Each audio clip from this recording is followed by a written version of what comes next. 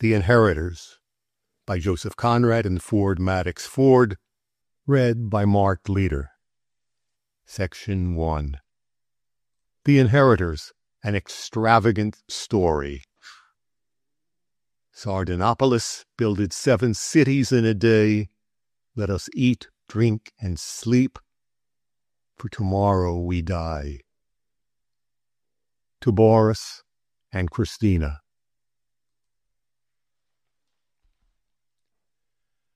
Ideas, she said. Oh, as for ideas. Well, I hazarded, as for ideas. We went through the old gateway, and I cast a glance over my shoulder. The noon sun was shining over the masonry, over the little saints' effigies, over the little fretted canopies, the grime and the white streaks of bird dropping. There, I said, pointing toward it. Doesn't that suggest something to you? She made a motion with her head, half negative, half contemptuous.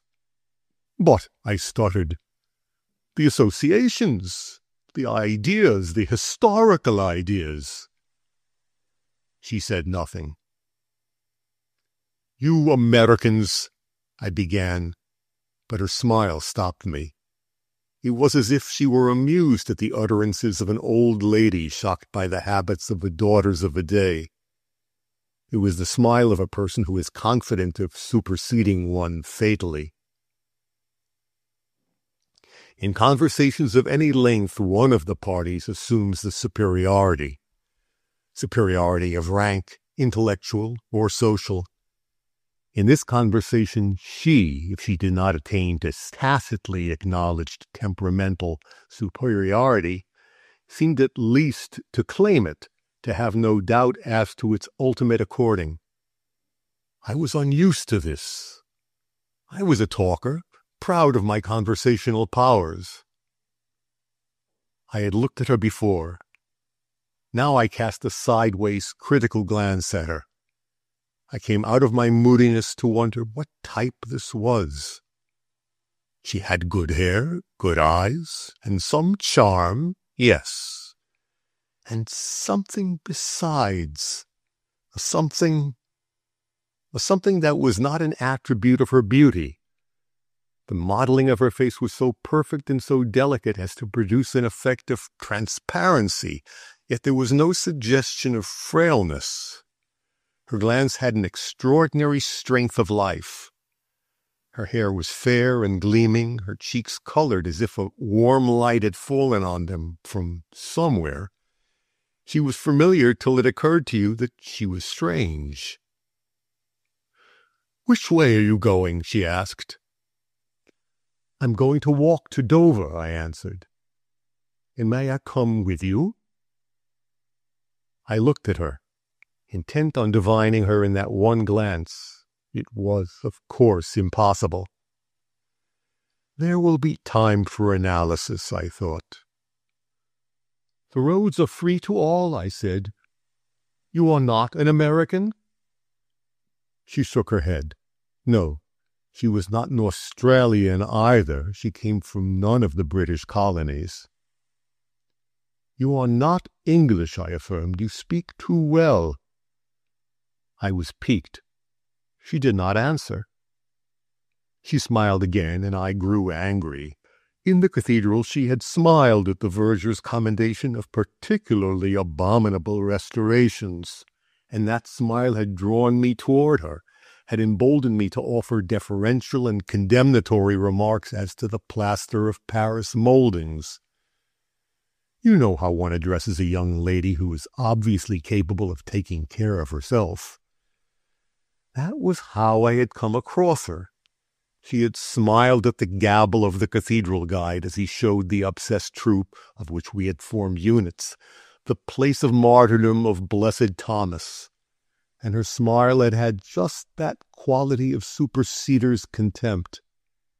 It had pleased me then, but now that she smiled thus past me, it was not quite at me, in the crooked highways of a town, I was irritated. After all, I was somebody. I was not a cathedral verger. I had a fancy for myself in those days, a fancy that solitude and brooding had crystallized into a habit of mind. I was a writer with the highest ideals. I had withdrawn myself from the world, lived isolated, hidden in the countryside, lived as hermits do on the hope of one day doing something, of putting greatness on paper. She suddenly fathomed my thoughts. "You write," she affirmed. I asked how she knew, wondered what she had read of mine. There was so little. "Are you a popular author?" she asked. "Alas, no," I answered. "You must know that." "You would like to be?" "We should all of us like," I answered, "though it is true some of us protest that we aim for higher things." "I see," she said musingly.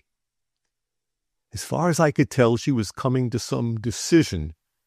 With an instinctive dislike to any such proceeding as regarded myself, I tried to cut across her unknown thoughts. "But really," I said, "I am quite a commonplace topic. Let us talk about yourself. Where do you come from?" It occurred to me again that I was intensely unacquainted with her type. Here was the same smile, as far as I could see exactly the same smile. There are fine shades in smiles, as in laughs, as in tones of voice. I seemed unable to hold my tongue. "Where do you come from?" I asked. "You must belong to one of the new nations." "You are a foreigner, I'll swear, because you have such a fine contempt for us. You irritate me so that you might almost be a Prussian. But it is obvious that you are of a new nation that is beginning to find itself." "Oh, we are to inherit the earth, if that is what you mean," she said. "The phrase is comprehensive," I said. I was determined not to give myself away. "Where in the world do you come from?" I repeated. The question, I was quite conscious, would have sufficed, but in the hope, I suppose, of establishing my intellectual superiority, I continued. "You know, fair play is a jewel. Now, I'm quite willing to give you information as to myself. I've already told you the essentials. You ought to tell me something. It would only be fair play." "Why should there be any fair play?" she asked. "What have you to say against that?" I said. "Do you not number it among your national characteristics?" "You really wish to know where I come from?" I expressed light-hearted acquiescence. "Listen," she said, and uttered some sounds. I felt a kind of unholy emotion. It had come like a suddenly hushed, intense gust of wind through a breathless day. "What? What?" I cried. "I said I inhabit the fourth dimension." I recovered my equanimity with the thought that I had been visited by some stroke of an obscure and unimportant physical kind. "I think we must have been climbing the hill too fast for me," I said. "I have not been very well. I missed what you said." I was certainly out of breath. "I said I inhabit the fourth dimension," she repeated with admirable gravity. "Oh, come," I expostulated. "This is playing it rather low down. You walk a convalescent out of breath and then propound riddles to him."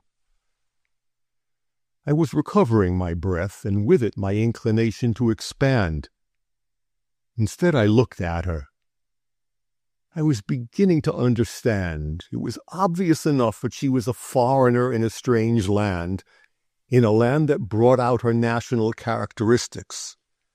She must be of some race, perhaps Semitic, perhaps Slav, of some incomprehensible race.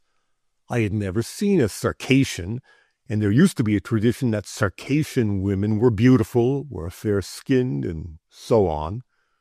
What was repelling in her was accounted for by this difference in national point of view. One is, after all, not so very remote from the horse. What one does not understand one shies at, finds sinister, in fact. And she struck me as sinister. You won't tell me who you are, I said. I have done so, she answered. If you expect me to believe that you inhabit a mathematical monstrosity, you are mistaken. You are, really. She turned round and pointed at the city. Look, she said. We had climbed the western hill. Below our feet, beneath a sky that the wind had swept clean of clouds, was the valley, a broad bowl, shallow, filled with the purple of smoke wreaths. And above the mass of red roofs there soared the golden stonework of the cathedral tower. It was a vision, the last word of a great art. I looked at her. I was moved, and I knew that the glory of it must have moved her. She was smiling. Look, she repeated.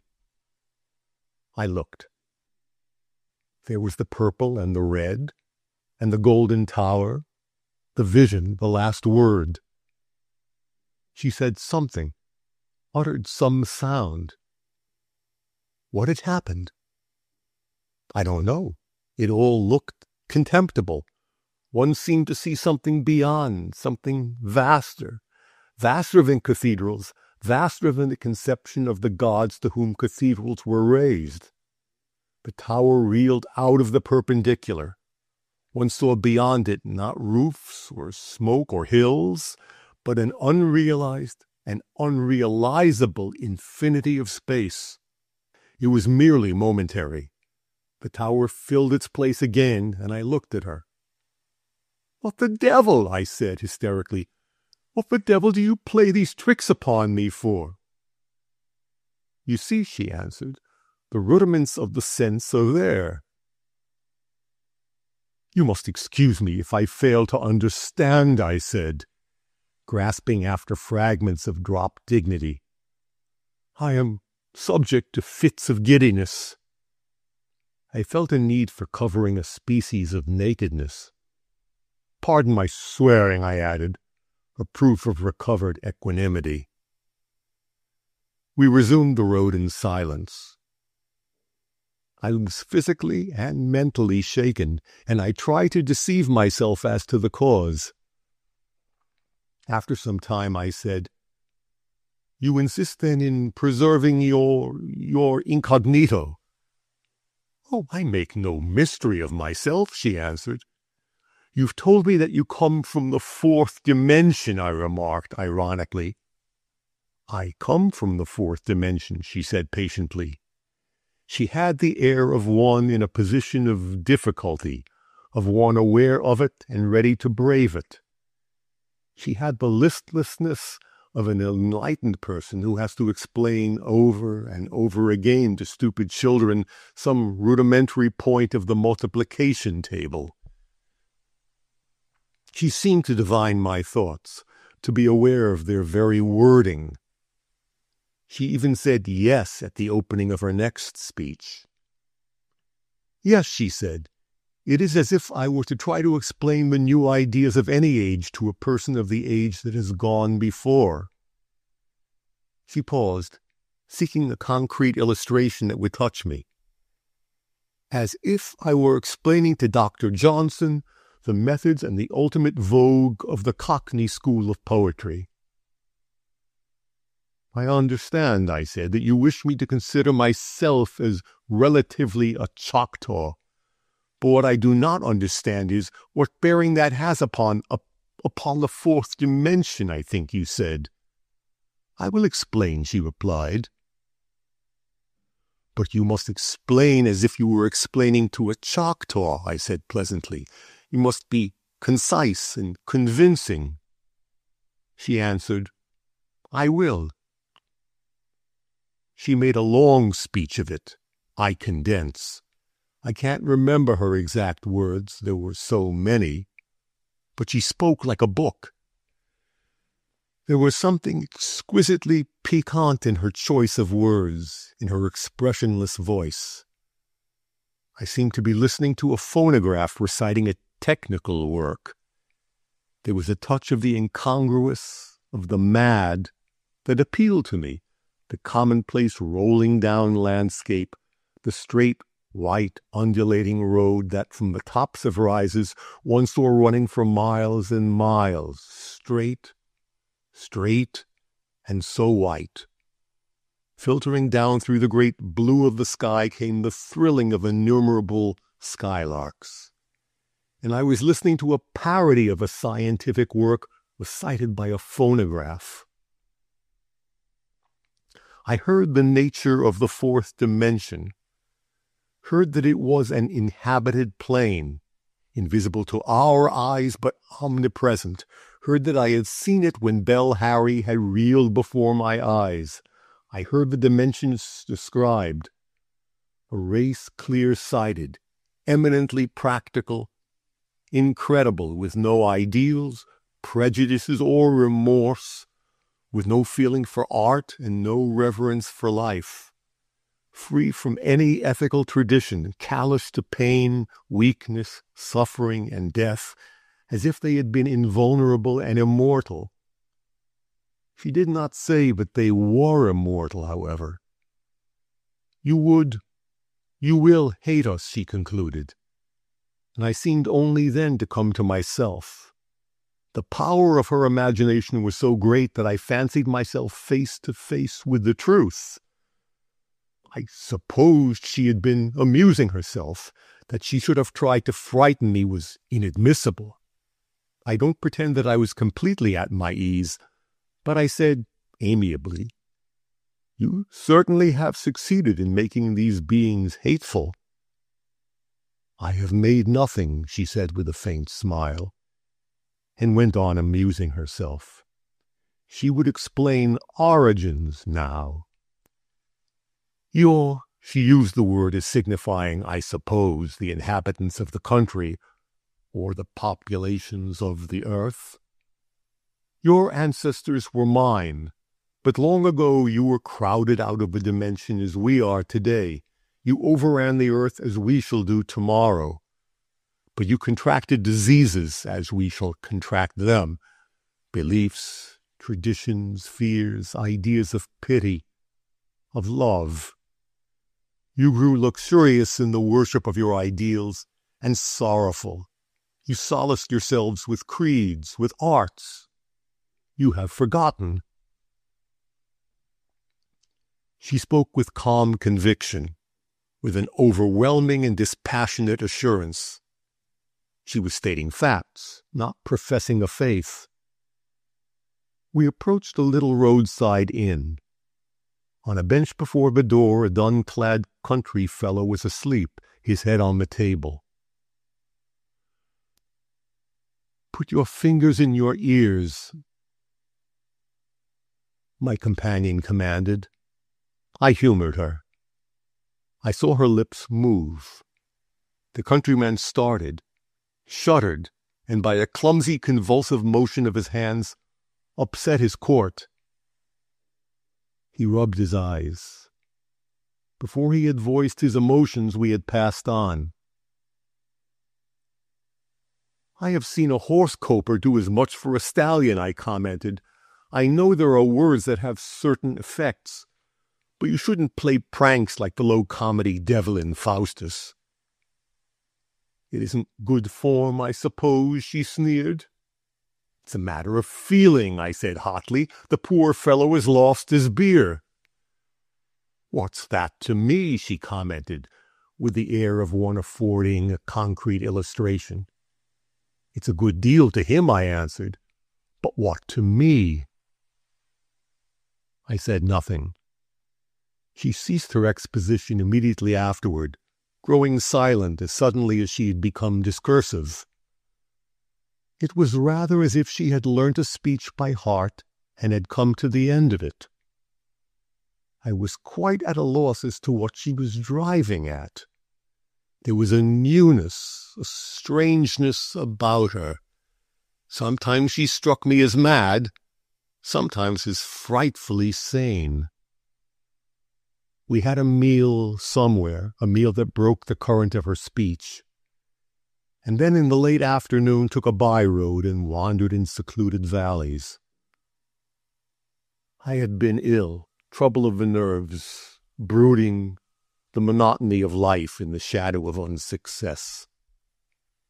I had an errand in this part of the world and had been approaching it deviously, seeking the normal in its quiet hollows, trying to get back to my old self. I did not wish to think of how I should get through the year, of the thousand little things that matter. So I talked, and she listened very well. But topics exhaust themselves, and at the last I myself brought the talk round to the fourth dimension. We were sauntering along the forgotten valley that lies between Hardy's and Stelling Menace. We'd been silent for several minutes. For me, at least, the silence was pregnant with the undefinable emotions that, at times, run in currents between man and woman. The sun was getting low, and it was shadowy in those shrouded hollows. I laughed at some thought, I forget what, and then began to badger her with questions. I tried to exhaust the possibilities of a dimensionist idea, made grotesque suggestions. I said, when a great many of you have been crowded out of a dimension and invaded the earth, you will do so and so, something preposterous and ironical. She coldly dissented, and at once the irony appeared as gross as the jocularity of a commercial traveler.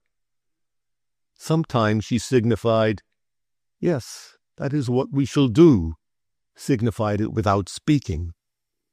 By some gesture, perhaps, I hardly know what.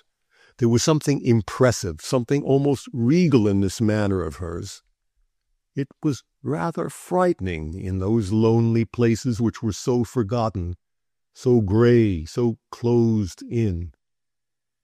There was something of the past world about the hanging woods, the little veils of unmoving mist, as if time did not exist in those furrows of the great world, and one was so absolutely alone, anything might have happened. I grew weary of the sound of my tongue, but when I wanted to cease, I found she had on me the effect of some incredible stimulant. We came to the end of the valley where the road begins to climb the southern hill out into the open air. I managed to maintain an uneasy silence.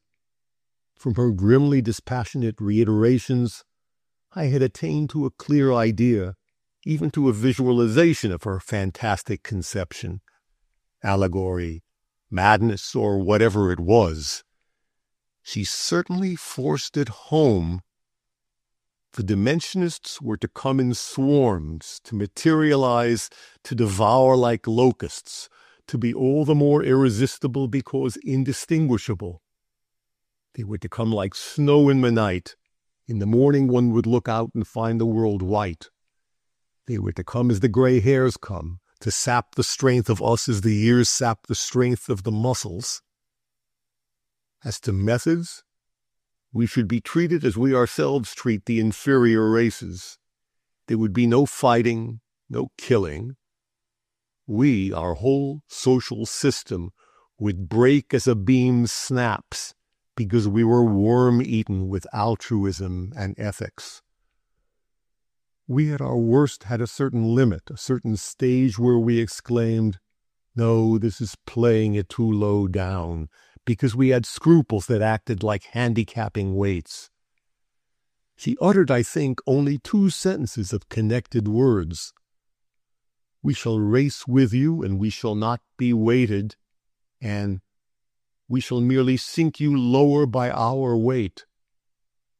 All the rest went like this. "But then," I would say, "we shall not be able to trust anyone. Anyone may be one of you." She would answer, "Anyone." She prophesied a reign of terror for us. As one passed one's neighbor in the street, one would cast sudden, piercing glances at him. I was silent. The birds were singing the sun down.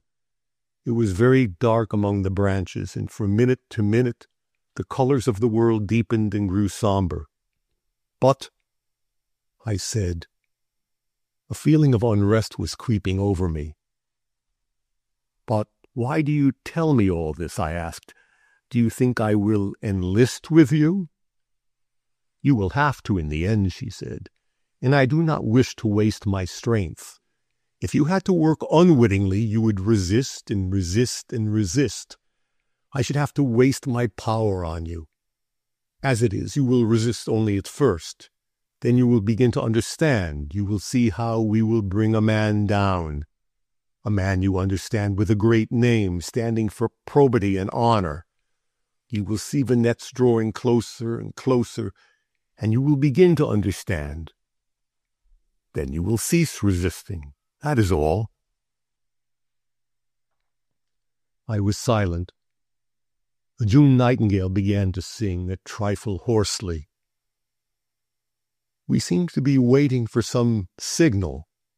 The things of the night came and went, rustled through the grass, rustled through the leafage.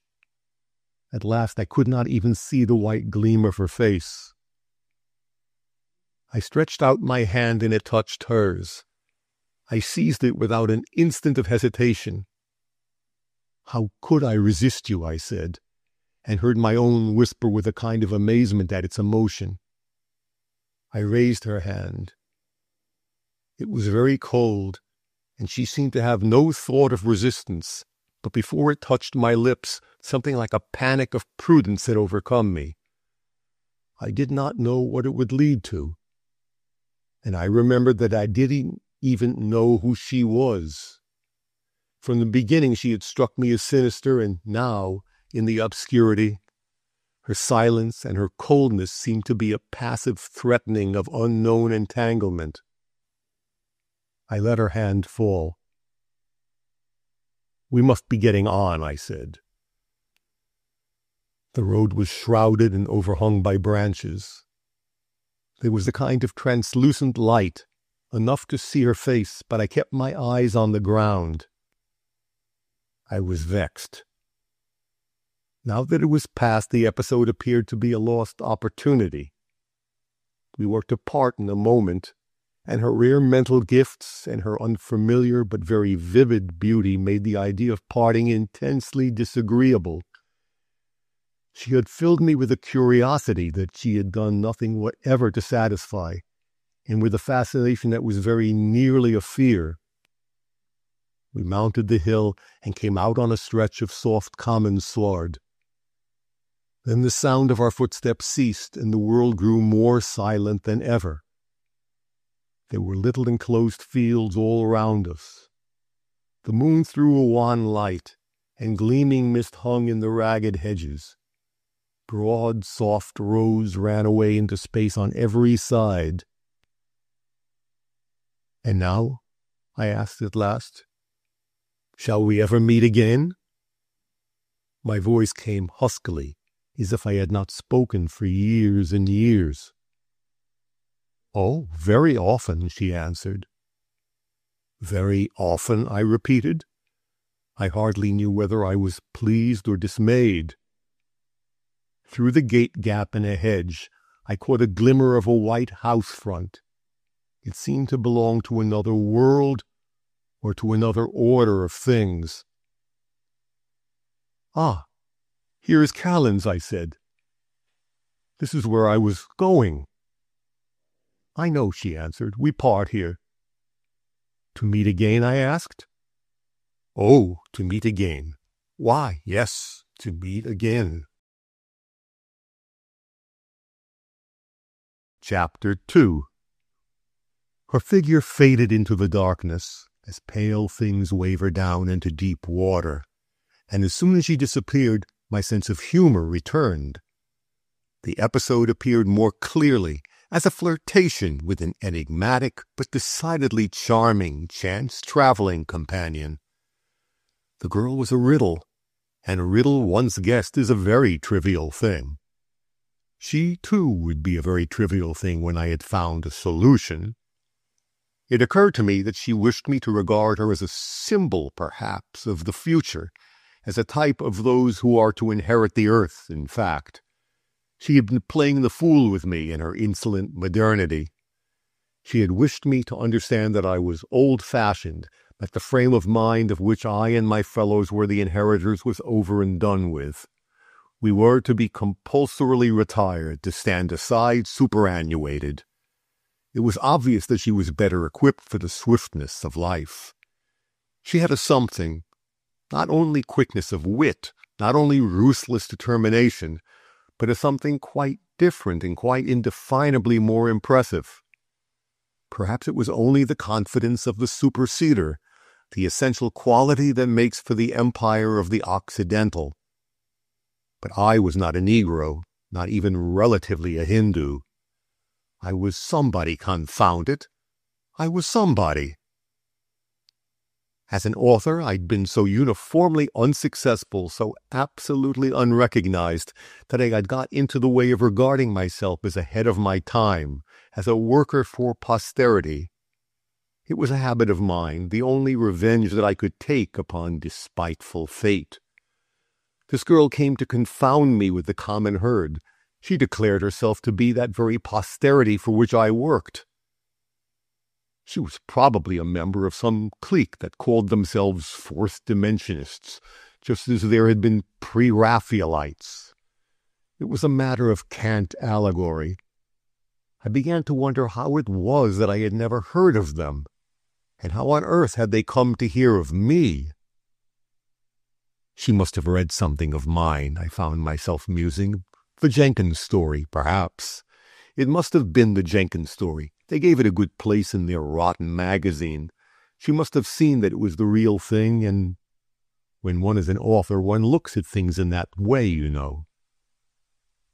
By that time I was ready to knock at the door of the great Callan.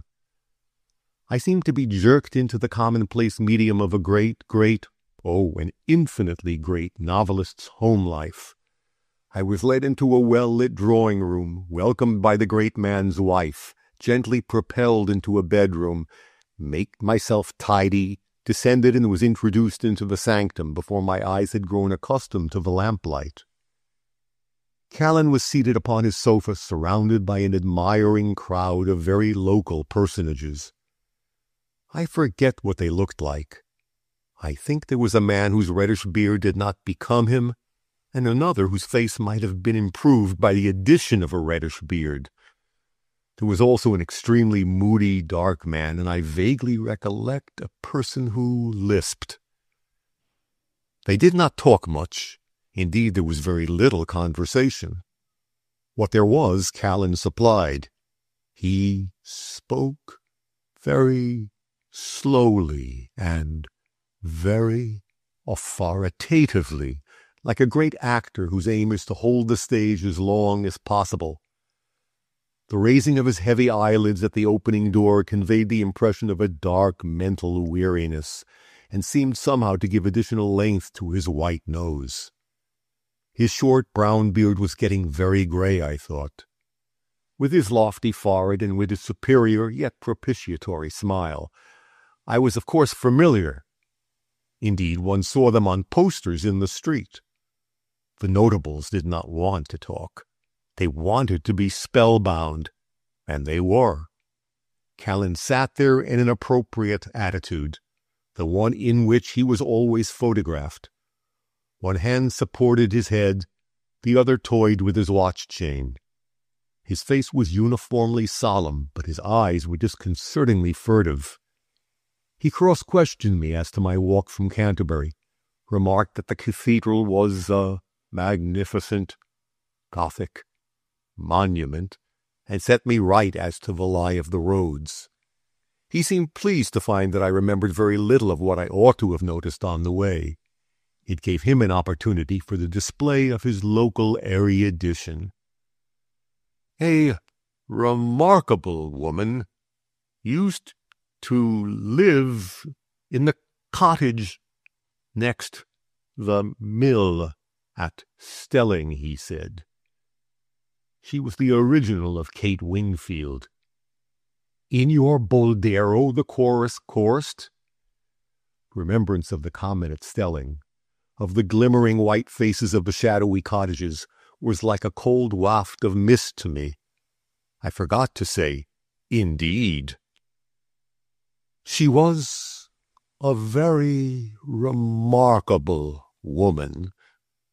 I found myself wondering which was real, the common with its misty hedges and the blurred moon, or this room with its ranks of uniformly bound books and its bust of the great man that threw a portentous shadow upward from its pedestal behind the lamp. Before I had entirely recovered myself, the notables were departing to catch the last train. I was left alone with Callan. He did not trouble to resume his attitude for me, and when he did speak, spoke faster. "Interesting man, Mr. Jinks," he said. "You recognized him?" "No," I said. "I don't think I ever met him." Callan looked annoyed. "I thought I got him pretty well. He's Hector Steele in my Blandfield," he added. "Indeed," I said. I had never been able to read Blandfield. "Indeed, yes, of course." There was an awkward pause. "The whiskey will be here in a minute," he said suddenly. "I don't have it in when Whatnot's here.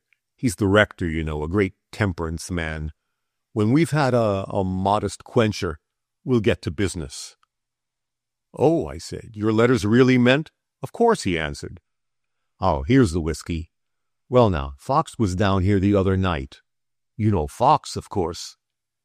"Didn't he start the rag called—" Yes, Callan answered hastily. "He's been very successful in launching papers. Now he's trying his hand with a new one. He's any amount of backers. Big names, you know. He's to run my next as a feuilleton. This venture is to be rather more serious in tone than any that he's done hitherto. You understand?" "Why, yes," I said, "but I don't see where I come in." Callan took a meditative sip of whiskey, added a little more water, a little more whiskey, and then found the mixture to his liking. "You see," he said, "Fox got a letter here to say that Wilkinson had died suddenly, some affection of the heart. Wilkinson was to have written a series of personal articles on prominent people. Well, Fox was nonplussed, and I put in a word for you." "I'm sure I'm much—" I began. Not at all," Callan interrupted blandly. "I've known you and you've known me for a number of years." A sudden picture danced before my eyes. The portrait of the Callan of the old days. The fawning, shady individual with the seedy clothes, the furtive eyes, and the obliging manners. "Why, yes," I said, "but I don't see that gives me any claim." Callan cleared his throat. "The lapse of time," he said in his grand manner, "rivets what we may call the bands of association." He paused to inscribe this sentence on the tablets of his memory. It would be dragged in to form a purple patch in his new serial. "You see," he went on, "I've written a good deal of autobiographical matter, and it would verge upon self-advertisement to do more. You know how much I dislike that. So I showed Fox your sketch in the Kensington."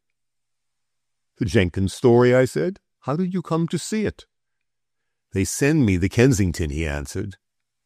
There was a touch of sourness in his tone, and I remembered that the Kensington I had seen had been ballasted with 7 goodly pages by Callan himself, 7 unreadable pages of a serial.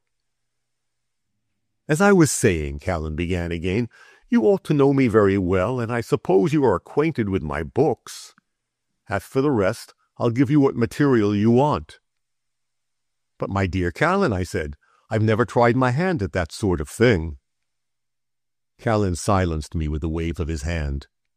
"It struck both Fox and myself that your Jenkins was just what was wanted," he said. "Of course, that was a study of a kind of broken-down painter, but it was well done." I bowed my head.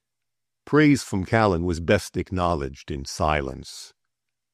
"You see, what we want, or rather what Fox wants," he explained, "is a kind of series of studies of celebrities chez eux. Of course, they are not broken down, but if you can treat them as he treated Jenkins, Get them in their studies, surrounded by what in their case stands for the broken lay figures and the faded serge curtains. It'll be exactly the thing. It'll be a new line, or rather, what is a great deal better, mind you, an old line treated in a slightly, very slightly different way. That's what the public wants. Ah, yes, I said, that's what the public wants. But all the same, it's been done time out of mind before. Why, I've seen photographs of you in your armchair and your pen wiper and so on half a score of times in the sixpenny magazines. Callan again indicated bland superiority with a wave of his hand. You undervalue yourself, he said. I murmured, thanks. This is to be not a mere pandering to curiosity, but an attempt to get at the inside of things, to get the atmosphere, so to speak, not merely to catalog furniture. He was quoting from the prospectus of a new paper, and then cleared his throat for the utterance of a tremendous truth. Photography is not art, he remarked. The fantastic side of our colloquy began to strike me. After all, I thought to myself, why shouldn't that girl have played at being a denizen of another sphere? She did it ever so much better than Callan. She did it too well, I suppose. The price is very decent, Callan chimed in. I don't know how much per thousand, but... I found myself reckoning against my will, as it were. You'll do it, I suppose, he said. I thought of my debts. Why, yes, I suppose so, I answered. But who are the others that I am to provide with atmospheres? Callan shrugged his shoulders. Oh, all sorts of prominent people.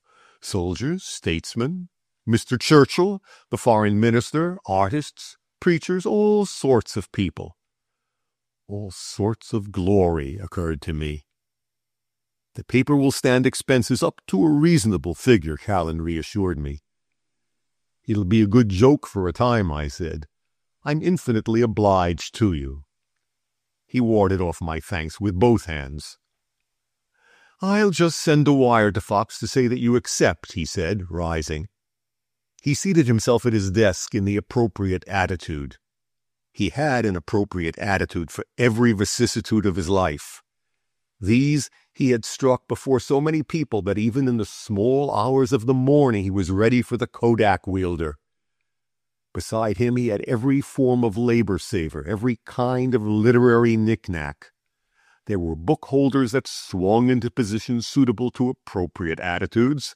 There were piles of little green boxes with red capital letters of the alphabet upon them, and big red boxes with black small letters. There was a writing lamp that cast an aesthetic glow upon another appropriate attitude. And there was one typewriter with notepaper upon it, and another with manuscript paper already in position. My God, I thought. To these heights the muse soars. As I looked at the gleaming pillars of the typewriters, the image of my own desk appeared to me, chipped, ink-stained, gloriously dusty. I thought that when again I lit my battered old tin lamp, I should see ashes in match ends, a tobacco jar, an old gnawed penny penholder, bits of pink blotting paper, matchboxes, old letters, and dust everywhere. And I knew that my attitude, when I sat at it, would be inappropriate. Callan was ticking off a telegram upon his machine. It will go in the morning at 8, he said. Chapter 3. To encourage me, I suppose, Callan gave me the proof sheets of his next to read in bed. The thing was so bad that it nearly sickened me of him and his jobs. I tried to read the stuff, to read it conscientiously, to read myself to sleep with it. I was under obligations to old Cal, and I wanted to do him justice, but the thing was impossible. I fathomed a sort of a plot. It dealt in fratricide with a touch of adultery, A great moral purpose loomed in the background. It would have been a dully readable novel but for that. As it was intolerable. It was amazing that Cal himself could put out such stuff, that he should have the impudence. He was not a fool, not by any means a fool. It revolted me more than a little. I came to it out of a different plane of thought. I may not have been able to write then, or I may, but I did know enough to recognize the flagrantly, the indecently bad, and upon my soul the idea that I too must cynically offer this sort of stuff if I was ever to sell my tens of thousands, very nearly sent me back to my solitude. Callan had begun very much as I was beginning now. He had even, I believe, had ideals in his youth and had starved a little. It was rather trying to think that perhaps I was really no more than another Callan, that when at last I came to review my life, I should have much such a record to look back upon. It disgusted me a little, and when I put out the light, the horrors settled down upon me. I woke in a shivering frame of mind, ashamed to meet Callan's eye. It was as if he must be aware of my overnight thoughts, as if he must think me a fool who quarreled with my victuals. He gave no signs of any such knowledge, was dignified, cordial, discussed his breakfast with gusto, opened his letters, and so on. An anemic amanuensis was taking notes for appropriate replies. How could I tell him that I would not do the work, that I was too proud and all the rest of it? He would have thought me a fool, would have stiffened into hostility. I should have lost my last chance. And in the broad light of day I was loath to do that. He began to talk about indifferent things. We glided out onto a current of mediocre conversation. The psychical moment, if there were any such, disappeared. Someone bearing my name had written to express an intention of offering personal worship that afternoon. The prospect seemed to please the great Cal. He was used to such things. He found them pay, I suppose. We began desultorily to discuss the possibility of the writer's being a relation of mine. I doubted. I had no relations that I knew of. There was a phenomenal old aunt who had inherited the acres and respectability of the Etchingham Grangers. But she was not the kind of person to worship a novelist. I, the poor last of the family, was without the pale, simply because I too was a novelist. I explained these things to Callan, and he commented on them, found it strange how small or how large, I forget which, the world was. Since his own apotheosis, shoals of Callans had claimed relationship. I ate my breakfast. Afterward we set about the hatching of that article. The thought of it sickens me even now. You will find it in the volume along with the others. You may see how I lugged in Callan's surroundings, his writing room, his dining room, the romantic arbor in which he found it easy to write love scenes, the clipped trees like peacocks and the trees clipped like bears, and all the rest of the background for appropriate attitudes. He was satisfied with any arrangements of words that suggested a gentle awe on the part of the writer.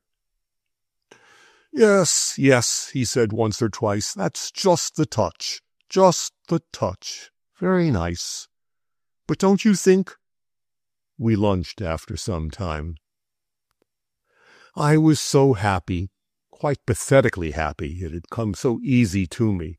I had doubted my ability to do the sort of thing, but it had written itself as money spends itself, and I was going to earn money like that. The whole of my past seemed a mistake, a childishness. I had kept out of this sort of thing because I had thought it below me.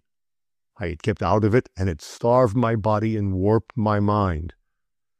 Perhaps I had even damaged my work by this isolation. To understand life one must live, and I had only brooded. But by Jove, I would try to live now. Callan had retired for his accustomed siesta, and I was smoking pipe after pipe over a confoundedly bad French novel that I had found in the bookshelves. I must have been dozing.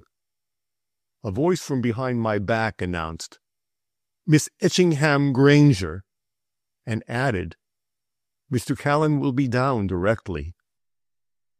I laid down my pipe, wondered whether I ought to have been smoking when Cal expected visitors, and rose to my feet.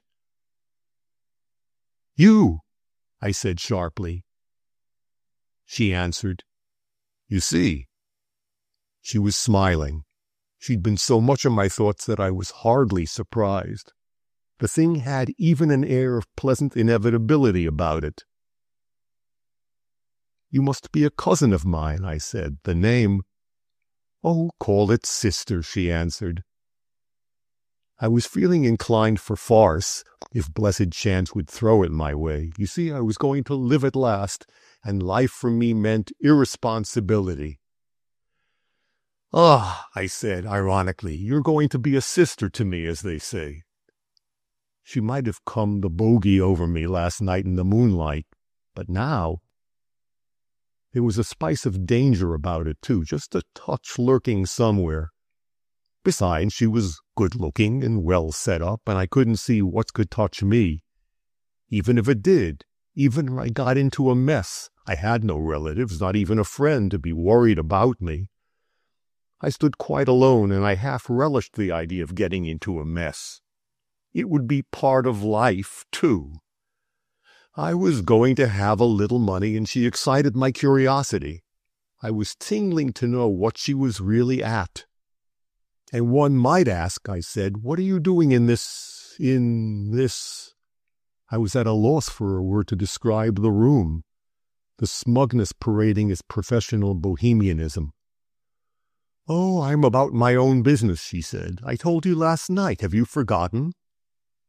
"Last night you were to inherit the earth," I reminded her, "and one doesn't start in a place like this. Now I should have gone... Well, I should have gone to some politician's house, a cabinet minister's, say to Gurnard's. He's the coming man, isn't he?" "Why, yes," she answered, "he's the coming man." You will remember that in those days, Gurnard was only the dark horse of the ministry. I knew little enough of these things, despised politics generally. They simply didn't interest me. Gurnard I disliked platonically, perhaps because his face was a little enigmatic, a little repulsive. The country then was in the position of having no opposition, and a cabinet with two distinct strains in it, the Churchill and the Gurnard, and Gurnard was the dark horse. "Oh, you should join your flats," I said pleasantly. "If he's the coming man, where do you come in? Unless he, too, is a Dimensionist." "Oh, both, both," she answered. I admired the tranquility with which she converted my points into her own. And I was very happy. It struck me as a pleasant sort of fooling.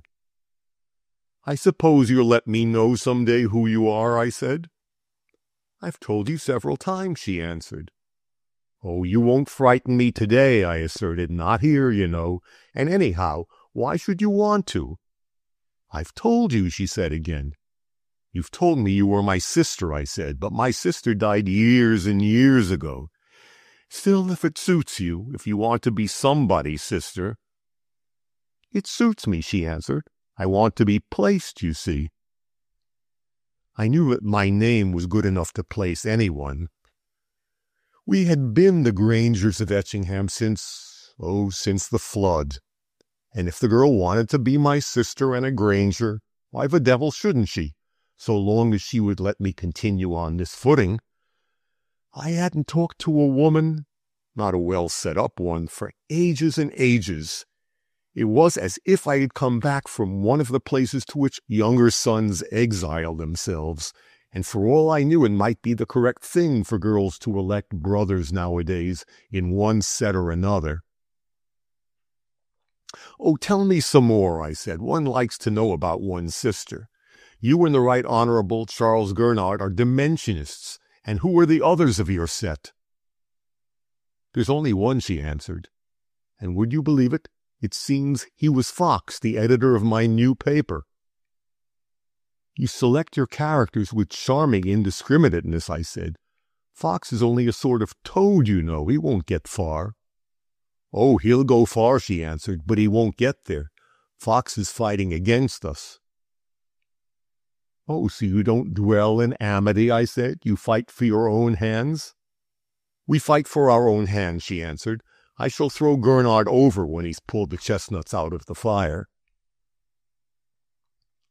I was beginning to get a little tired of this. You see, for me, the scene was a veiled flirtation, and I wanted to get on.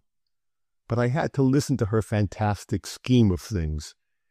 It was really a duel between Fox, the journal founder, and Gernard, the Chancellor of the Exchequer. Fox, with Churchill, the foreign minister, and his supporters for pieces, played what he called the old morality business against Gernard, who passed for a cynically immoral politician. I grew more impatient. I wanted to get out of this stage into something more personal. I thought she invented this sort of stuff to keep me from getting at her errand at Callan's. But I didn't want to know her errand. I wanted to make love to her. As for Fox and Gernard and Churchill, the foreign minister, who really was a sympathetic character and did stand for political probity, she might be uttering allegorical truths. But I was not interested in them. I wanted to start some topic that would lead away from this dimensionist farce. My dear sister, I began. Callan always moved about like a confounded eavesdropper, wore carpet slippers and stepped round the corners of screens. I expect he got copy like that. So, she's your sister, he said suddenly from behind me. Strange that you shouldn't recognize the handwriting. Oh, we don't correspond, I said light-heartedly. We are so different. I wanted to take a rise out of the creeping animal that he was. He confronted her blandly. You must be the little girl that I remember, he said. He had known my parents ages ago. That indeed was how I came to know him. I wouldn't have chosen him for a friend. I thought Granger said you were dead, but one gets confused. Oh, we see very little of each other, she answered. Arthur might have said I was dead. He's capable of anything, you know. She spoke with an assumption of sisterly indifference that was absolutely striking. I began to think she must be an actress of genius. She did it so well. She was the sister who had remained within the pale. I, the rapscallion of a brother whose vagaries were trying to his relations. That was the note she struck, and she maintained it.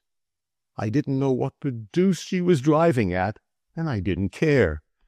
These scenes with a touch of madness appealed to me. I was going to live, and here apparently was a woman ready to my hand. Besides, she was making a fool of Callan, and that pleased me. His patronizing manners had irritated me. I assisted rather silently. They began to talk of mutual acquaintances, as one talks. They both seemed to know everyone in this world. She gave herself the airs of being quite in the inner ring, alleged familiarity with quite impossible persons, with my portentous aunt, with cabinet ministers, that sort of people. They talked about them, she as if she lived among them, he as if he tried very hard to live up to them. She affected reverence for his person, plied him with compliments that he swallowed raw, horribly raw. It made me shudder a little. It was tragic to see the little great man confronted with that woman. It shocked me to think that really I must appear much like him, must have looked like that yesterday. He was a little uneasy, I thought, made little confidences as if in spite of himself, little confidences about The Hour, the new paper for which I was engaged. It seemed to be run by a small gang with quite a number of assorted axes to grind. There was some foreign financier, a person of position whom she knew, a nobleman in the best sense, Callan said. There was some politician, she knew him too, and he was equally excellent, so Callan said. Mr. Churchill himself, an artist or so, an actor or so, and Callan. They all wanted a little backing, so it seemed. Callan, of course, put it another way. The great moral purpose turned up, I don't know why. She could not think he was taking me in, and she obviously knew more about the people concerned than he did. But there it was, looming large, and quite as farcical as all the rest of it. The foreign financier, they called him the Duc de Mersch, was by way of being a philanthropist on megalomaniac lines. For some international reason, he'd been allowed to possess himself of the pleasant land of Greenland.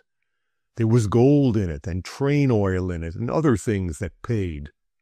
But the Duc de Mersch was not thinking of that. He was first and foremost a state founder, or at least he was that after being titular ruler of some little spot of a Teutonic Grand Duchy. No one of the great powers would let any other of the great powers possess the country, so it had been handed over to the Duc de Mersch, who had at heart, said Cal, the glorious vision of founding a model state, the model state, in which washed in broadcloth Eskimos would live side by side, regenerated lives, enfranchised equals of choicely selected younger sons of whatever Occidental race. It was that sort of thing. I was even a little overpowered, in spite of the fact that Callan was its trumpeter. There was something fine about the conception, and Churchill's acquiescence seemed to guarantee an honesty in its execution. The Duc de Mersch wanted money, and he wanted to run a railway across Greenland. His idea was that the British public should supply the money and the British government back the railway, as they did in the case of a less philanthropic Suez Canal. In return, he offered an eligible harbor and a strip of coast at one end of the line. The British public was to be repaid in casks of train oil and gold, and with the consciousness of having aided in letting the light in upon a dark spot of the earth. So the Duc de Mersch started the hour. The hour was to extol the Duc de Mersch's moral purpose, to pat the government's back, influence public opinion, and generally advance the cause of the system for the regeneration of the Arctic regions. I tell the story rather flippantly because I heard it from Callan, and because it was impossible to take him seriously. Besides, I was not very much interested in the thing itself. But it did interest me to see how deftly she pumped him, squeezed him dry.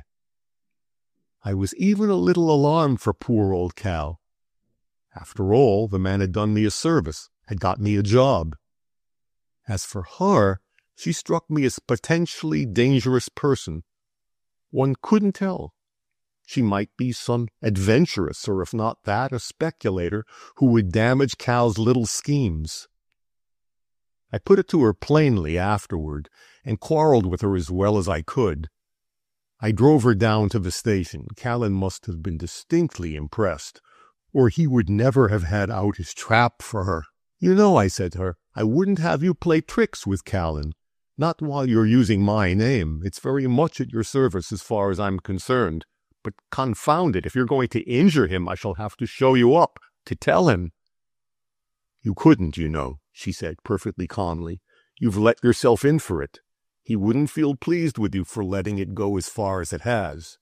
You'd lose your job, and you're going to live, you know. You're going to live.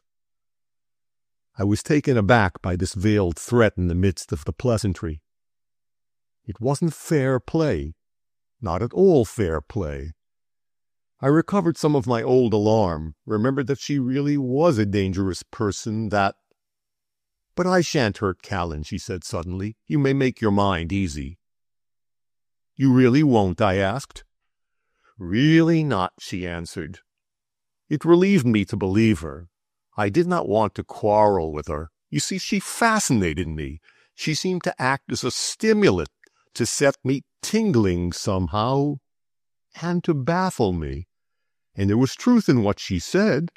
I had let myself in for it, and I didn't want to lose Callan's job by telling him I'd made a fool of him. I don't care about anything else, I said. She smiled. Chapter 4.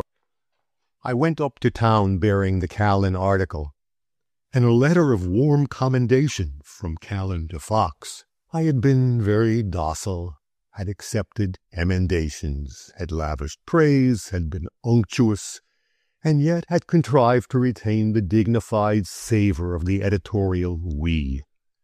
Callan himself asked no more. I was directed to seek Fox out, to find him immediately.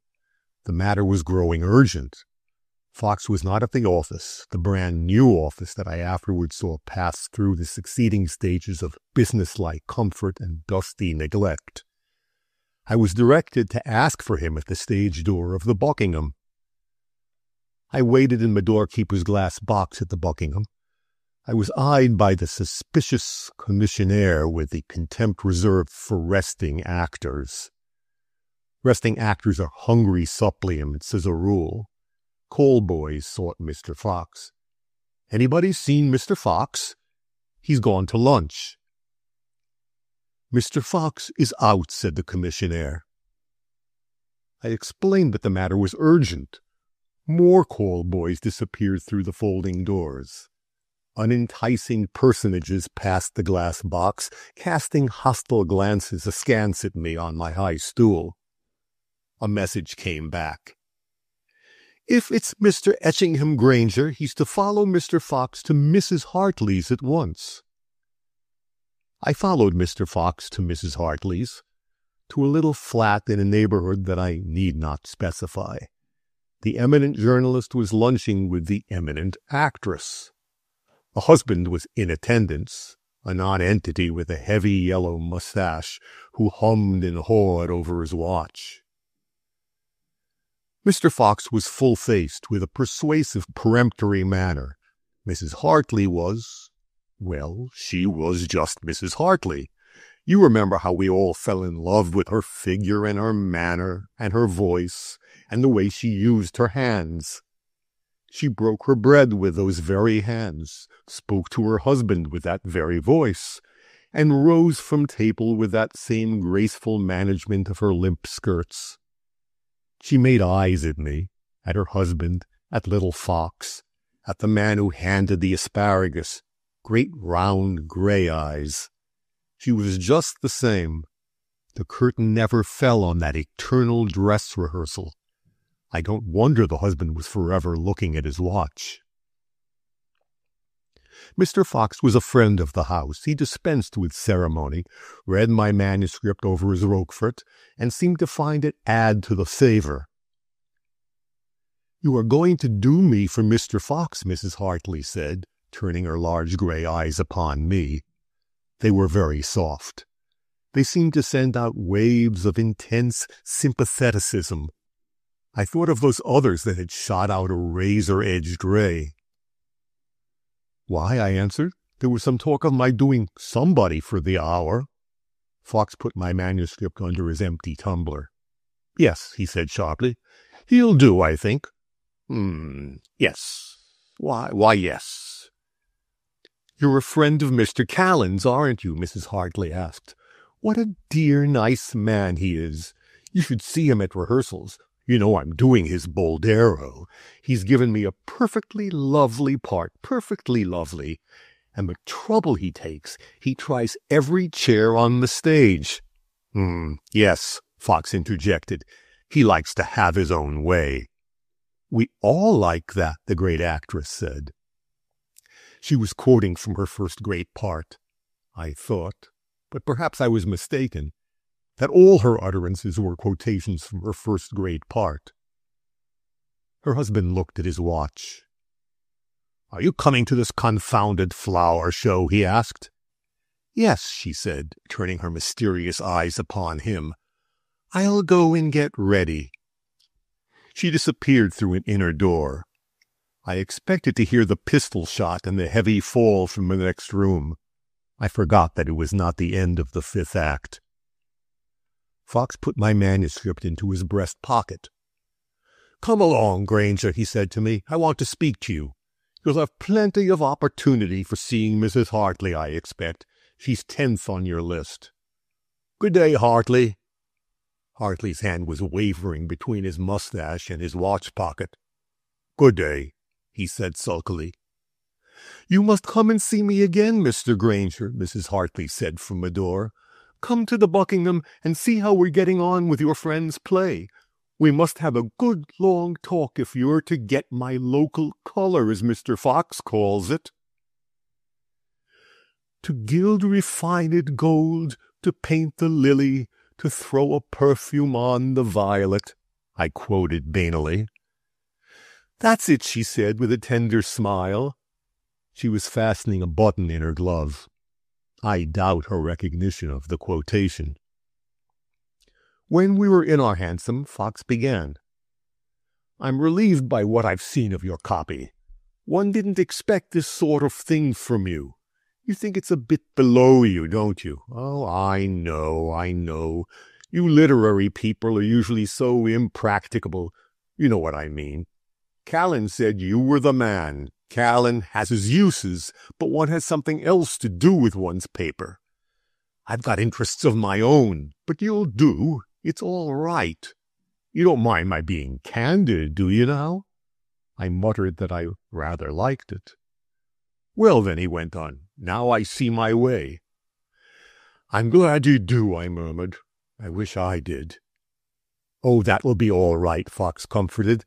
I dare say Callan has rather sickened you of the job, particularly if you ain't used to it.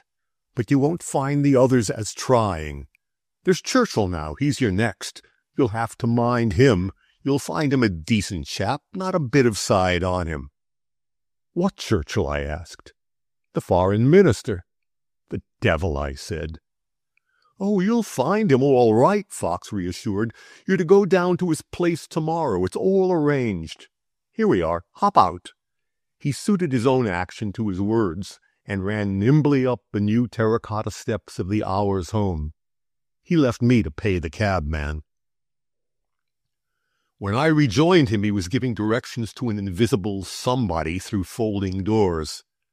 Come along, he said breathlessly. Can't see him, he added to a little boy who held a card in his hands. Tell him to go to Mr. Evans. One's life isn't one's own here, he went on, when he had reached his own room. It was a palatial apartment furnished in white and gold. Louis Quinze, or something of the sort, with very new decorations after Watteau covering the walls. The process of disfiguration, however, had already begun. A roll desk of the least possible Louis Quinze order stood in one of the tall windows. The carpet was marked by muddy footprints, and a matchboard screen had been run across one end of the room. "Hello, Evans!" Fox shouted across it. "Just see that man from Grant's, will you? Heard from the Central News yet?" He was looking through the papers on the desk. "Not yet.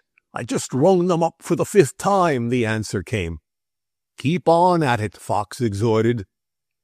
"Here's Churchill's letter," he said to me. "Have an armchair. Those blasted things are too uncomfortable for anything. Make yourself comfortable. I'll be back in a minute." I took an armchair and addressed myself to the foreign minister's letter. It expressed bored tolerance of a potential interviewer, but it seemed to please Fox. He ran into the room, snatched up a paper from his desk, and ran out again. "Read Church's letter?" he asked in passing. "I'll tell you all about it in a minute."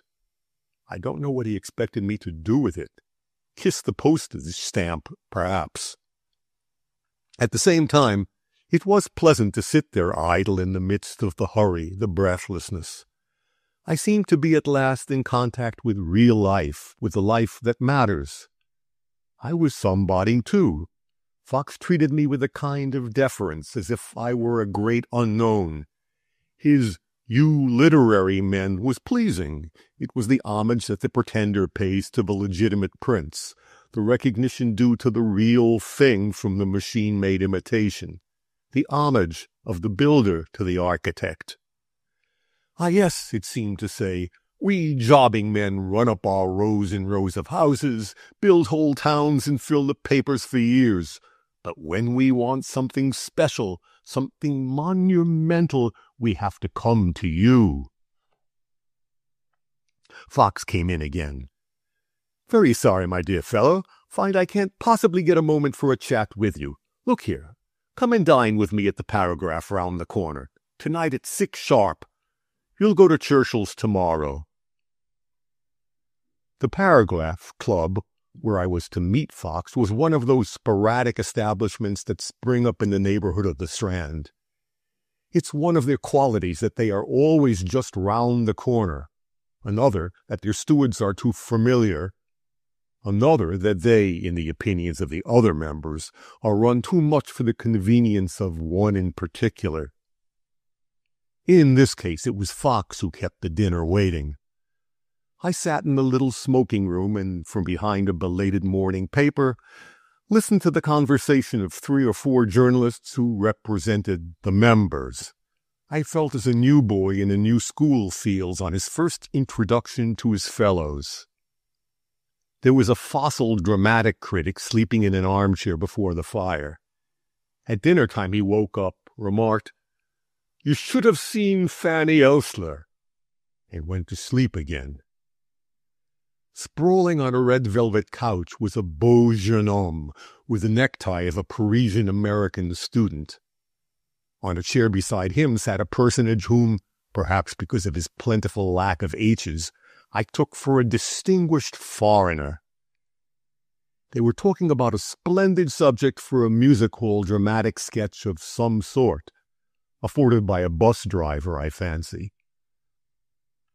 I heard afterward that my Frenchman had been a costermonger and was now half journalist, half financier, and that my art student was an employee of one of the older magazines.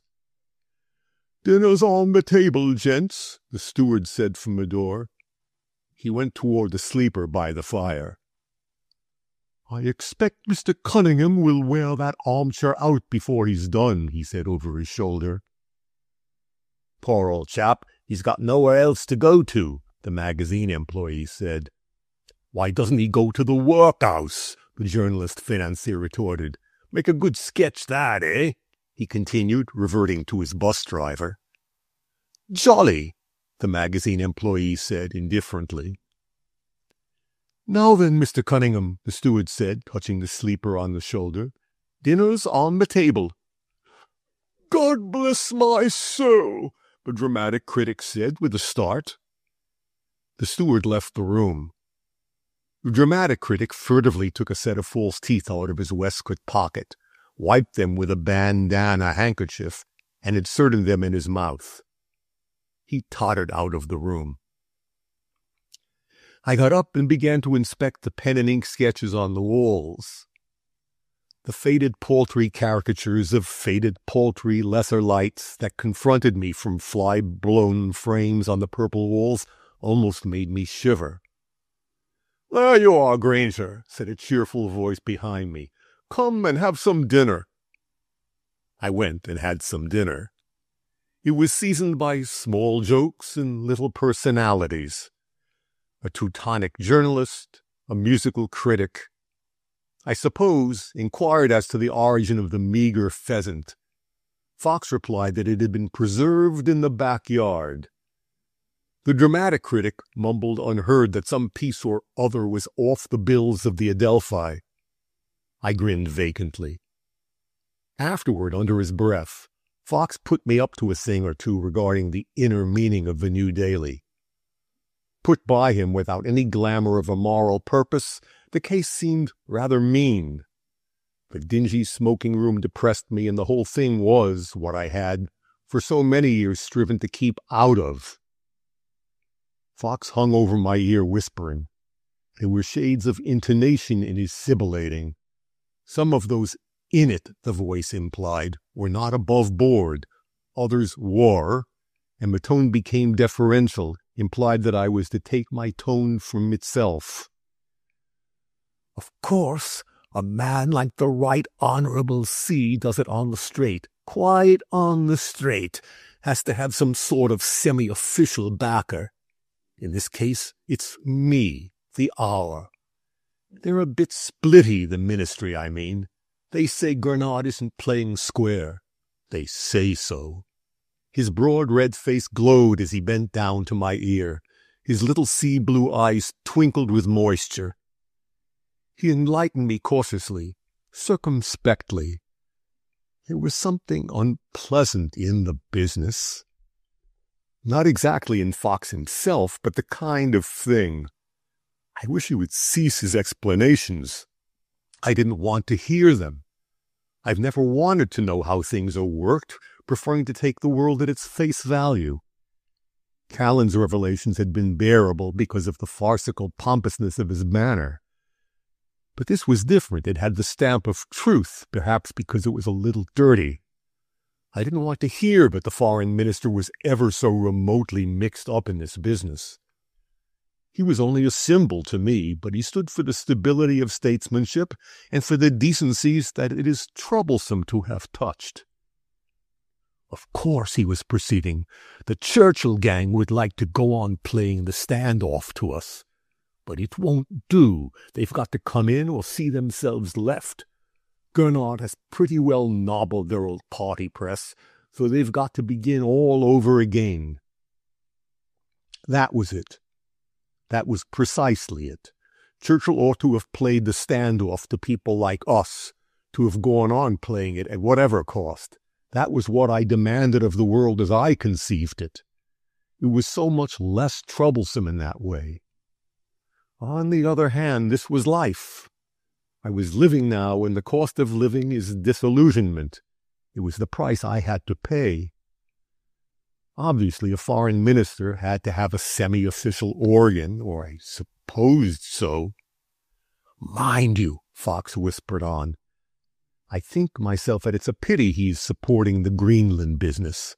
The thing's not altogether straight, but it's going to be made to pay like hell, and there's the national interest to be considered. If this government didn't take it up, some other would, and that would give Conrad and a lot of others a peg against Churchill and his. We can't afford to lose any more coaling stations in Greenland or anywhere else. And mind you, Mr. C can look after the interests of the niggers a good deal better if he's a hand in the pie. You see the position, eh?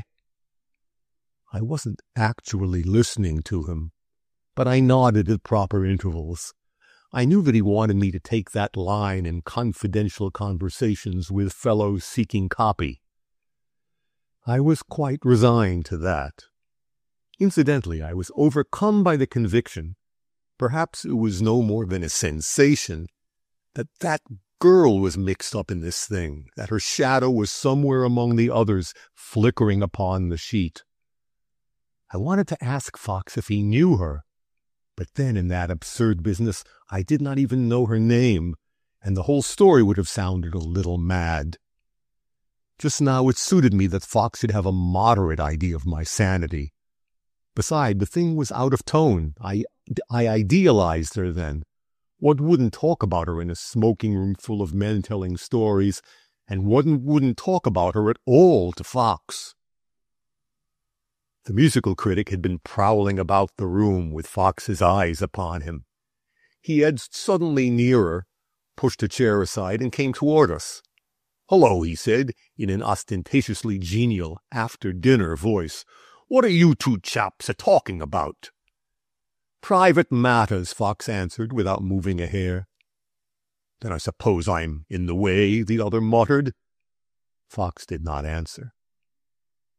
"Wants a job," he said, watching the discomfited Teuton's retreat. "But as I was saying, it pays both ways." He paused and fixed his eyes on me. He'd been explaining the financial details of the matter, in which the Duc de Mersch and Callan and Mrs. Hartley and all these people clubbed together and started a paper which they hired Fox to run, which was to bring their money back again, which was to scratch their backs, which... It was like the house that Jack built. I wondered who Jack was. That was it. Who was Jack? It all hinged upon that. "Why, yes," I said. "It seems rather neat." "Of course," Fox wandered on, "you're wondering why the deuce I tell you all this. Fact is, You'd hear it all if I didn't, and a good deal more that isn't true besides, but I believe you're the sort of chap to respect a confidence." I didn't rise to the sentiment. I knew as well as he did that he was bamboozling me, that he was, as he said, only telling me. Not the truth, but just what I should hear everywhere. I did not bear him any ill will. It was part of the game, that. But the question was, who was Jack? It might be Fox himself. There might, after all, be some meaning in the farrago of nonsense that fantastic girl had let off upon me. Fox really, and in a figure of speech such as she allowed herself, might be running a team consisting of the Duc de Mersch and Mr. Churchill. He might really be backing a foreign philanthropic ruler and state founder and a British foreign minister against the rather sinister Chancellor of the Exchequer that Mr. Gurnard undoubtedly was. It might suit him. Perhaps he had shares in something or other that depended on the success of the Duc de Mersch's Greenland protectorate. I knew well enough, you must remember, that Fox was a big man, one of those big men that remain permanently behind the curtain, perhaps because they have a certain lack of comeliness of one sort or another, and don't look well on the stage itself. And I understood now that if he had abandoned, as he had done, half a dozen enterprises of his own for the sake of the hour, it must be because it was very well worth his while. It was not merely a question of the editorship of a paper. There was something very much bigger in the background. My Dimensionist young lady, again, might have other shares that depended on the Chancellor of the Exchequer's blocking the way. In that way she might very well talk allegorically of herself as in alliance with Gurnard against Fox and Churchill. I was at sea in that sort of thing, but I understood vaguely that something of the sort was remotely possible. I didn't feel called upon to back out of it on that account, yet I very decidedly wished that the thing could have been otherwise. For myself, I came into the matter with clean hands, and I was going to keep my hands clean. Otherwise, I was at Fox's disposal. "I understand," I said, the speech marking my decision. "I shall have dealings with a good many of the proprietors. I am the scratcher, in fact, and you don't want me to make a fool of myself." "Well," he answered, gauging me with his blue gimlet eyes, "it's just as well to know." "It's just as well to know," I echoed. It was just as well to know. Chapter 5. I had gone out into the blackness of the night with a firmer step, with a new assurance. I had had my interview. The thing was definitely settled, the first thing in my life that had ever been definitely settled, and I felt I must tell Leah before I slept. Leah had helped me a good deal in the old days. He'd helped everybody, for that matter. You would probably find traces of Lee's influence in the beginnings of every writer of about my decade, of everybody who ever did anything decent, and of some who never got beyond the stage of burgeoning decently. He'd given me the material help that a publisher's reader could give until his professional reputation was endangered, and he'd given me the more valuable help that so few can give. I'd grown ashamed of this one-sided friendship. It was indeed partly because of that I had taken to the wilds, to a hut near a wood, and all the rest of what now seemed youthful foolishness. I had desired to live alone, not to be helped any more, until I could make some return. As a natural result, I had lost nearly all my friends, and found myself standing there as naked as on the day I was born.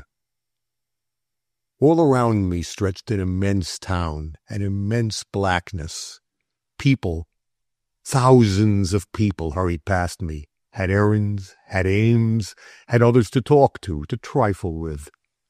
But I had nobody. This immense city, this immense blackness, had no interiors for me. There were house fronts, staring windows, closed doors, but nothing within. No rooms, no hollow places. The houses meant nothing to me, nothing more than the solid earth. Lee remained the only one the thought of whom was not like the reconsideration of an ancient, a musty pair of gloves. He lived just anywhere. Being a publisher's reader, he had to report upon the probable commercial value of the manuscripts that unknown authors sent to his employer. And I suppose he had a settled plan of life, of a sort that brought him within the radius of a given spot at apparently irregular but probably ordered intervals. It seemed to be no more than a piece of good luck that let me find him that night in a little room in one of the byways of Bloomsbury. He was sprawling angularly on a cane lounge, surrounded by whole rubbish heaps of manuscript, a gray scroll in a foam of soiled paper. He peered up at me as I stood in the doorway. "Hello," he said. "What's brought you here? Have a manuscript." He waved an abstracted hand round him. "You'll find a chair somewhere." A claret bottle stood on the floor beside him. He took it by the neck and passed it to me. He bent his head again and continued his reading. I displaced 3 bulky folio sheaves of typewritten matter from a chair and seated myself behind him. He continued to read. "I hadn't seen these rooms before," I said, for want of something to say.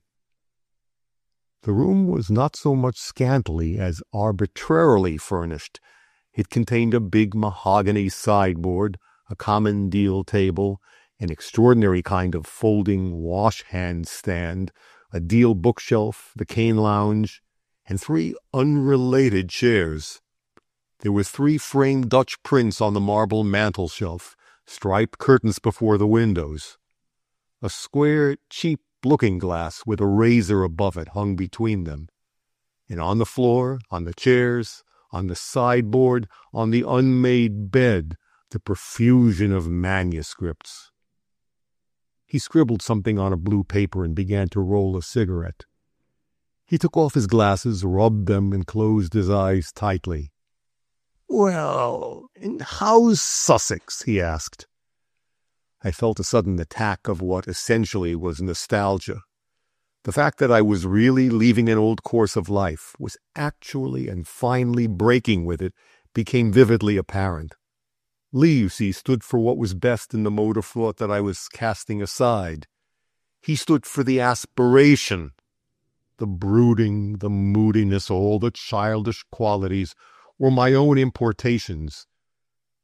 I was a little ashamed to tell him that I was going to live, in fact. Some of the glory of it had gone, as if 1 of 2 candles I'd been reading by had flickered out. But I told him, after a fashion, that I had got a job at last. "Oh, I congratulate you," he said. "You see," I began to combat the objections he had not had time to utter.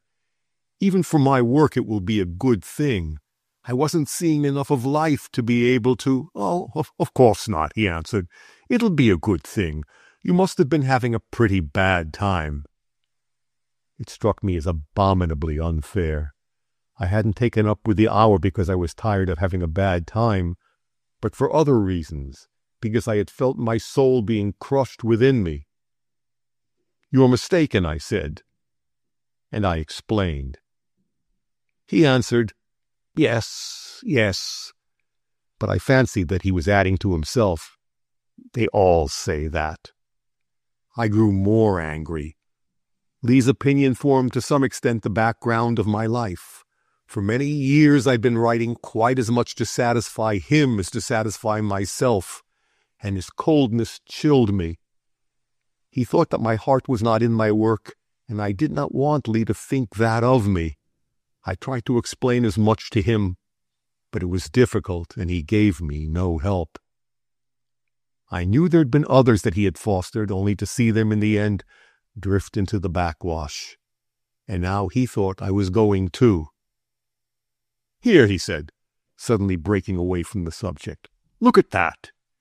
He threw a heavy, ribbon-bound mass of matter onto my lap, and recommenced writing his report upon its salability as a book.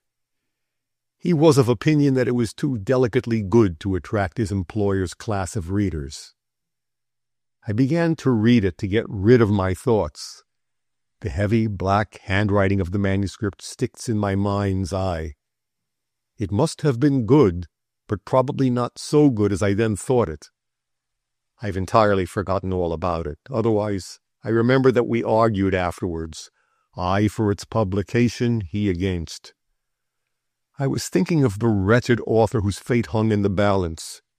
He became a pathetic possibility, hidden in the heart of the white paper that bore pen markings of a kind too good to be marketable. There was something appalling in Lee's careless, "Oh, it's too good." He was used to it, but as for me, in arguing that man's case, I suddenly became aware that I was pleading my own, pleading the case of my better work. Everything that Lee said of this work, of this man, applied to my work and to myself. There's no market for that sort of thing, no public. This book's been all round the trade. I've had it before. The man will never come to the front. He'll take to innkeeping, and that will finish him off. That's what he said, and he seemed to be speaking of me. Someone was knocking at the door of the room. Tentative knocks of rather flabby knuckles. It was one of those sounds that one does not notice immediately. The man might have been knocking for 10 minutes. It happened to be Lee's employer, the publisher of my first book. He opened the door at last and came in rather peremptorily. He had the air of having worked himself into a temper, of being intellectually rather afraid of Lee, but of being, for this occasion, determined to assert himself. The introduction to myself, I had never met him, which took place after he had hastily brought out half a sentence or so, had the effect of putting him out of his stride. But after having remotely acknowledged the possibility of my existence, he began again. The matter was one of some delicacy. I myself should have hesitated to broach it before a third party, even one so negligible as myself. But Mr. Polehampton apparently did not. He had to catch the last post. Lee, it appeared, had advised him to publish a manuscript by a man called Howden, a moderately known writer. "But I'm disturbed to find, Mr. Lee, that it is. My daughter tells me that the manuscript is not at all the thing. In fact, it's quite, and I suppose it's too late to draw back." "Oh, it's altogether too late for that," Lee said nonchalantly. "Besides, Howden's theories always sell." "Oh, yes, of course," Mr. Polehampton interjected hastily. "But don't you think now, I mean, taking into consideration the damage it may do our reputation, that we ought to ask Mr. Howden to accept, say, £50 less than—" "I should think it's an excellent idea," Lee said. Mr. Polehampton glanced at him suspiciously, then turned to me. "You see," he began to explain, "one has to be so careful about these things." "Oh, I can quite understand," I answered. There was something so naive in the man's point of view that I felt my heart go out to him, and he had taught me at last how it is that the godly grow fat at the expense of the unrighteous. Mr. Polehampton, however, was not fat. He was even rather thin, and his peaked gray hair, though it was actually well brushed, looked as if it ought not to have been. He had even an anxious expression. People said he speculated in some stock or other, and I should say they were right. "I believe I published your first book. I lost money by it, but I can assure you that I bear no grudge. Almost £100. I bear no grudge." The man wasn't original. He had no idea that I might feel insulted. Indeed, he really wanted to be pleasant and condescending and forgiving. I didn't feel insulted. He was too big for his clothes. He gave that impression at least, and he wore black kid gloves. Moreover, his eyes never left the cornice of the room. I saw him rather often after that night, but never without his gloves and never with his eyes lowered. "And, he asked, what are you doing now, Mr. Granger?" Lee told him Fox had taken me up, that I was going to go. I suddenly remembered it was said of Fox that everyone he took up did go. The fact was obviously patent to Mr. Polehampton. He unbent with remarkable suddenness. It reminded me of the abrupt closing of a stiff umbrella.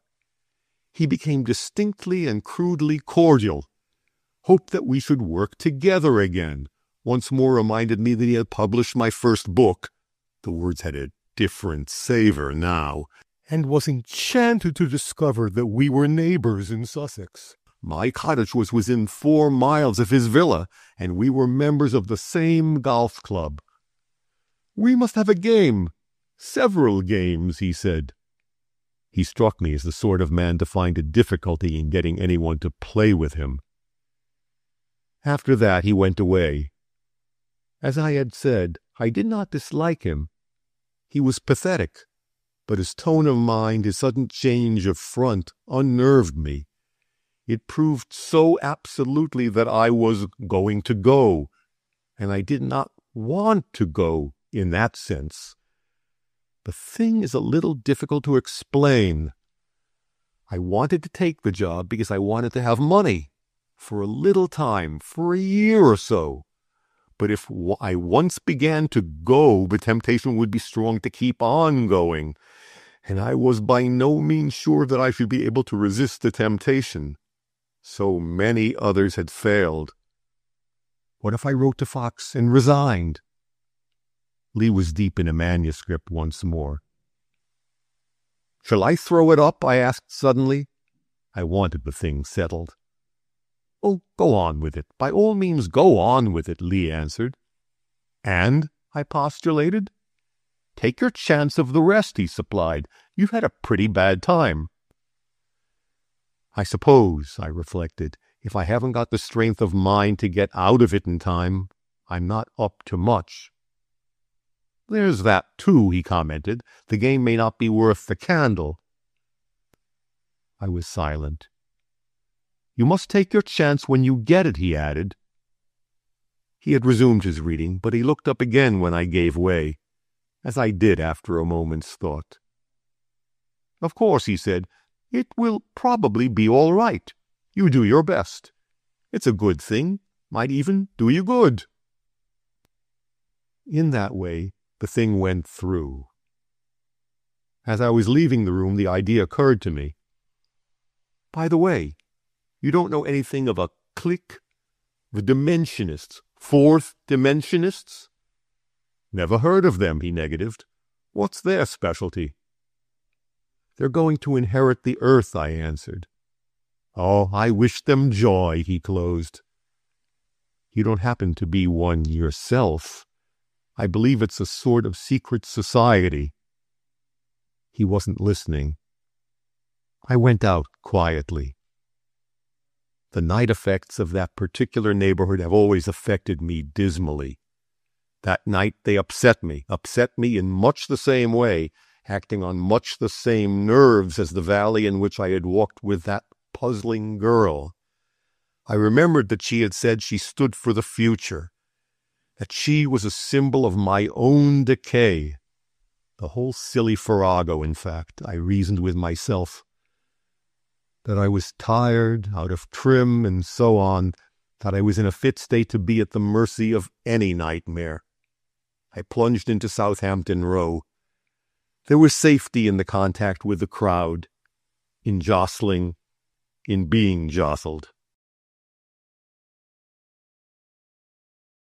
Chapter 6. It was Saturday, and, as was his custom during the session, the Foreign Secretary had gone for privacy and rest till Monday to a small country house he had within easy reach of town. I went down with a letter from Fox in my pocket, and early in the afternoon found myself talking without any kind of inward disturbance to the minister's aunt, a lean, elderly lady with a keen eye and credited with a profound knowledge of European politics. She had a rather abrupt manner and a business-like brown scheme of coloration. She looked people very straight in the face, bringing to bear all the penetration which, as rumor said, enabled her to take a hidden but very real part in the shaping of our foreign policy. She seemed to catalog me, label me, and lay me on the shelf before I had given my first answer to her first question. "You ought to know this part of the country well," she said. I think she was considering me as a possible canvasser, an infinitesimal thing, but a kind possibly worth remembrance at the next general election. "No," I said, "I've never been here before." "Etchingham is only 3 miles away." It was new to me to be looked upon as worth consideration for my place name. I realized that Miss Churchill accorded me toleration on its account, that I was regarded as one of the Grangers of Etchingham who had taken to literature. "I met your aunt yesterday," Miss Churchill continued. She'd met everybody yesterday. "Yes," I said, noncommittally. I wondered what had happened at that meeting. My aunt and I never been upon terms. She was a great personage in her part of the world, a great dowager landowner, as poor as a mouse and as respectable as a hen. She was, moreover, a keen politician on the side of Miss Churchill. I, who am neither landowner, nor respectable, nor a politician, had never been acknowledged. But I knew that, for the sake of the race, she would have refrained from enlarging on my shortcomings. "Has she found a companion to suit her yet?" I said, absent-mindedly. I was thinking of an old legend of my mother's. Miss Churchill looked me in between the eyes again. She was preparing to relabel me, I think. I had become a spiteful humorist. Possibly I might be useful for platform malice. "Why, yes," she said, the faintest of twinkles in her eyes. "She has adopted a niece." The legend went that, as a hotly contested election in which my aunt had played a prominent part, a rainbow poster had beset the walls.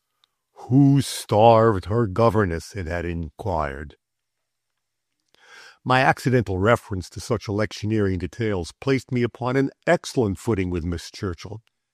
I seemed quite unawares to have asserted myself a social equal, a person not to be treated as a casual journalist. I became, in fact, not the representative of the hour, but an Etchingham Granger that competitive forces had compelled to accept the journalistic plum. I began to see the line I was to take throughout my interviewing campaign. On the one hand, I was one of us who had temporarily strayed beyond the pale. On the other, I was to be a sort of great author's bottle holder. A side door behind Miss Churchill opened gently. There was something very characteristic in the tentative manner of its coming ajar. It seemed to say, "Why any noisy vigor?" It seemed to be propelled by a contemplative person with many things on his mind. A tall, gray man in the doorway leaned the greater part of his weight on the arm that was stretched down to the handle. He was looking thoughtfully at a letter that he held in his other hand. A face familiar enough in caricatures suddenly grew real to me, more real than the face of one's nearest friends, yet older than one had any wish to expect. It was as if I had gazed more intently than usual at the face of a man I saw daily, and had found him older and grayer than he had ever seemed before, as if I had begun to realize that the world had moved on. He said, languidly, almost protestingly, "What am I to do about the Duc de Mersch?" Miss Churchill turned swiftly, almost apprehensively, toward him. She uttered my name, and he gave the slightest of starts of annoyance, a start that meant, "Why wasn't I warned before?" This irritated me. I knew well enough what were his relations with de Mersch, and the man took me for a little eavesdropper, I suppose. His attitudes were rather grotesque, of the sort that would pass in a person of his eminence. He stuck his eyeglasses on the end of his nose, looked at me short-sightedly, took them off, and looked again. He had the air of looking down from an immense height, of needing a telescope. "Oh, Mrs. Granger's son, I presume? I wasn't aware." The hesitation of his manner made me feel as if we never should get anywhere, not for years and years. "No," I said, rather brusquely. "I'm only from the Hour." He thought me one of Fox's messengers then, said that Fox might have written, "Have saved you the trouble, I mean." He had the air of wishing to be amiable, of wishing even to please me by proving that he was aware of my identity. "Oh," I said, a little loftily, "I haven't any message. I've only come to interview you." An expression of dismay sharpened the lines of his face. He began, "But I've never allowed." He recovered himself sharply and set the glasses vigorously on his nose. At last he had found the right track. "Oh, I remember now," he said. "I hadn't looked at it in that way." The whole thing grated on my self-love, and I became, in a contained way, furiously angry. I was impressed with the idea that the man was only a puppet in the hands of Fox and de Mersch and that lot, and he gave himself these airs of enormous distance. I, at any rate, was clean-handed in the matter. I hadn't any axe to grind. "Ah, yes," he said hastily, "you are to draw my portrait, as Fox put it. He sent me your Jenkins sketch. I read it. It struck a very nice note, and so—" He sat himself down on a preposterously low chair, his knees on a level with his chin. I muttered that I feared he would find the process a bore. "Not more for me than for you," he answered seriously.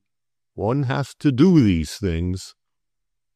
"Why, yes," I echoed, "one has to do these things." It struck me that he regretted it intensely, that he attached a bitter meaning to the words. "And what is the procedure?" he asked after a pause. "I am new to the sort of thing." He had the air, I thought, of talking to some respectable tradesman that one calls in only when one is in extremis, to a distinguished pawnbroker, a man quite at the top of a tree of inferior timber. "Oh, for the matter of that, so am I answered. "I'm supposed to get your atmosphere, as Callan put it." "Indeed," he answered absently. And then, after a pause, "You know Callan?" I was afraid I should fall in his estimation. "One has to do these things," I said. "I've just been getting his atmosphere." He looked again at the letter in his hand, smoothed his necktie, and was silent. I realized that I was in the way, but I was still so disturbed that I forgot how to phrase an excuse for a momentary absence. "Perhaps," I began. He looked at me attentively. I think I'm in the way," I blurted out. "Well," he answered, "it's quite a small matter. But if you are to get my atmosphere, we may as well begin out of doors." He hesitated, pleased with his witticism. "Unless you're tired," he added. "I'll go and get ready," I said, as if I were a lady with bonnet strings to tie. I was conducted to my room, where I kicked my heels for a decent interval. When I descended, Mr. Churchill was lounging about the room with his hands in his trouser pockets and his head hanging limply over his chest. He said, "Ah," on seeing me, as if he had forgotten my existence. He paused for a long moment, looked meditatively at himself in the glass over the fireplace, and then grew brisk. "Come along," he said. We took a longish walk through a lush home-country meadowland. We talked about a number of things, he opening the ball with that infernal Jenkins sketch. I was in the stage at which one is sick of a thing, tired of the bare idea of it, and Mr. Churchill's laboriously kind phrases made the matter no better. "You know who Jenkins stands for?" I asked. I wanted to get away on the side issues. "Oh, I guessed it was," he answered. They said that Mr. Churchill was an enthusiast for the school of painting of which Jenkins was the last exponent. He began to ask questions about him. Did he still paint? Was he even alive? I once saw several of his pictures, he reflected. His work certainly appealed to me. Yes, it appealed to me. I meant at the time, but one forgets there are so many things. It seemed to me that the man wished by these detached sentences to convey that he had the weight of a kingdom, of several kingdoms, on his mind, that he could spare no more than a fragment of his thoughts for everyday use. "You must take me to see him," he said suddenly. "I ought to have something." I thought of poor white-haired Jenkins and of his long struggle with adversity. It seemed a little cruel that Churchill should talk in that way without meaning a word of it, as if the words were a polite formality. "Nothing would delight me more," I answered, and added, "nothing in the world." He asked me if I had seen such and such a picture, talked of artists, and praised this and that man very fittingly, but with a certain timidity, a timidity that lured me back to my normally overbearing frame of mind. In such matters I was used to hearing my own voice. I could talk a man down, and with a feeling of the unfitness of things, I talked Churchill down. The position even then struck me as gently humorous. It was as if some infinitely small animal were bullying some colossus among the beasts. I was of no account in the world, he had to say, among the Olympians. And I talked recklessly like any little schoolmaster, and he swallowed it. We reached the broad marketplace of a little red-and-gray home county town, a place of but one street dominated by a great inn signboard atop of an enormous white post. The effigy of so-and-so of gracious memory swung lazily, creaking, overhead. "This is Etchingham," Churchill said. It was a pleasant commentary on the course of time, this entry into the home of my ancestors. I had been without the Pale for so long that I had never seen the haunt of ancient peace. They had done very little, the Grangers of Etchingham, never anything but live at Etchingham, and quarrel at Etchingham, and die at Etchingham, and be the monstrous important Grangers of Etchingham. My father had had the undesirable touch, not of the genius, but of the bohemian. The Grangers of Etchingham had cut him adrift, and he had swum to sink in other seas. Now I was the last of the Grangers, and as things went, was quite the best known of all of them. They had grown poor in their generation. They bade fair to sink, even as, it seemed, I bade fair to rise, and I had come back to the old places on the arm of one of the great ones of the earth. I wondered what the portentous old woman who ruled alone in Etchingham thought of these times. The portentous old woman who ruled, so they said, the place with a rod of iron, who made herself unbearable to her companions and had to fall back upon an unfortunate niece. I wondered idly who the niece could be. Certainly not a Granger of Etchingham, for I was the only one of the breed. One of her own nieces, most probably. Churchill had gone into the post office, leaving me standing at the foot of the signpost. It was a pleasant summer day, the air very clear, the place very slumberous. I looked up the street at a pair of great stone gate-posts, august in their way, standing distinctly aloof from the common houses, a little weather-stained, staidly lichened. At the top of every column sat a sculptured wolf, as far as I knew, my own crest. It struck me pleasantly that this must be the entrance of the manor house. The tall iron gate swung inward, and I saw a girl on a bicycle curve out at the top of the sunny street. She glided, very clear, small, and defined against the glowing wall, leaned aslant for the turn, and came shining down toward me. My heart leapt. She brought the whole thing into composition, the whole of that slumberous, sunny street, The bright sky fell back into place. The red roofs, the blue shadows, the red and blue of the signboard, the blue of the pigeons walking around my feet, the bright red of a postman's cart.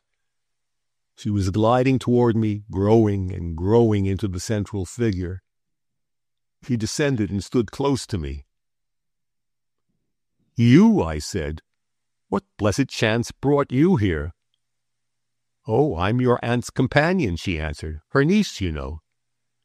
"Then you must be a cousin," I said. "No, sister," she corrected. "I assure you it's sister. Ask anyone. Ask your aunt." I was braced into a state of puzzled buoyancy.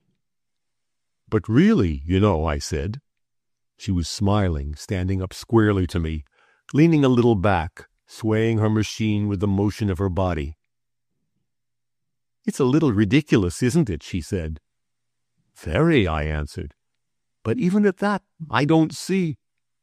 And I'm not phenomenally dense."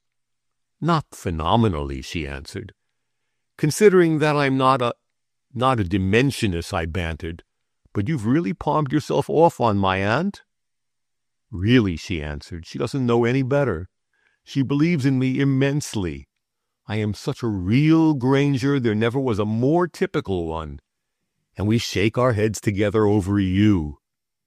My bewilderment was infinite, but it stopped short of being unpleasant. "Might I call on my aunt?" I asked. "It wouldn't interfere." "Oh, it wouldn't interfere," she said. "But we leave for Paris tomorrow. We're very busy.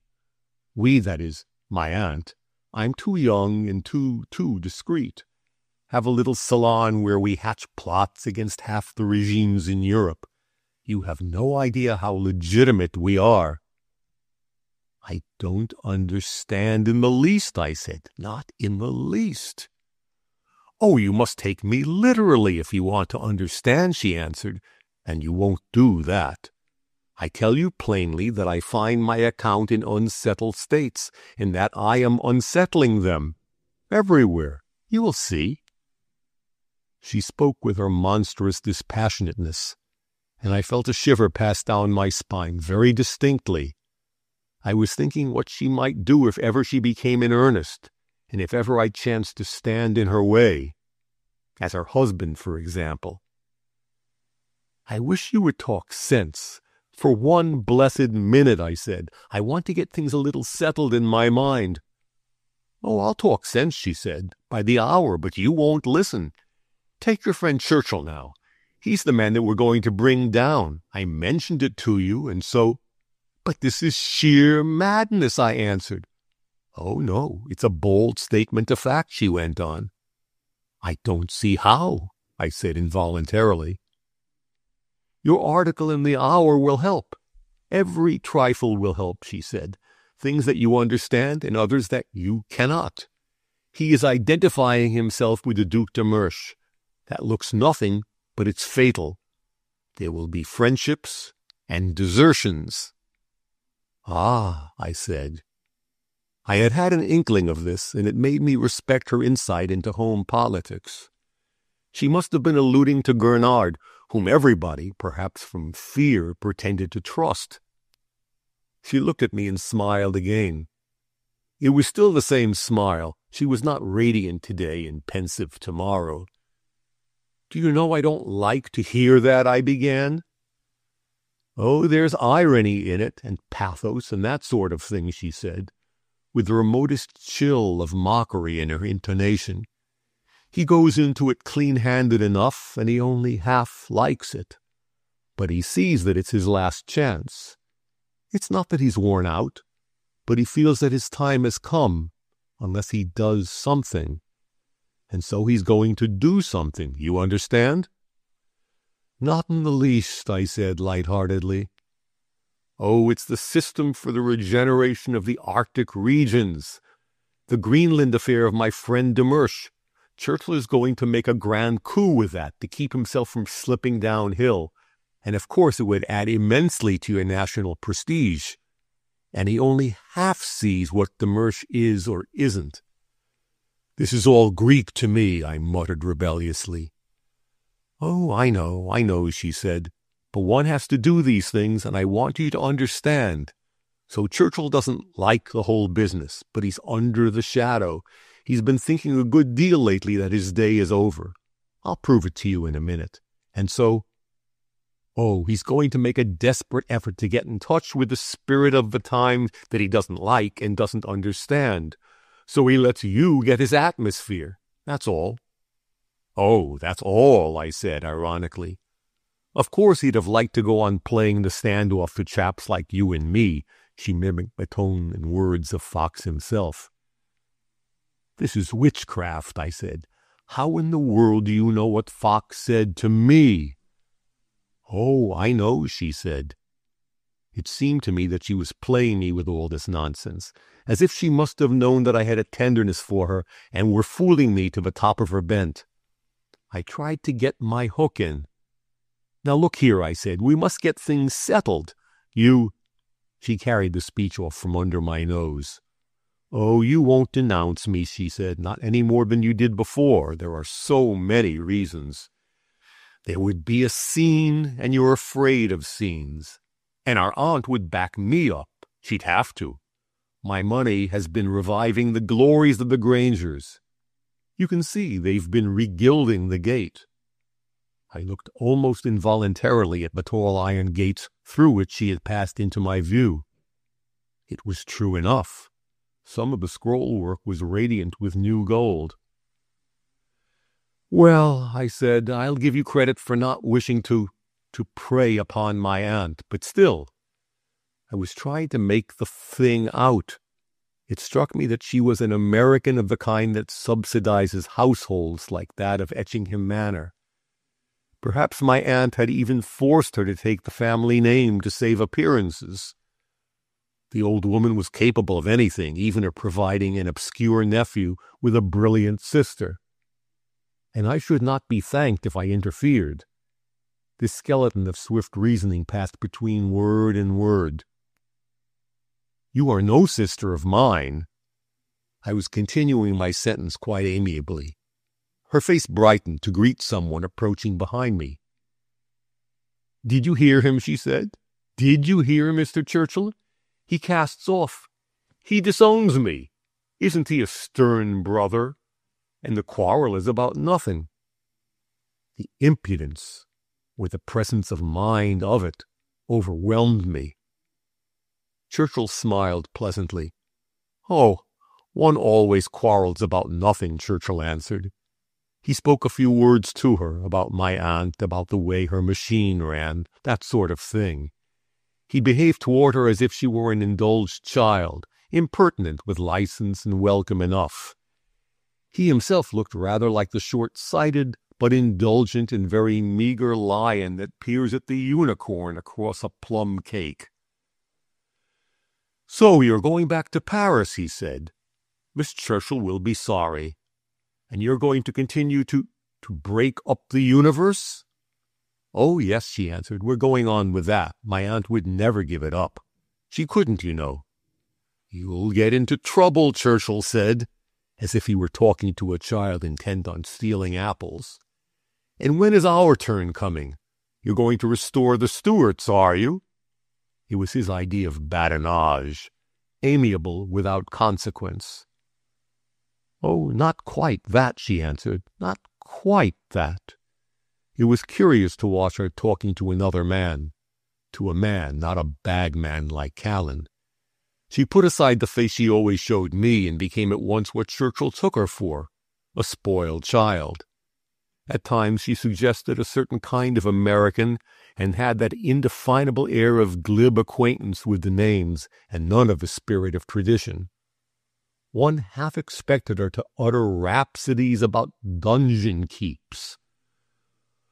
Oh, you know, she said, with a fine affectation of aloofness, we shall have to be rather hard upon you. We shall crumple you up like— Churchill had been moving his stick absent-mindedly in the dust of the road. He had produced a big C-H-U. She had erased it with the point of her foot. Like that, she concluded. He laid his head back and laughed almost heartily. Dear me, he said, I had no idea that I was so much in the way of yourself and Mrs. Granger." "Oh, it's not only that," she said, with a little smile and a cast of the eye at me. "But you've got to make way for the future." Churchill's face changed suddenly. He looked rather old and gray and wintry, even a little frail. I understood what she was proving to me, and I rather disliked her for it. It seemed wantonly cruel to remind a man of what he was trying to forget. "Ah, yes," he said, with the gentle sadness of quite an old man. "I dare say there is more in that than you think. Even you will have to learn." "But not for a long time," she interrupted audaciously. "I hope not," he answered. "I hope not." She nodded and glided away. We resumed the road in silence. Mr. Churchill smiled at his own thoughts once or twice. "A most amusing," he said at last. "She does me a great deal of good, a great deal." I think he meant that she distracted his thoughts. "Does she always talk like that?" I asked. He had hardly spoken to me, and I felt as if I were interrupting a reverie, but I wanted to know. "I should say she did," he answered. "I should say so. The Miss Churchill says that she has a real genius for organization. She used to see a good deal of them before they went to Paris, you know." "What are they doing there?" It was as if I were extracting secrets from a sleepwalker. "Oh, they have a kind of meeting place for all kinds of legitimist pretenders, French and Spanish and that sort of thing. I believe Mrs. Granger takes it very seriously." He looked at me suddenly. "But you ought to know more about it than I do," he said. "Oh, we see very little of each other," I answered. "You could hardly call us brother and sister." "Oh, I see," he answered. I don't know what he saw. For myself, I saw nothing. Chapter 7. I succeeded in giving Fox what his journal wanted. I got the atmosphere of Churchill and his house in a way that satisfied the people for whom it was meant. His house was a pleasant enough place, of the sort where they do you well, but not nauseously well. It stood in a tranquil countryside, and stood there modestly. Architecturally speaking, it was gently commonplace. One got used to it and liked it.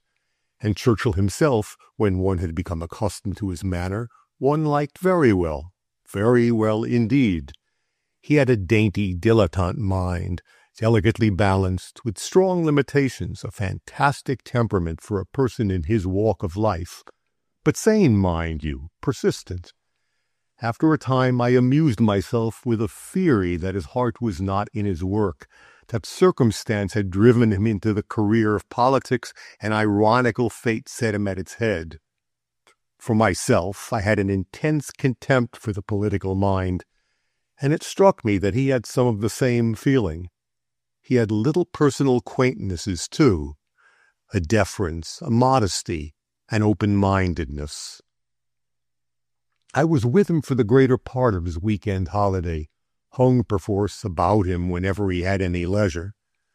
I suppose he found me tiresome, but one has to do these things.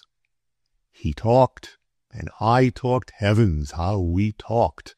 He was almost always deferential, I almost always dogmatic, perhaps because the conversation kept on my own ground. Politics we never touched.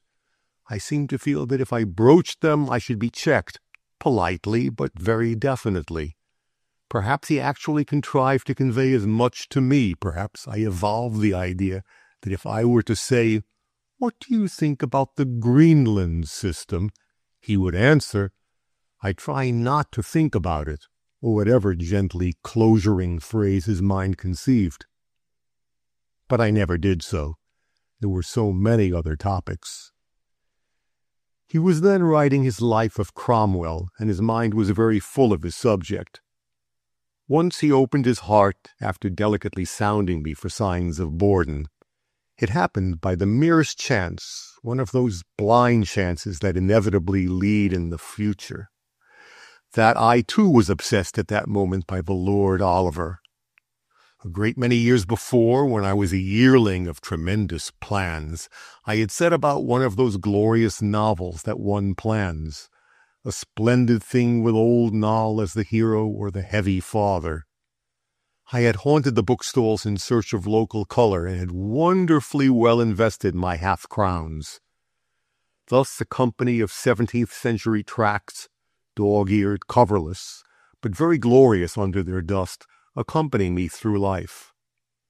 One parts last with those relics of a golden age, and during my late convalescence I had reread many of them, the arbitrary, half-remembered phrases suggesting all sorts of scenes, lamplight in squalid streets, trays full of weather-beaten books. So even then my mind was full of Mercurius Rusticus.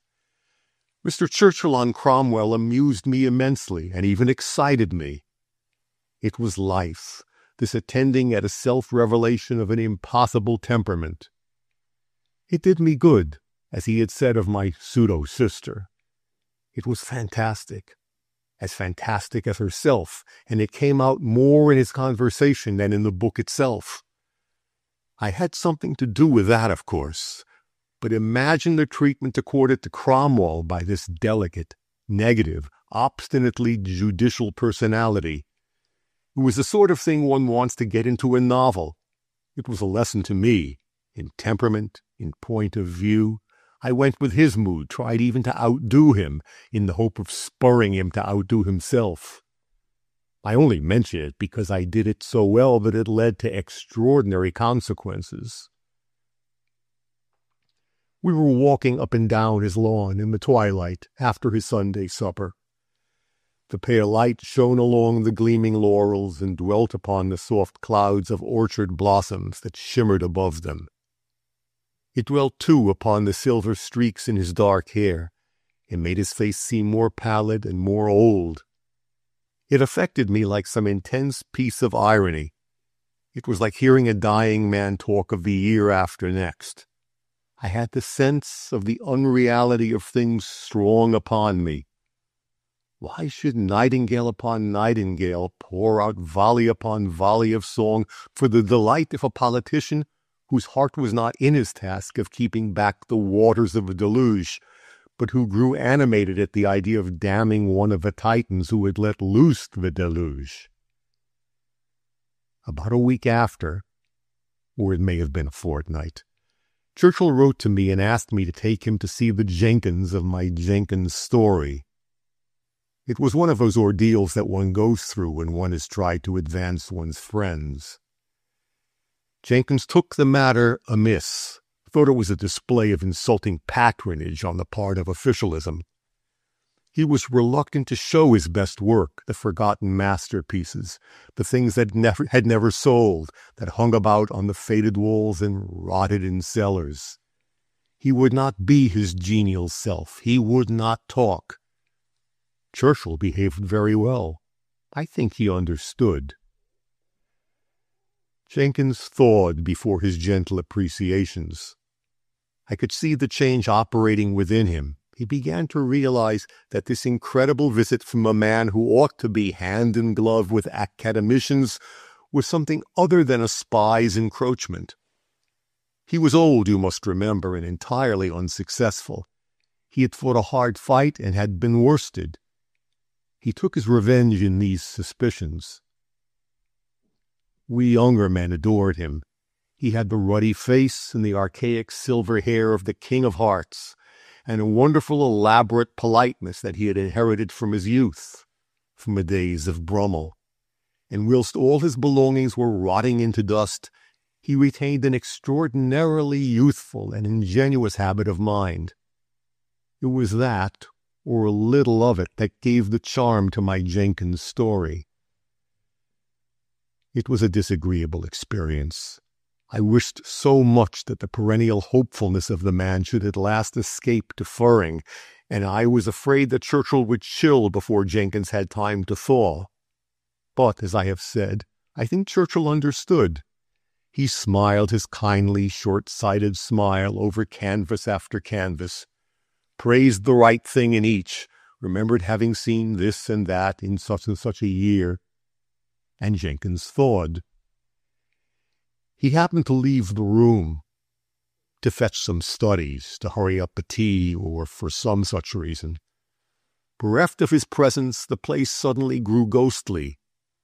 It was as if the sun had died in the sky and left us in that netherworld where dead, buried pasts live in a gray, shadowless light.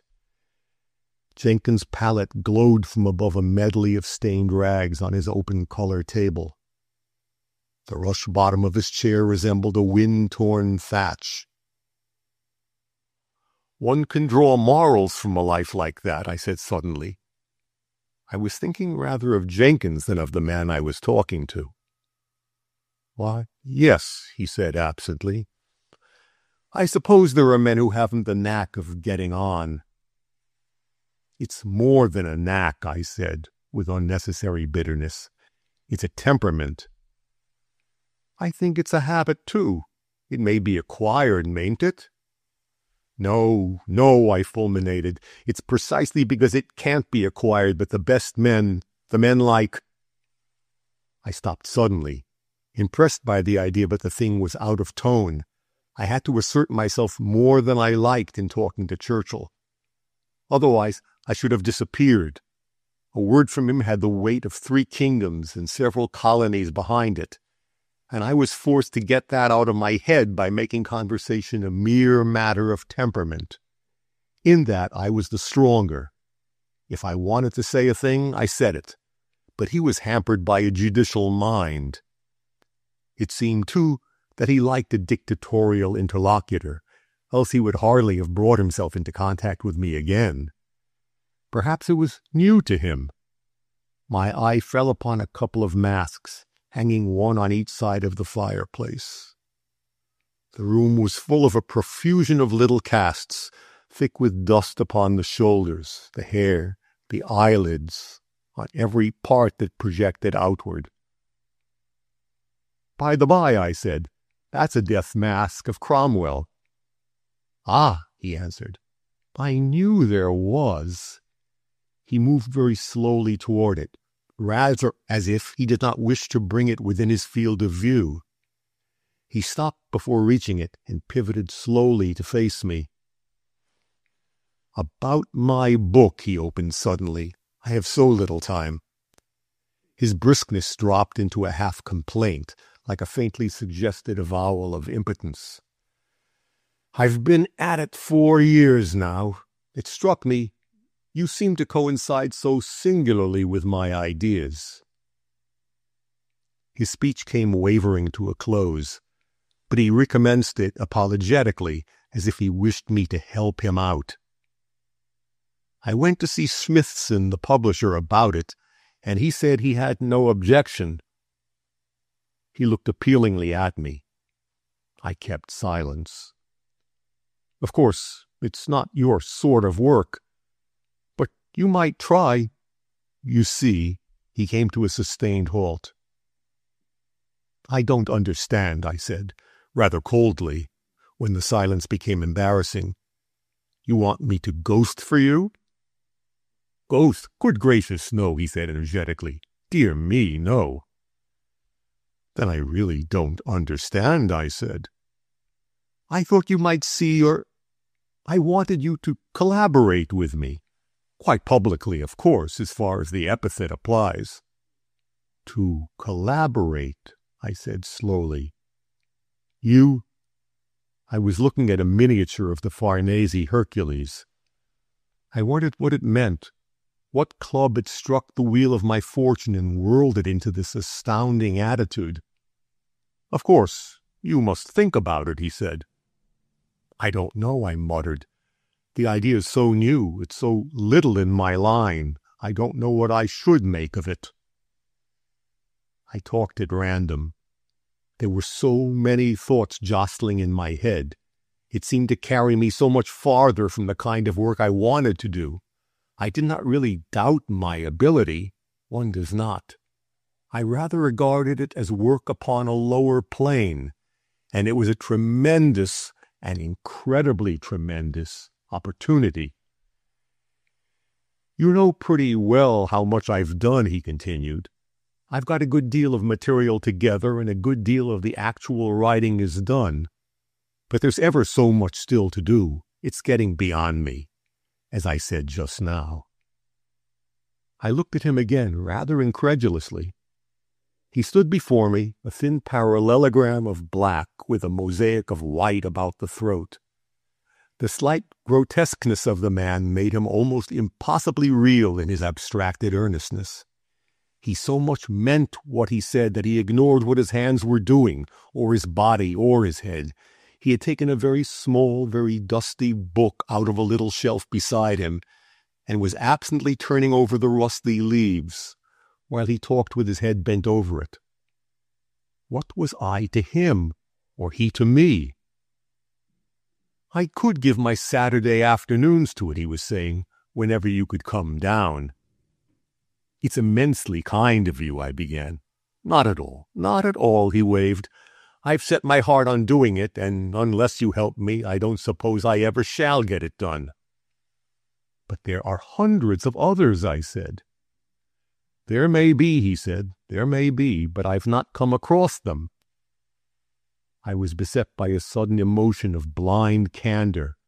Oh, nonsense, I said. Don't you see that you're offering me the chance of a lifetime? Churchill laughed. After all, one cannot refuse to take what offers, he said.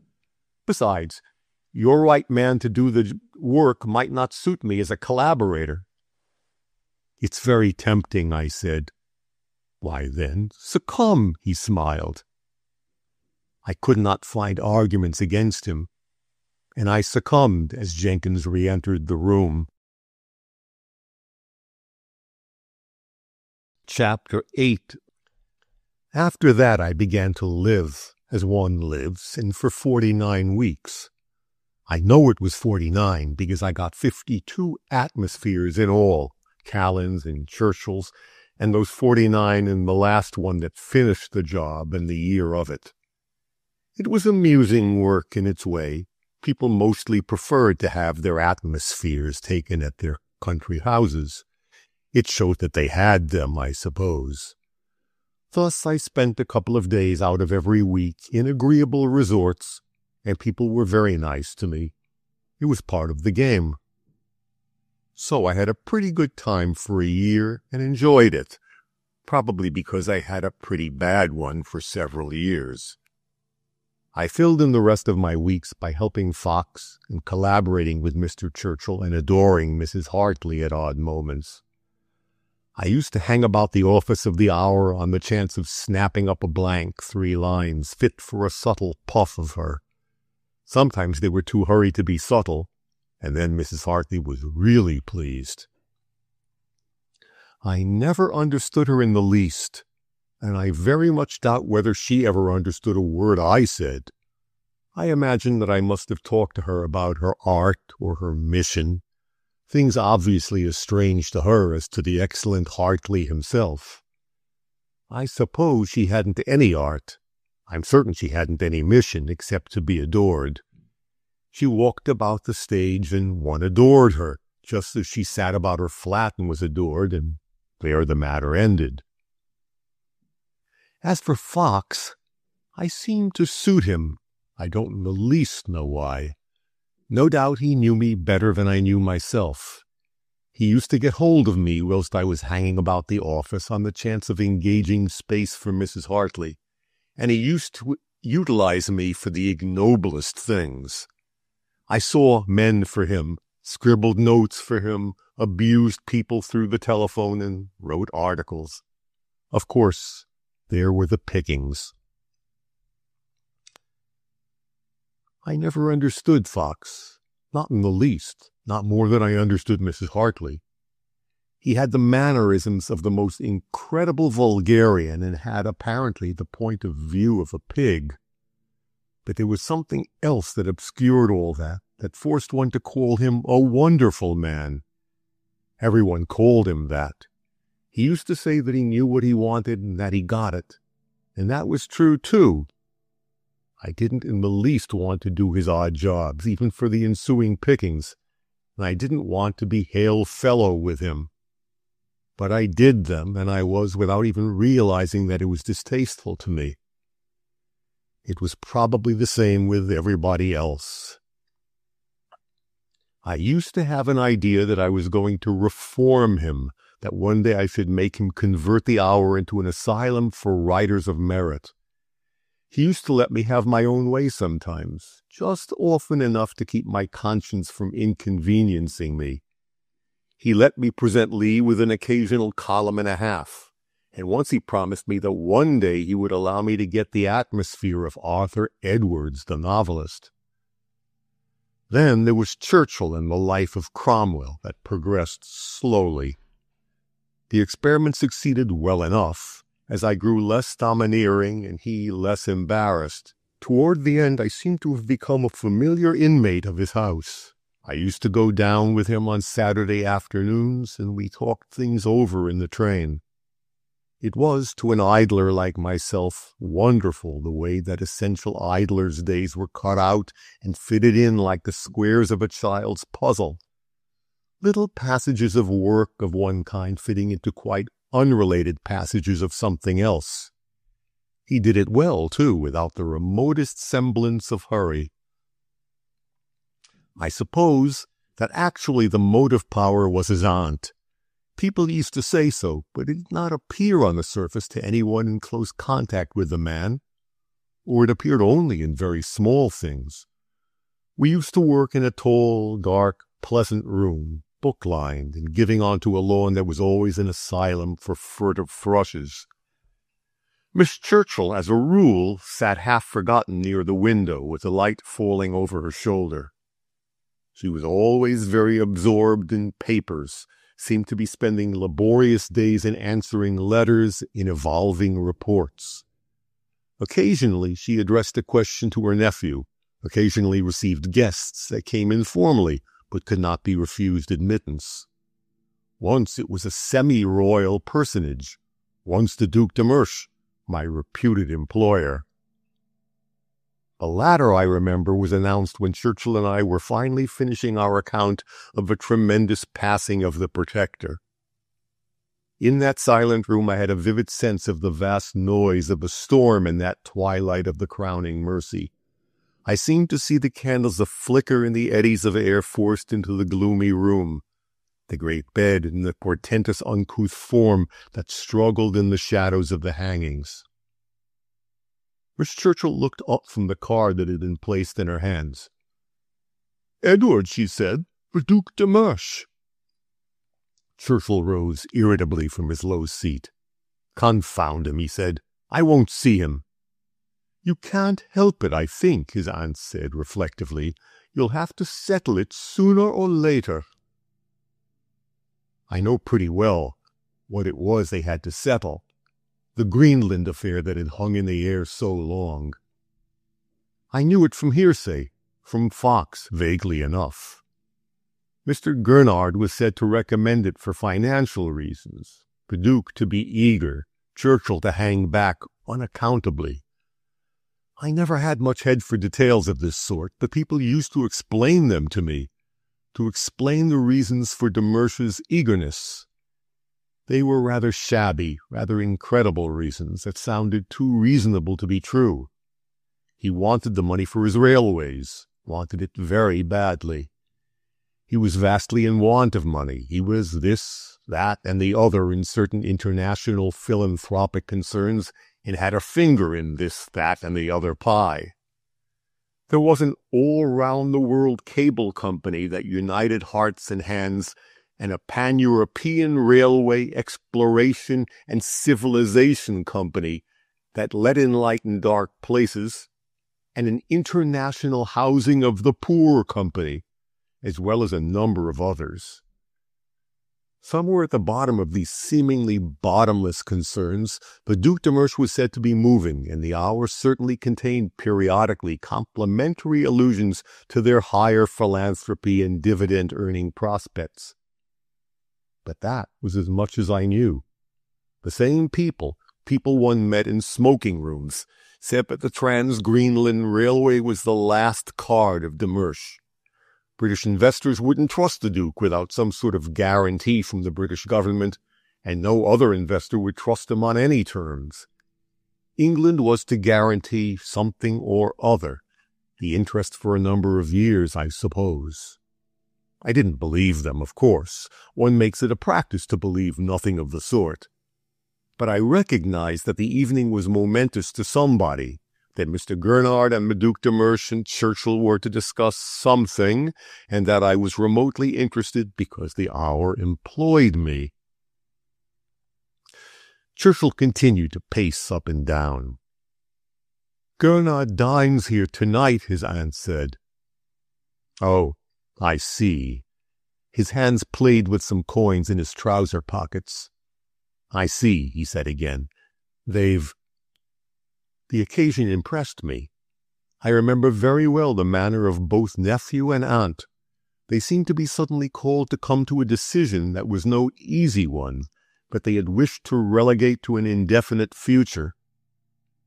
She left Churchill pacing nervously up and down. "I could go on with something else if you like," I said. "But I don't like," he said energetically.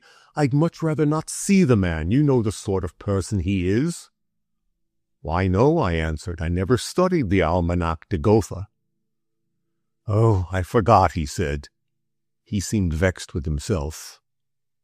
Churchill's dinners were frequently rather trying to me. Personages of enormous importance used to drop in, and reveal themselves as rather asinine. At the best of times they sat dimly opposite to me, discomposed me, and disappeared. Sometimes they stared me down. That night there were two of them. Gurnard I had heard of. One can't help hearing of a Chancellor of the Exchequer. The books of reference said that he was the son of one William Gurnard, Esquire, of Grimsby. But I remember that once in my club a man who professed to know everything assured me that W. Gurnard, Esquire, whom he had described as a fish salesman, was only an adoptive father. His rapid rise seemed to me inexplicable till the same man accounted for it with a shrug. "When a man of such ability believes in nothing and sticks at nothing, there's no saying how far he may go. He's kicked away every ladder. He doesn't mean to come down."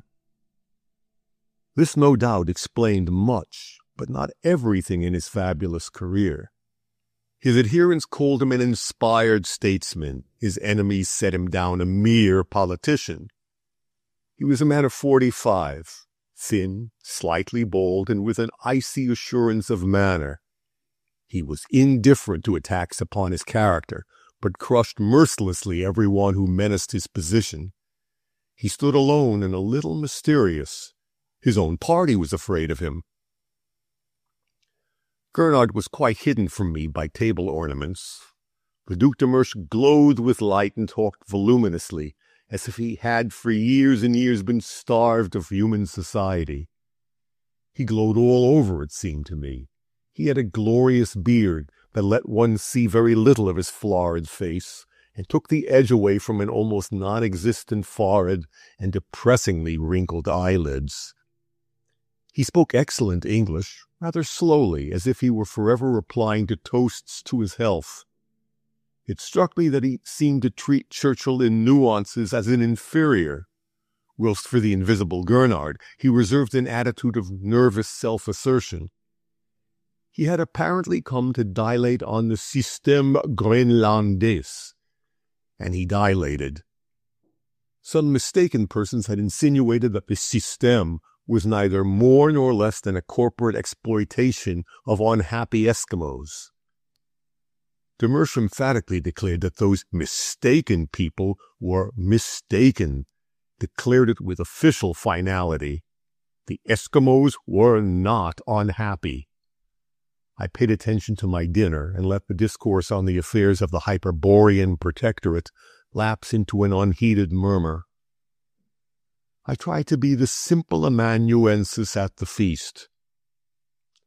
Suddenly, however, it struck me that Demersch was talking at me, that he had by the merest shade raised his intonation. He was dilating upon the immense international value of the proposed Trans-Greenland Railway. Its importance to British trade was indisputable. Even the opposition had no serious arguments to offer. It was the obvious duty of the British government to give the financial guarantee. He would not insist upon the moral aspect of the work. It was unnecessary. Progress, improvement, civilization, a little less evil in the world, more light. It was our duty not to count the cost of humanizing a lower race. Besides, the thing would pay like another Suez Canal. Its terminus and the British coaling station would be on the west coast of the island. I knew the man was talking at me. I wondered why. Suddenly he turned his glowing countenance full upon me. "I think I must have met a member of your family," he said.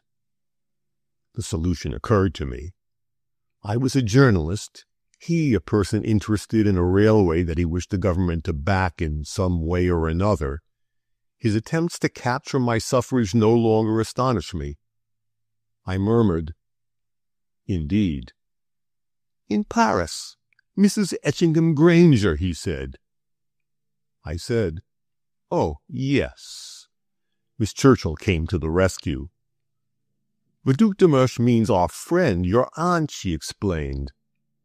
I had an unpleasant sensation. Through fronds of asparagus fern, I caught the eyes of Gernard fixed upon me, as though something had drawn his attention. I returned his glance, tried to make his face out. It had nothing distinctive in its half-hidden pallid oval, nothing that one could seize upon, but it gave the impression of never having seen the light of day, of never having had the sun upon it. But the conviction that I had aroused his attention disturbed me. What could the man know about me? I seemed to feel his glance bore through the irises of my eyes into the back of my skull. The feeling was almost physical. It was as if some incredibly concentric reflector had been turned upon me. Then the eyelids dropped over the metallic rings beneath them.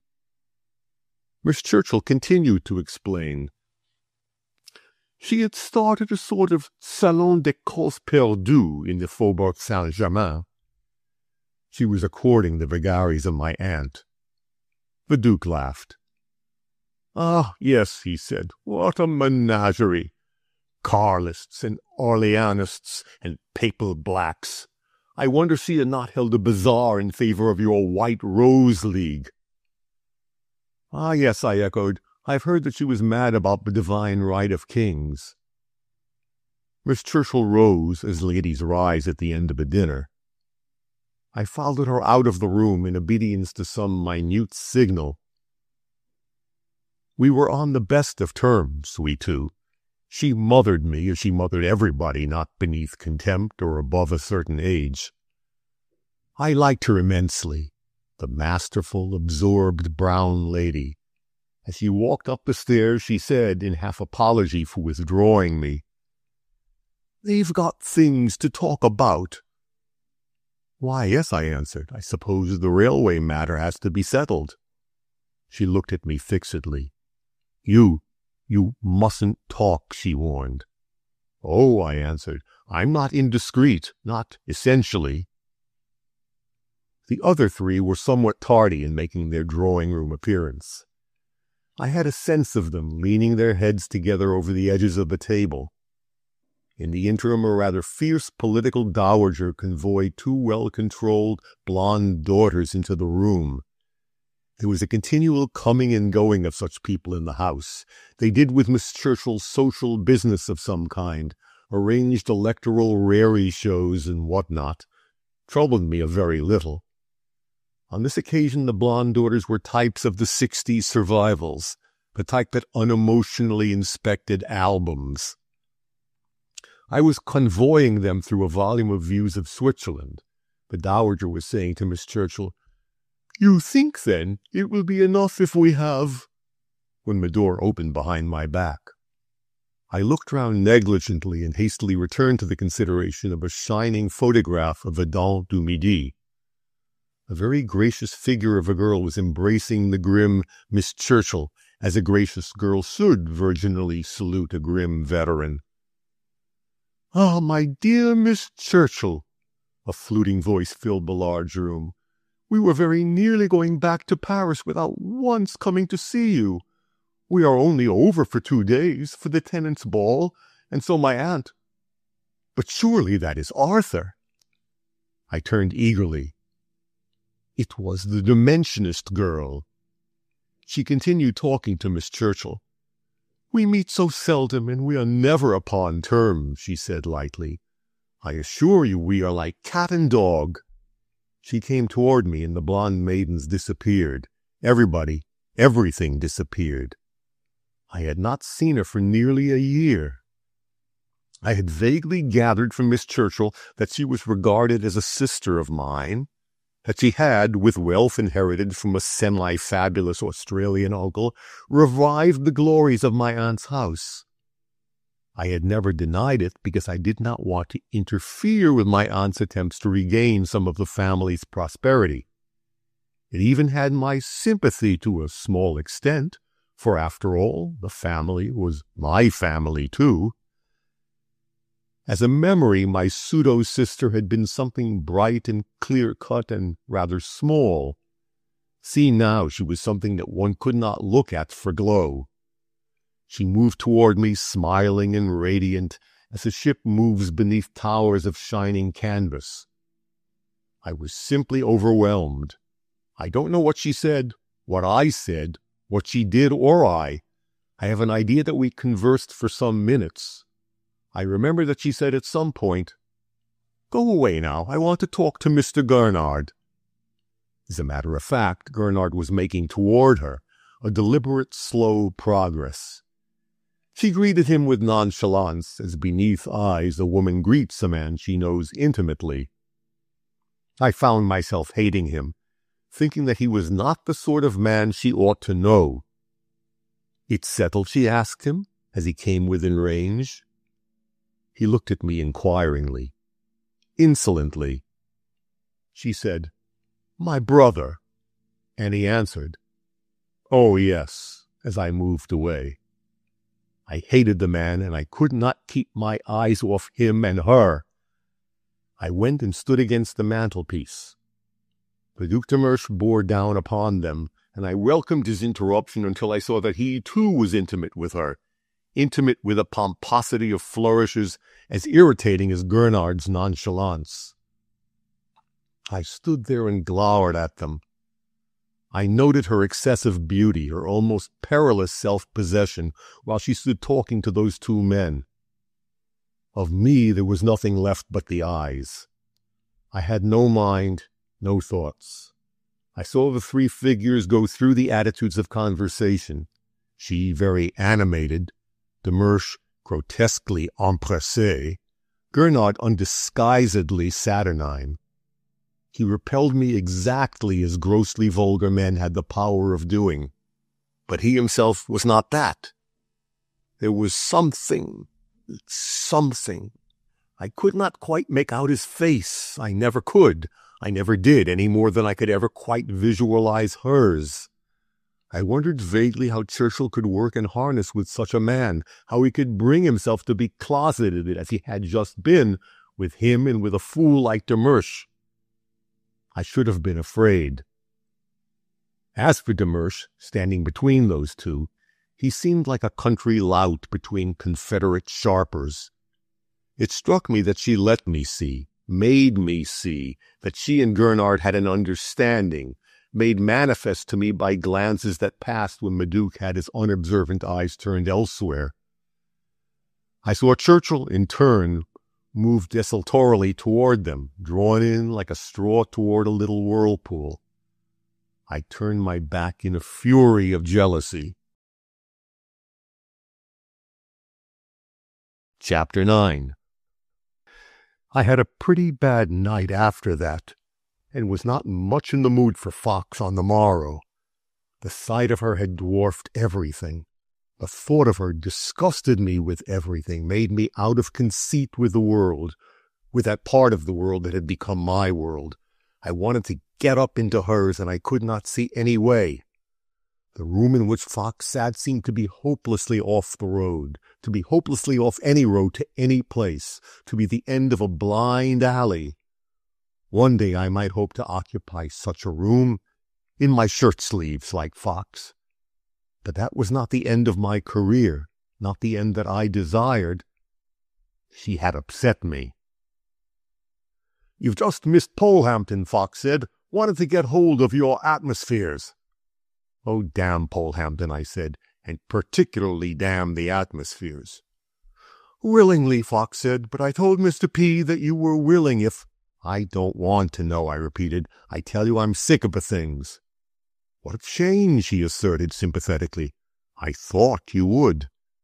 It struck me as disgusting that a person like Fox should think about me at all. "Oh, I'll see it through," I said. "Who's the next?" "We've got to have the Duc de Mersch now," he answered. "De Mersch as State Founder, written as large as you can, all across the page. The moment's come, and we've got to rope it in, that's all. I've been middling good to you. You understand." He began to explain in his dark sentences. The time had come for an energetically engineered boom in de Mersch, a boom all along the line, and I was to commence the campaign. Fox had been good to me, and I was to repay him. I listened in a sort of apathetic indifference. "Oh, very well," I said. I was subconsciously aware that, as far as I was concerned, the determining factor of the situation was the announcement that de Mersch was to be in Paris. If he had been in his own particular Grand Duchy, I wouldn't have gone after him. For a moment I thought of the interview as taking place in London, but Fox, ostensibly at least, wasn't even aware of de Mersch's visit, spoke of him as being in Paris, in a flat in which he was accustomed to interview the continental financiers who took up so much of his time. I realized that I wanted to go to Paris because she was there. She had said that she was going to Paris on the morrow of yesterday. The name was pleasant to me, and it turned the scale. Fox's eyes remained upon my face. "Do you good, eh?" He dimly interpreted my thoughts. "Or run over? I thought you'd like it, and look here. Polehampton's taking over the bi-monthly. Wants to get new blood into it, see? He takes something. I've been talking to him, a short series. Aspects, that sort of thing. I tried to work myself into some sort of enthusiasm of gratitude. I knew that Fox had spoken well of me to Polehampton, as a sort of set-off. "You go and see Mr. P," he confirmed. "It's really all arranged. And then get off to Paris as fast as you can and have a good time." "Have I been unusually cranky lately?" I asked. "Oh, you've been a little off the hooks, I thought, for the last week or so." He took up a large bottle of white mucilage, and I accepted it as a sign of dismissal. I was touched by his solicitude for my health. It always did touch me, and I found myself unusually broad-minded in thought as I went down the terracotta front steps into the streets. For all his frank vulgarity, for all his shirt sleeves, I somehow regarded that habit of his as the final mark of the beast, and the Louis Quinze accessories. I felt a good warm, good feeling for the little man. I made haste to see Polehampton, to beard him in a sort of den that contained a number of shelves of books selected for their glittering back decoration. They gave the impression that Mr. Polehampton wished to suggest to his visitors the fitness and propriety of clothing their walls with the same gilt cloth. They gave that idea, but I think that actually Mr. Polehampton took an aesthetic delight in the gilding. He was not a publisher by nature. He had drifted into the trade and success, but beneath a polish of acquaintance retained a fine awe for a book as such. In early life he had had such shining things on a shiny table in a parlor. He had a similar awe for his daughter, who had been born after his entry into the trade, and who had the literary flavor, a flavor so pronounced that he dragged her by the heels into any conversation with us who used his raw material, expecting, I suppose, to cow us. For the greater good of this young lady, he bought the Bi-Monthly, one of the portentous political organs. He had, they said, ideas of forcing a seat out of the party as a recompense. It didn't matter much what was the nature of my series of articles. I was to get the atmosphere of cities as I had got those of the various individuals. I seemed to pay on those lines, and Miss Polehampton commended me. "My daughter likes your touch, you know," and his terms were decent for the man, and were offered with a flourish that indicated special benevolence and a reference to the £100. I was at a loss to account for his manner until he began to stammer out an indication. Its lines were that I knew Fox, and I knew Churchill and the Duc de Mersch and the Hour. "And those financial articles in the Hour, were they now? Were they? Was the Trans-Greenland Railway actually? Did I think it would be worth one's while? In fact," and so on. I never was any good in a situation of that sort, never any good at all. I ought to have assumed blank ignorance, but the man's eyes pleaded. It seemed a tremendous matter to him. I tried to be non-committal and said, "Of course, I haven't any right."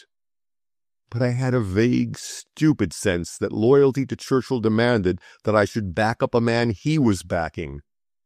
As a matter of fact, nothing so direct was a gate. It couldn't have been. It was something about shares in one of de Mersch's other enterprises. Polehampton was going to pick them up for nothing, and they were going to rise when the boom in de Mersch's began, something of the sort. And the boom would begin as soon as the news of the agreement about the railway got abroad. I let him get it out of me in a way that makes the thought of that bare place with its gilt bookbacks and its 3 uncomfortable office chairs and the ground-glass windows through which one read the inversion of the legend Polehampton, all its gloom and its rigid lines and its pallid light, a memory of confusion. And Polehampton was properly grateful and invited me to dine with him and his phantasmal daughter, who wanted to make my acquaintance. It was like a command to a state banquet given by a palace official, and Lee would be invited to meet me. Miss Polehampton did not like Lee, but he had to be asked once a year to encourage good feeling, I suppose. The interview dribbled out on those lines. I asked if it was one of Lee's days at the office. It was not. I tried to put in a good word for Lee, but it was not very effective. Polehampton was too subject to his assistant's thorns to be responsive to praise of him. So I hurried out of the place. I wanted to be out of this medium in which my ineffectiveness threatened to proclaim itself to me. It was not a very difficult matter. I had in those days rooms in one of the political journalists' clubs, a vast mausoleum of white tiles. But a man used to pack my portmanteau very efficiently and at short notice. At the station, one of those coincidences that are not coincidences made me run against the great Callan. He was rather unhappy, found it impossible to make an already distracted porter listen to the end of one of his sentences with 2-second waits between each word. For that reason, he brightened to see me, was delighted to find a through-journey companion who would take him on terms of greatness. In the railway carriage, divested of troublesome bags that imparted anxiety to his small face and a stagger to his walk, he swelled to his normal dimensions. "So you're going to Paris," he meditated, "for the Hour?" "I'm going to Paris for the Hour," I agreed.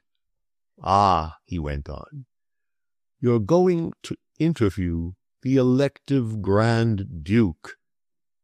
"We call him the Duc de Mersch," I interrupted, flippantly. It was a matter of nuances. The elective Grand Duke was a philanthropist and estate founder. The Duc de Mersch was the hero as financier. Of Holstein-Launwitz, Callan ignored. The title slipped over his tongue like the last drops of some inestimable oily vintage. I might have saved you the trouble. I'm going to see him myself. You, I italicized. It struck me as phenomenal and rather absurd that everybody that I came across should, in some way or other, be mixed up with this portentous philanthropist. It was as if a fisherman was drawing in a ground line baited with hundreds of hooks. He had a little offended air. He, or I should say, a number of people interested in a philanthropic society, have asked me to go to Greenland. Do they want to get rid of you? I asked flippantly. I was made to know my place. My dear fellow, Callan said, in his most deliberate, most Olympian tone, I believe you're entirely mistaken. I've been informed that the Système Groenlandaise is one of the healthiest places in the polar regions. There are interested persons who— So I've heard, I interrupted, but I can assure you I've heard nothing but good of the system and its philanthropists. I meant nothing against them. I was only astonished that you should go to such a place. I have been asked to go upon a mission, he explained seriously, to ascertain what the truth about the system really is. It is a new country with, I am assured, a great future in store. A great deal of English money has been invested in its securities, and naturally, great interest is taken in its affairs. So it seems, I said. I seem to run upon it at every hour of the day and night. Ah, yes, Callan rhapsodized. It has a great future in store, a great future. The Duke is a true philanthropist. He has taken infinite pains. He wished to build up a model state, the model protectorate of the world, a place where perfect equality shall obtain for all races, all creeds, and all colors. You would scarcely believe how he has worked to ensure the happiness of the native races. He founded the Great Society to protect the Eskimos, the Society for the Regeneration of the Arctic Regions, the SRAR, as you called it, and now he is only waiting to accomplish his greatest project, the Trans-Greenland Railway. When that is done, he will hand over the system to his own people. That is the act of a great man. Ah, yes, I said. Well, Callan began again, but suddenly paused. By the by, this must go no farther, he said anxiously. I will let you have full particulars when the time is right. My dear Callan, I said touchily, I can hold my tongue. He went off at tangent. I don't want you to take my word. I haven't seen it yet. But I feel assured about it myself. The most distinguished people have spoken to me in its favor. The celebrated traveler, Aston, spoke of it with tears in his eyes. He was the first Governor-General, you know. Of course, I should not take any interest in it if I were not satisfied as to that. It is precisely because I feel that the thing is one of the finest monuments of a grand century that I am going to lend it the weight of my pen. I quite understand, I assured him.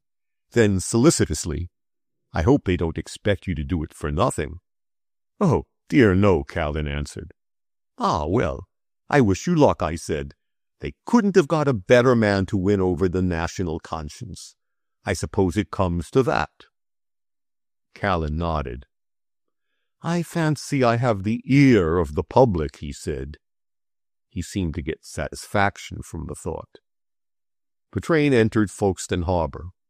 The smell of the sea and the easy send of the boat put a little heart into me, but my spirits were on the downgrade. Callan was a trying companion. The sight of him stirred uneasy emotions. The sound of his voice jarred. "Are you coming to the Grand?" he said, as we passed Saint Denis. "My God, no," I answered hotly. "I'm going across the river."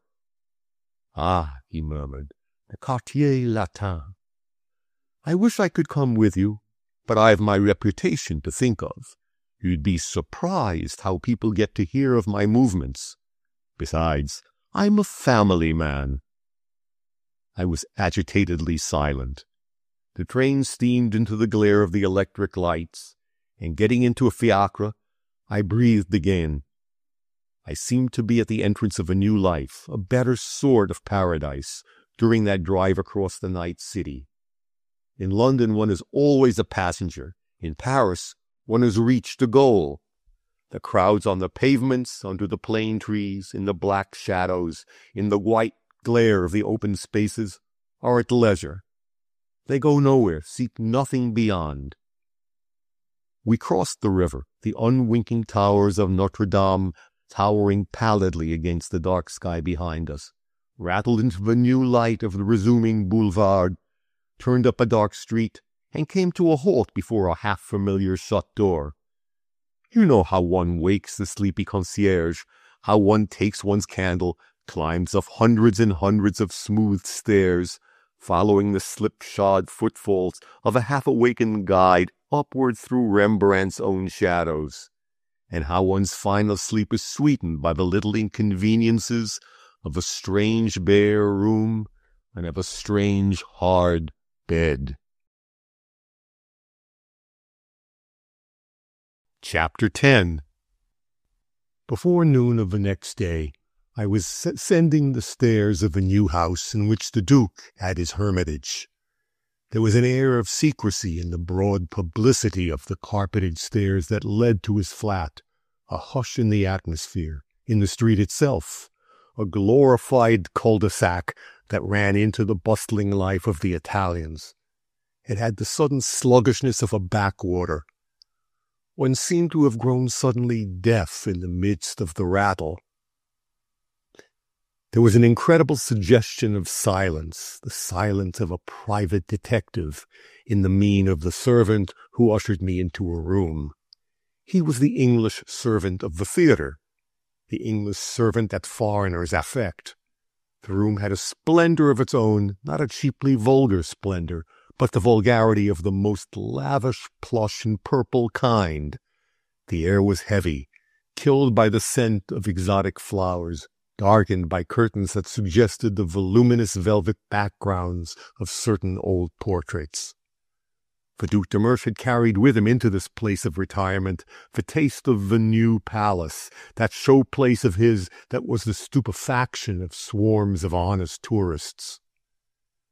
I remembered soon enough that the man was a philanthropist, that he might be an excellent man of heart and indifferent of taste. He must be. But I was prone to be influenced by things of this sort, and felt depressed at the thought that so much of royal excellence should weigh so heavily in the wrong scale of the balance of the applied arts. I turned my back on the room and gazed at the blazing white decorations of the opposite house fronts. A door behind me must have opened, for I heard the sounds of a concluding tirade in a high-pitched voice. "Et quand un duc de force, je ne m'en fiche pas mal, moi," it said in an accent curiously compounded of the foreign and the coulisses.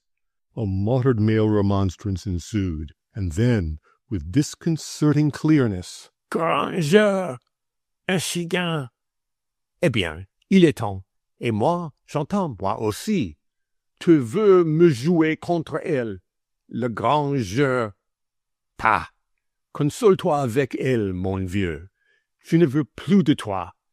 Tu m'as donné de tes sales rentes grandes landoises, et je n'ai pas pu la vendre. Et vieux farceur, tu vas voir ce que j'en vais faire."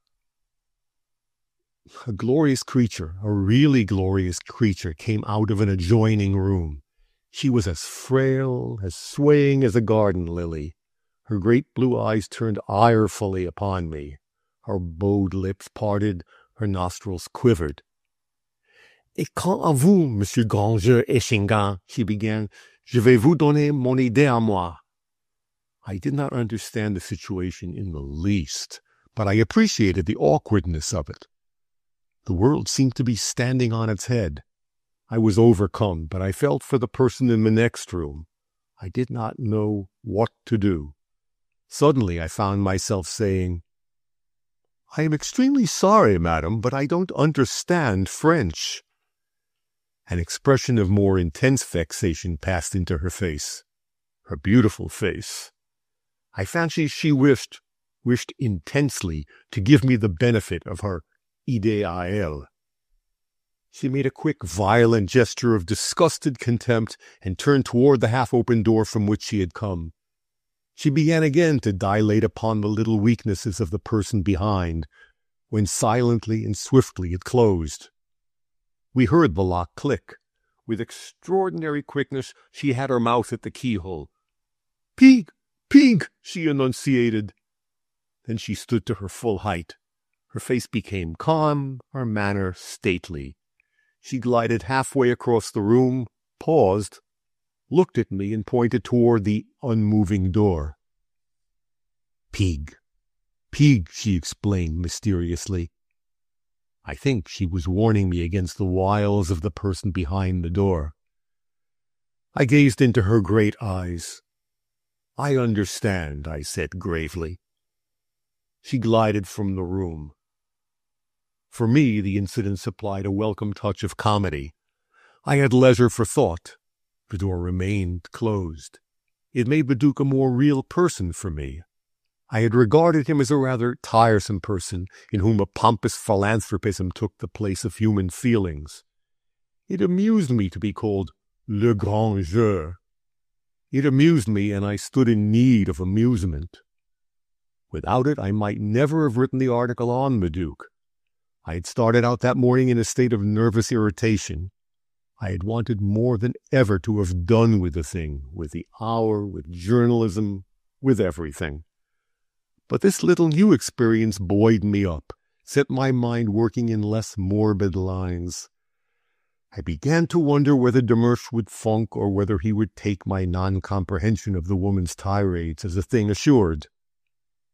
The door at which I had entered, by which she had left, opened. He must have impressed me in some way or other that evening at the Churchills. He seemed a very stereotyped image in my memory. He spoke just as he had spoken, moved his hands just as I expected him to move them.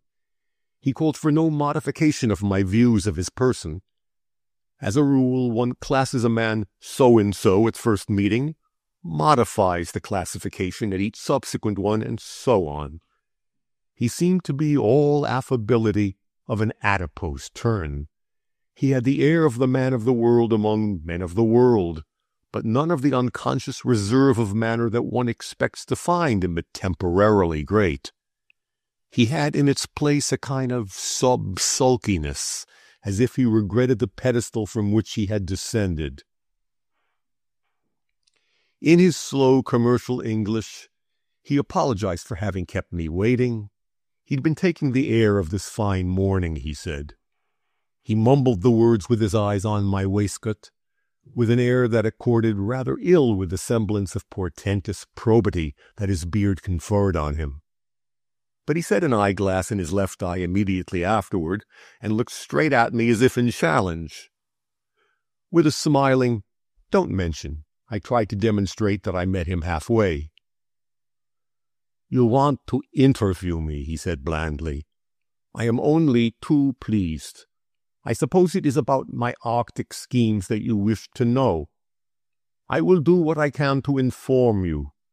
You perhaps remember what I said when I had the pleasure of meeting you at the house of the Right Honourable Mr. Churchill.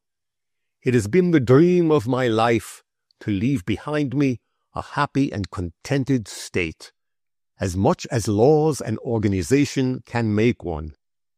This is what I should most like the English to know of me." He was a dull talker.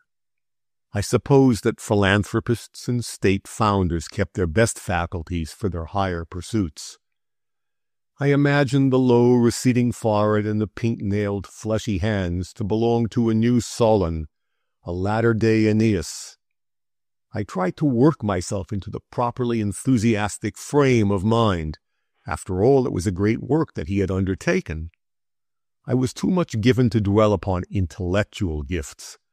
These the Duke seemed to lack. I credited him with having let them be merged in his one noble idea. He furnished me with statistics. They had laid down so many miles of railways, used so many engines of British construction. They had taught the natives to use and to value sewing machines and European costumes. So many hundred of English younger sons had gone to make their fortunes and, incidentally, to enlighten the Eskimos. So many hundreds of French, Germans, Greeks, Russians. All these lived and moved in harmony, employed, happy, free laborers, protected by the most rigid laws. Man-eating, fetish worship, slavery had been abolished, stamped out. The great International Society for the Preservation of Polar Freedom watched over all, suggested new laws, modified the old. The country was unhealthy, but not to men of clean lives. Omnibus bone voluntatis. It asked for no others. I have had to endure much misrepresentation. I have been called names, the Duke said. The figure of a lady danced before my eyes, lithe, supple, a statue endued with the motion of a serpent. I seemed to see her sculptured white hand pointing to the closed door. Ah, yes, I said, but one knows the people that call you names. Well, then, he answered, it is your task to make them know the truth. Your nation has so much power if it will only realize. I will do my best, I said. I saw the apotheosis of the press, a press that makes a state founder suppliant to a man like myself. For he had the tone of a deprecating petitioner. I stood between himself and a people, the arbiter of the peoples, of the kings of the future. I was nothing, nobody. Yet here I stood in communion with one of those who changed the face of continents.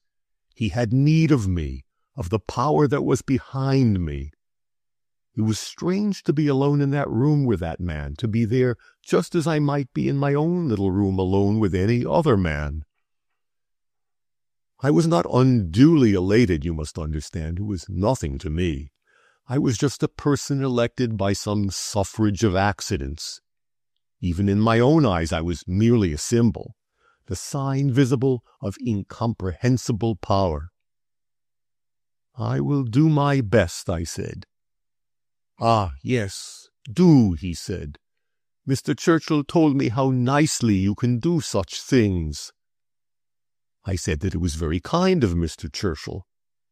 The tension of the conversation was relaxed. The Duke asked if I had yet seen my aunt. I had forgotten her, I said. Oh, you must see her, he said. She is a most remarkable lady. She is one of my relaxations. All Paris talks about her, I can assure you. I had no idea, I said. Oh, cultivate her, he said. You will be amused. I will, I said, as I took my leave. I went straight home to my little room above the roofs. I began at once to write my article, working at high pressure, almost hysterically. I remember that place and that time so well. In moments of emotion, one gazes fixedly at things, hardly conscious of them. Afterward, one remembers. I can still see the narrow room, the bare, brown, discolored walls, the incongruous marble clock on the mantelpiece, the single rickety chair that swayed beneath me. I could almost draw the tortuous pattern of the faded cloth that hid the round table at which I sat. The ink was thick, pale, and sticky. The pen spluttered. I wrote furiously, anxious to be done with it. Once I went and leaned over the balcony, trying to hit on a word that would not come. Miles down below, little people crawled over the cobbled street. Little carts rattled, little workmen let down casks into a cellar. It was all very gray, small, and clear. Through the open window of an opposite garret, I could see a sculptor working at a colossal clay model. In his white blouse he seemed big, out of all proportion to the rest of the world. Level with my eyes, there were flat lead roofs and chimneys. On one of these was scrawled, in big, irregular, blue-painted letters, Abakwine. Great clouds began to loom into view over the housetops, rounded, toppling masses of gray, lit up with sullen orange against the pale, limpid blue of the sky. I stood and looked at all these objects. I had come out here to think. Thoughts had deserted me. I could only look. The clouds moved imperceptibly, faithfully onward. A streak of lightning tore them apart. They whirled like tortured smoke and grew suddenly black. Large spots of rain with jagged edges began to fall on the lead floor of my balcony. I turned into the twilight of my room and began to write. I can still feel the tearing of my pen point on the coarse paper. It was a hindrance to thought, but my flow of words ignored it, gained impetus from it, as a stream does at the breaking of a dam. I was writing a paean to a great colonizer. That sort of thing was in the air then. I was drawn into it, carried away by my subject. Perhaps I let it do so because it was so little familiar to my lines of thought. It was fresh ground, and I reveled in it.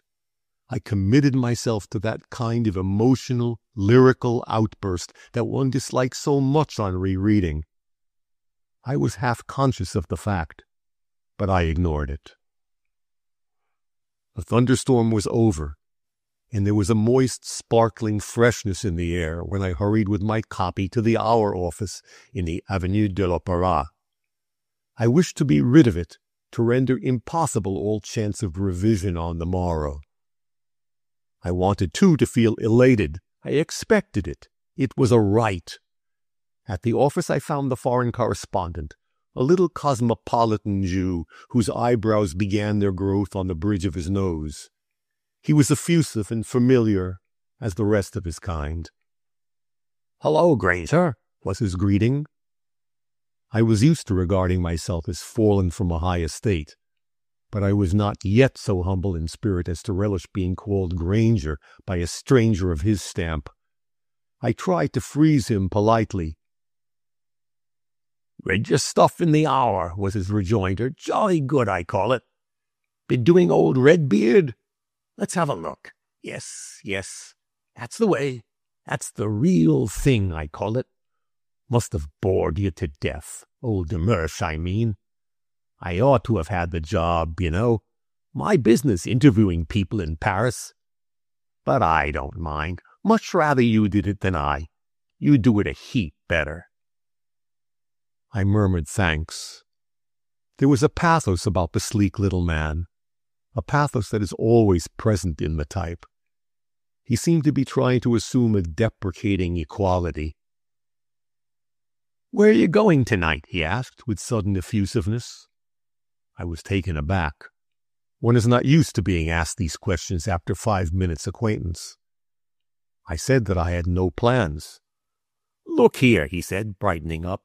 "Come and have dinner with me at Breguet's, and look in at the opera afterward. We'll have a real nice chat." I was too tired to frame an adequate excuse. Besides, the little man was as eager as a child for a new toy. We went to Breguet's and had a really excellent dinner. "Always come here," he said. "One meets a lot of swells. It runs away with a deal of money, but I don't care to do things on the cheap, not for the Hour, you know.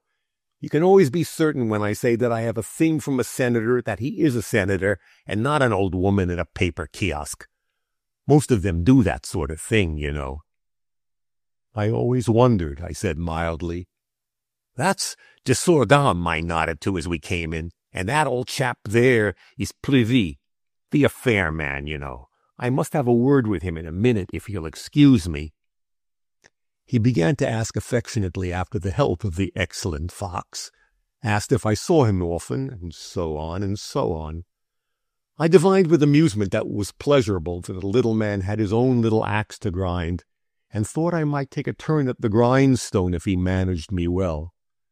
So he nodded to de Sordam of the Austrian embassy, and had his words with Plevy, and rejoiced to have impressed me. I could see him bubble with happiness and purr. He proposed that we should stroll as far as the paper kiosk that he patronized habitually.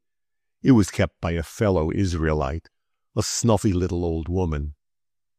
I understood that in the joy of his heart he was for expanding, for wasting a few minutes on a stroll. "Haven't stretched my legs for months," he explained. We strolled there through the summer twilight. It was so pleasant to saunter through the young summer night.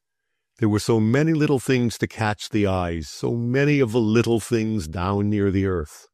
Expressions on faces of the passers, the set of a collar, the quaint foreign tightness of waist of a good bourgeoise who walked arm in arm with her perspiring spouse. The gilding on the statue of Joan of Arc had a pleasant littleness of Philistinism. The arcades of the Rue de Rivoli broke up the gray light pleasantly, too. I remembered a little shop, a little Greek affair with a window full of pinchbeck, where I'd been given a false 5-franc piece years and years ago. The same villainous old Levantine stood in the doorway. Perhaps the fez that he wore was the same fez. The little old woman that we strolled to was bent nearly double. Her nose touched her wares as often as not. Her mittened hand sought quiveringly the papers that the correspondent asked for. I liked him the better for his solicitude for this forlorn piece of flotsam of his own race. "Always come here," he exclaimed. "One gets into habits. Very honest woman, too. You can be certain of getting your change. If you're a stranger, you can't be sure that they won't give you Italian silver, you know." "Oh, I know," I answered. I knew, too, that he wished me to purchase something. I followed the course of her groping hands, caught sight of the Revue Rouge, and remembered that it contained something about Greenland. I helped myself to it, paid for it, and received my just change. I felt that I had satisfied the little man, and felt satisfied with myself. "I want to see Radet's article on Greenland," I said. "Oh, yes," he explained, once more exhibiting himself in the capacity of the man who knows. "Radet gives it to them. Rather a lark, I call it, though you mustn't let old Demersch know you read him. Radet got sick of Cochin and tried Greenland. He's getting touched by the whites, you know. They say that the priests don't like the way the system's playing into the hands of the Protestants and the English government. So they set Radet on to write it down. He's going in for mysticism and all that sort of thing, just like all these French jokers are doing. Got deuced thick with that lot in the Faubourg Saint-Germain. Some relation of yours, ain't they? Rather a lark, that lot. Quite the thing just now. Everyone goes there, old Demersch, too. Have frightful rows sometimes. Such a mixed lot, you see." The good little man rattled amiably along beside me. "Seems quite funny to be buying books," he said. "I haven't read a thing I've bought, not for years." We reached the opera in time for the end of the first act. It was Aida, I think. My little friend had a free pass all over the house. I had not been in it for years. In the old days, I'd always seen the stage from a great height, craning over people's heads in a sultry twilight. Now I saw it on a level, seated at my ease. I had only the power of the press to thank for the change. "Come here as often as I can," my companion said. "Can't do without music when it's to be had." Indeed, he had the love of his race for it. It seemed to soften him, to change his nature as he sat silent by my side. But the closing notes of each scene found him out in the cool of the corridors, talking and being talked to by anyone that would vouchsafe him a word. "Pick up a lot here," he explained.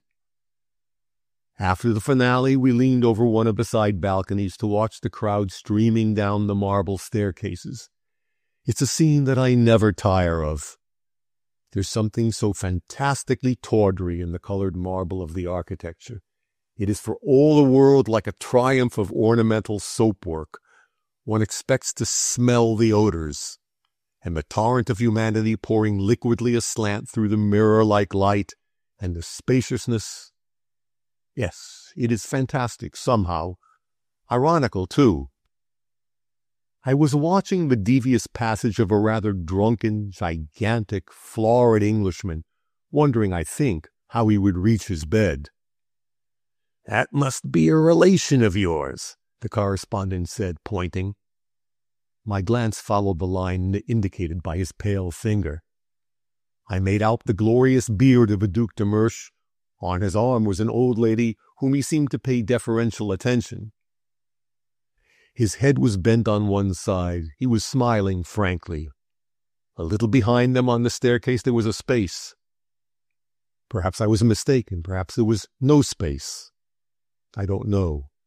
I was only conscious of a figure, an indescribably clear-cut woman's figure, gliding down the way. It had a coldness, a self-possession, a motion of its own. In that clear, transparent, shimmering light, every little fold of the dress, every little shadow of the white arms, the white shoulders, came up to me. The face turned up to meet mine. I remember so well the light shining down on the face, not a shadow anywhere, not a shadow beneath the eyebrows, the nostrils, the waves of hair. It was a vision of light, threatening, sinister. She smiled, her lips parted. "You come to me tomorrow," she said. Did I hear the words? Did her lips merely form them? She was far, far down below me. The air was alive with the rustling of feet, of garments, of laughter, full of sounds that made themselves heard, full of sounds that would not be caught. "You come to me tomorrow." The old lady on the Duc de Mersch's arm was obviously my aunt. I did not see why I should not go to them tomorrow. It struck me suddenly and rather pleasantly that this was, after all, my family. This old lady actually was a connection more close than anyone else in the world. As for the girl, to all intents and in everyone else's eyes, she was my sister. I cannot say I disliked having her for my sister either. I stood looking down upon them and felt less alone than I had done for many years. A minute scuffle of the shortest duration was taking place beside me.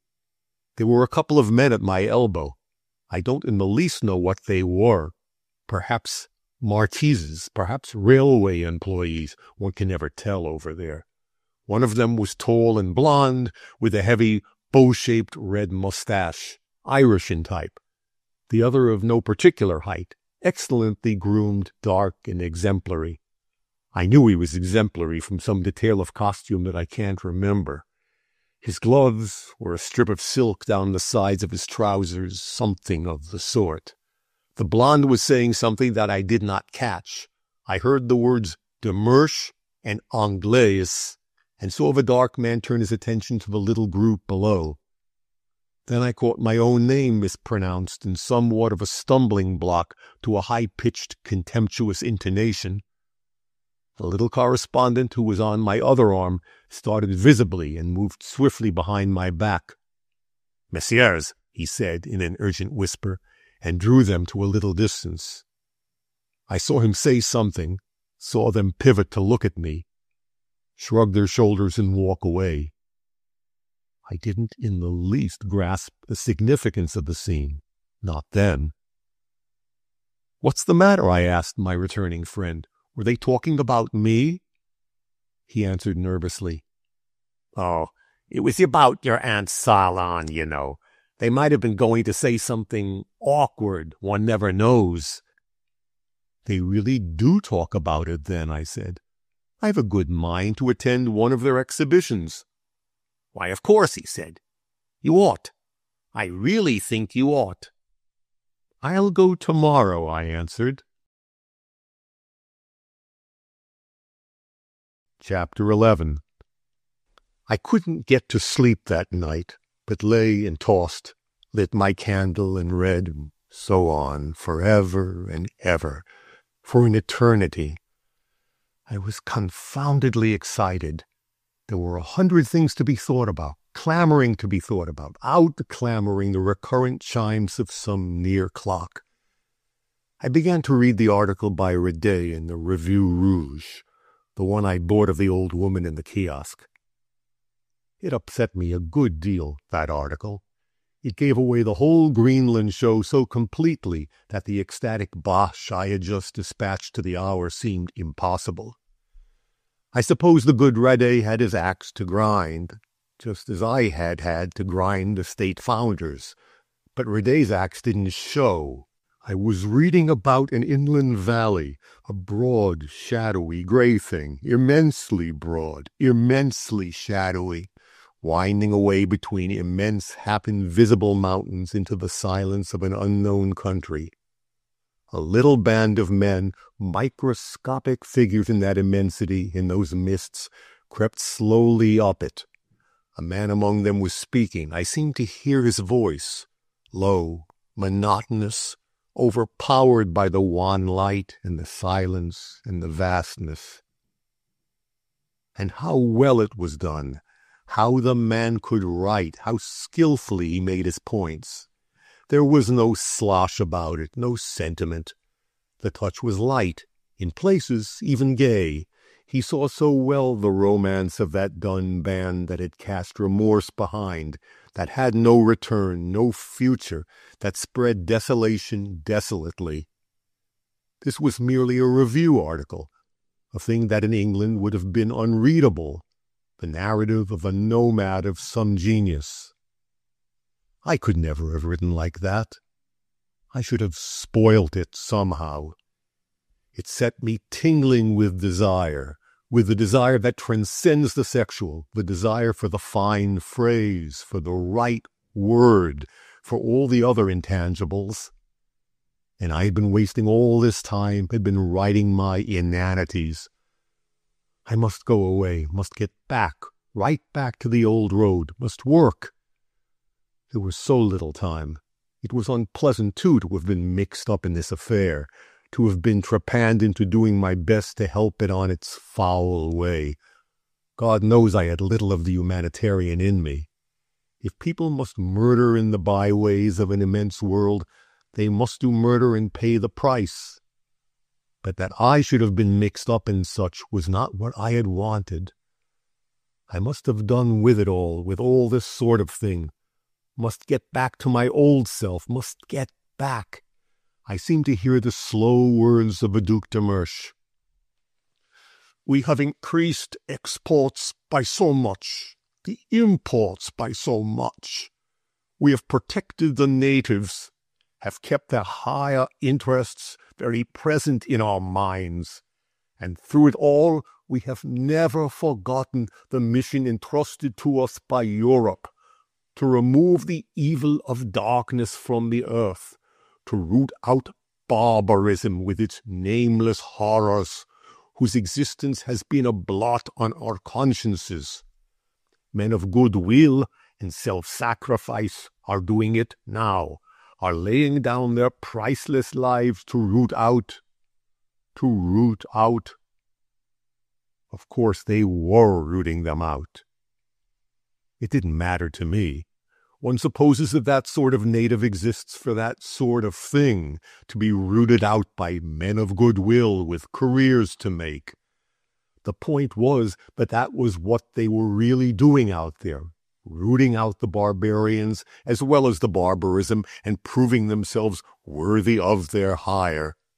And I'd been writing them up, and was no better than the farcical governor of a department who would write on the morrow to protest that was what they did not do.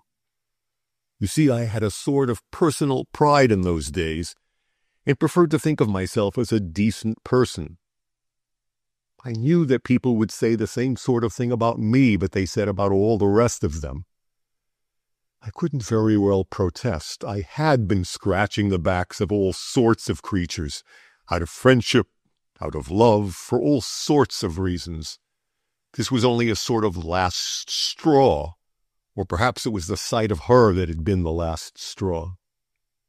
It seemed naively futile to have been wasting my time over Mrs. Hartley and those she stood for when there was something so different in the world, something so like a current of east wind.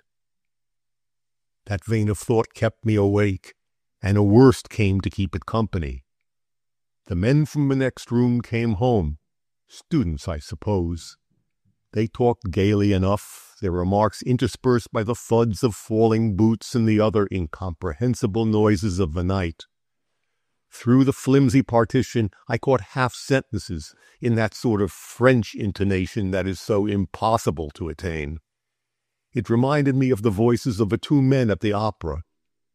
I began to wonder what they'd been saying, what they could have been saying that concerned me and affected the little correspondent to interfere.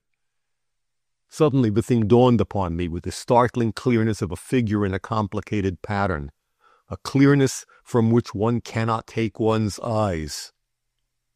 It threw everything, the whole world, into more unpleasant relations with me than even the Greenland affair. They had not been talking about my aunt and her salon, but about my sister.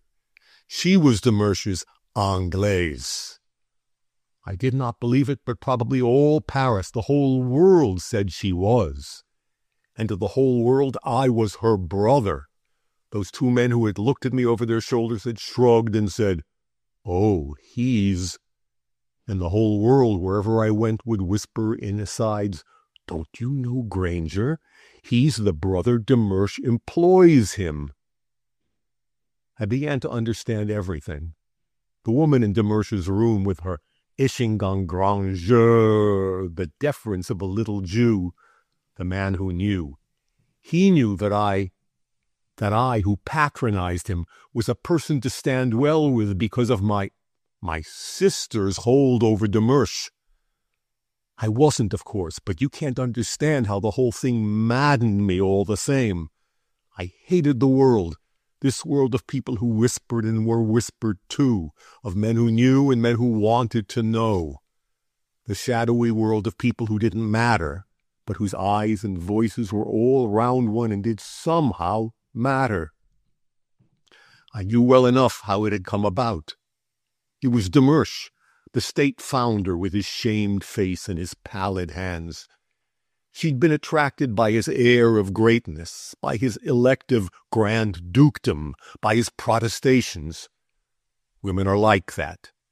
She'd been attracted and didn't know what she was doing, didn't know what the world was over here, how people talked.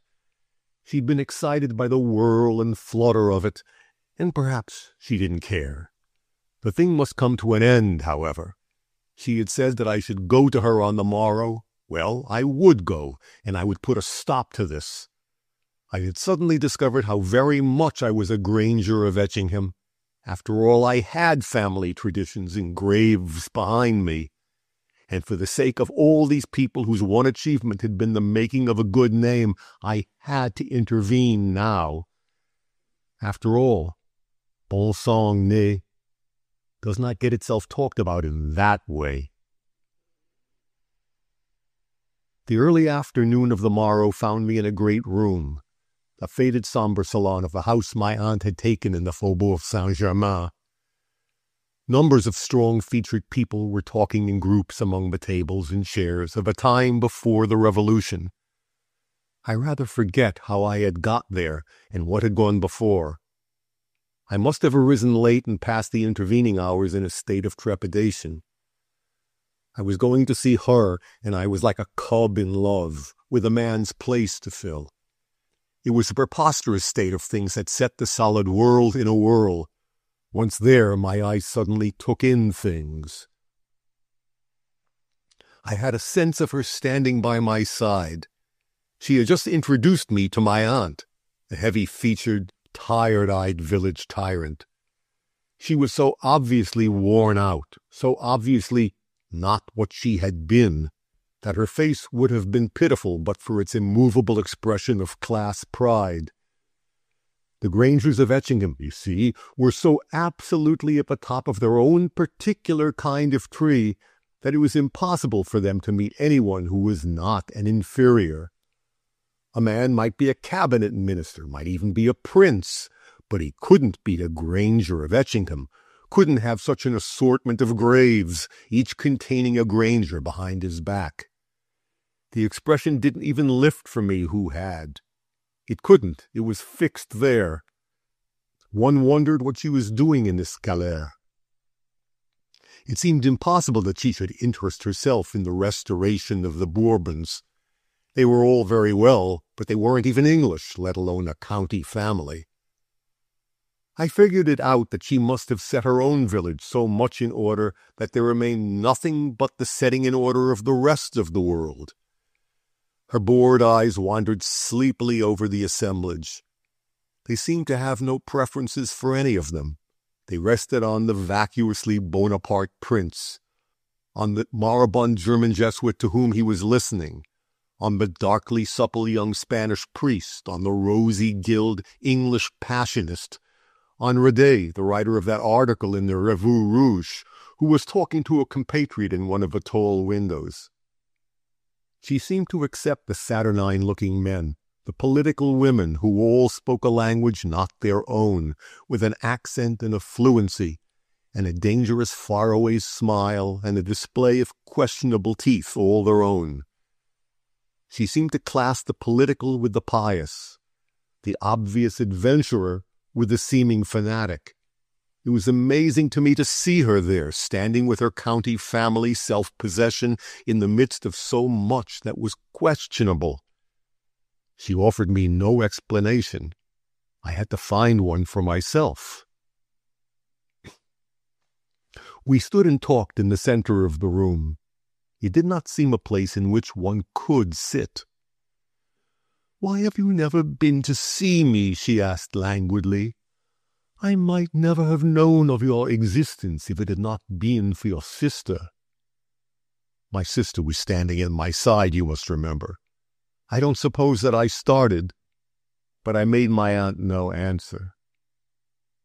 "Indeed," she went on, "I should never have known that you had a sister. Your father was so very peculiar. From the day he married, my husband never heard a word from him." "They were so very different," I said listlessly. "Ah, yes," she answered, "brothers so often are." She sighed apropos of nothing. She continued to utter disjointed sentences from which I gathered a skeleton history of my soi-disant sister's introduction of herself and of her pretensions. She had, it seemed, casually introduced herself at some garden party or function of the sort, had represented herself as a sister of my own to whom a maternal uncle had left a fabulous fortune. She herself had suggested her being sheltered under my aunt's roof as a singularly welcome paying guest. She herself, too, had suggested the visit to Paris, and had hired the house from a degenerate Duc de Luynes, who preferred the delights of an appartement in the less lugubrious Avenue Marceau. "We have tastes so much in common," my aunt explained, as she moved away to welcome a new arrival. I was left alone with the woman who called herself my sister. We stood a little apart. Each little group of talkers in the vast room seemed to stand just without earshot of the next. I had my back to the door, my face to her. "And so you have come," she said, maliciously it seemed to me. It was impossible to speak in such a position, in such a place. Impossible to hold a discussion on family affairs when a diminutive Irishwoman with two mobile eyebrows and a couple of gigantic raw-boned lugubrious Spaniards were in a position to hear anything that one uttered above a whisper. One might want to raise one's voice. Besides, she was so terrible. There was no knowing what she might not say.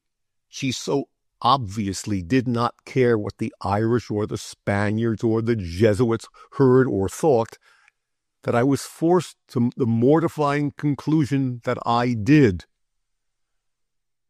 "Oh, I've come," I answered. I felt as outrageously out of it as one does at a suburban hop where one does not know one animal of the menagerie. I did not know what to do or what to say or what to do with my hands. I was pervaded by the unpleasant idea that all those furtive eyes were upon me, gauging me because I was the brother of a personality. I was concerned about the fit of my coat and my boots, and all the while I was in a furious temper. My errand was important. She stood looking at me, a sinuous, brilliant thing, with a light in her eyes half challenging, half openly victorious. "You have come," she said, and I became singularly afraid of her and wanted to stop her mouth. She might be going to say anything. She overpowered me so that I actually dwindled into the gawkiness of extreme youth.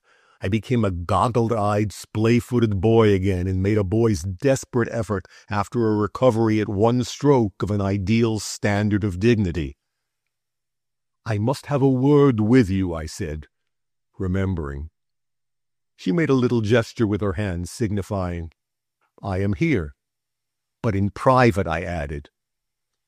"Oh, everything's in private here," she said. I was silent. "I must," I added after a time. "I can't retire with you," she said. "It would look odd, you'd say, wouldn't you?" I shrugged my shoulders in intense irritation. I didn't want to be burlesqued. A flood of fresh people came into the room. I heard a throaty ahem behind me. The Duc de Mersch was introducing himself to notice. It was as I had thought. The man was an habitué, with his well-cut clothes, his air of protestation, and his tremendous golden pall. He was the only sunlight that the gloomy place rejoiced in. He bowed low over my oppressor's hand, smiled upon me, and began to utter platitudes in English.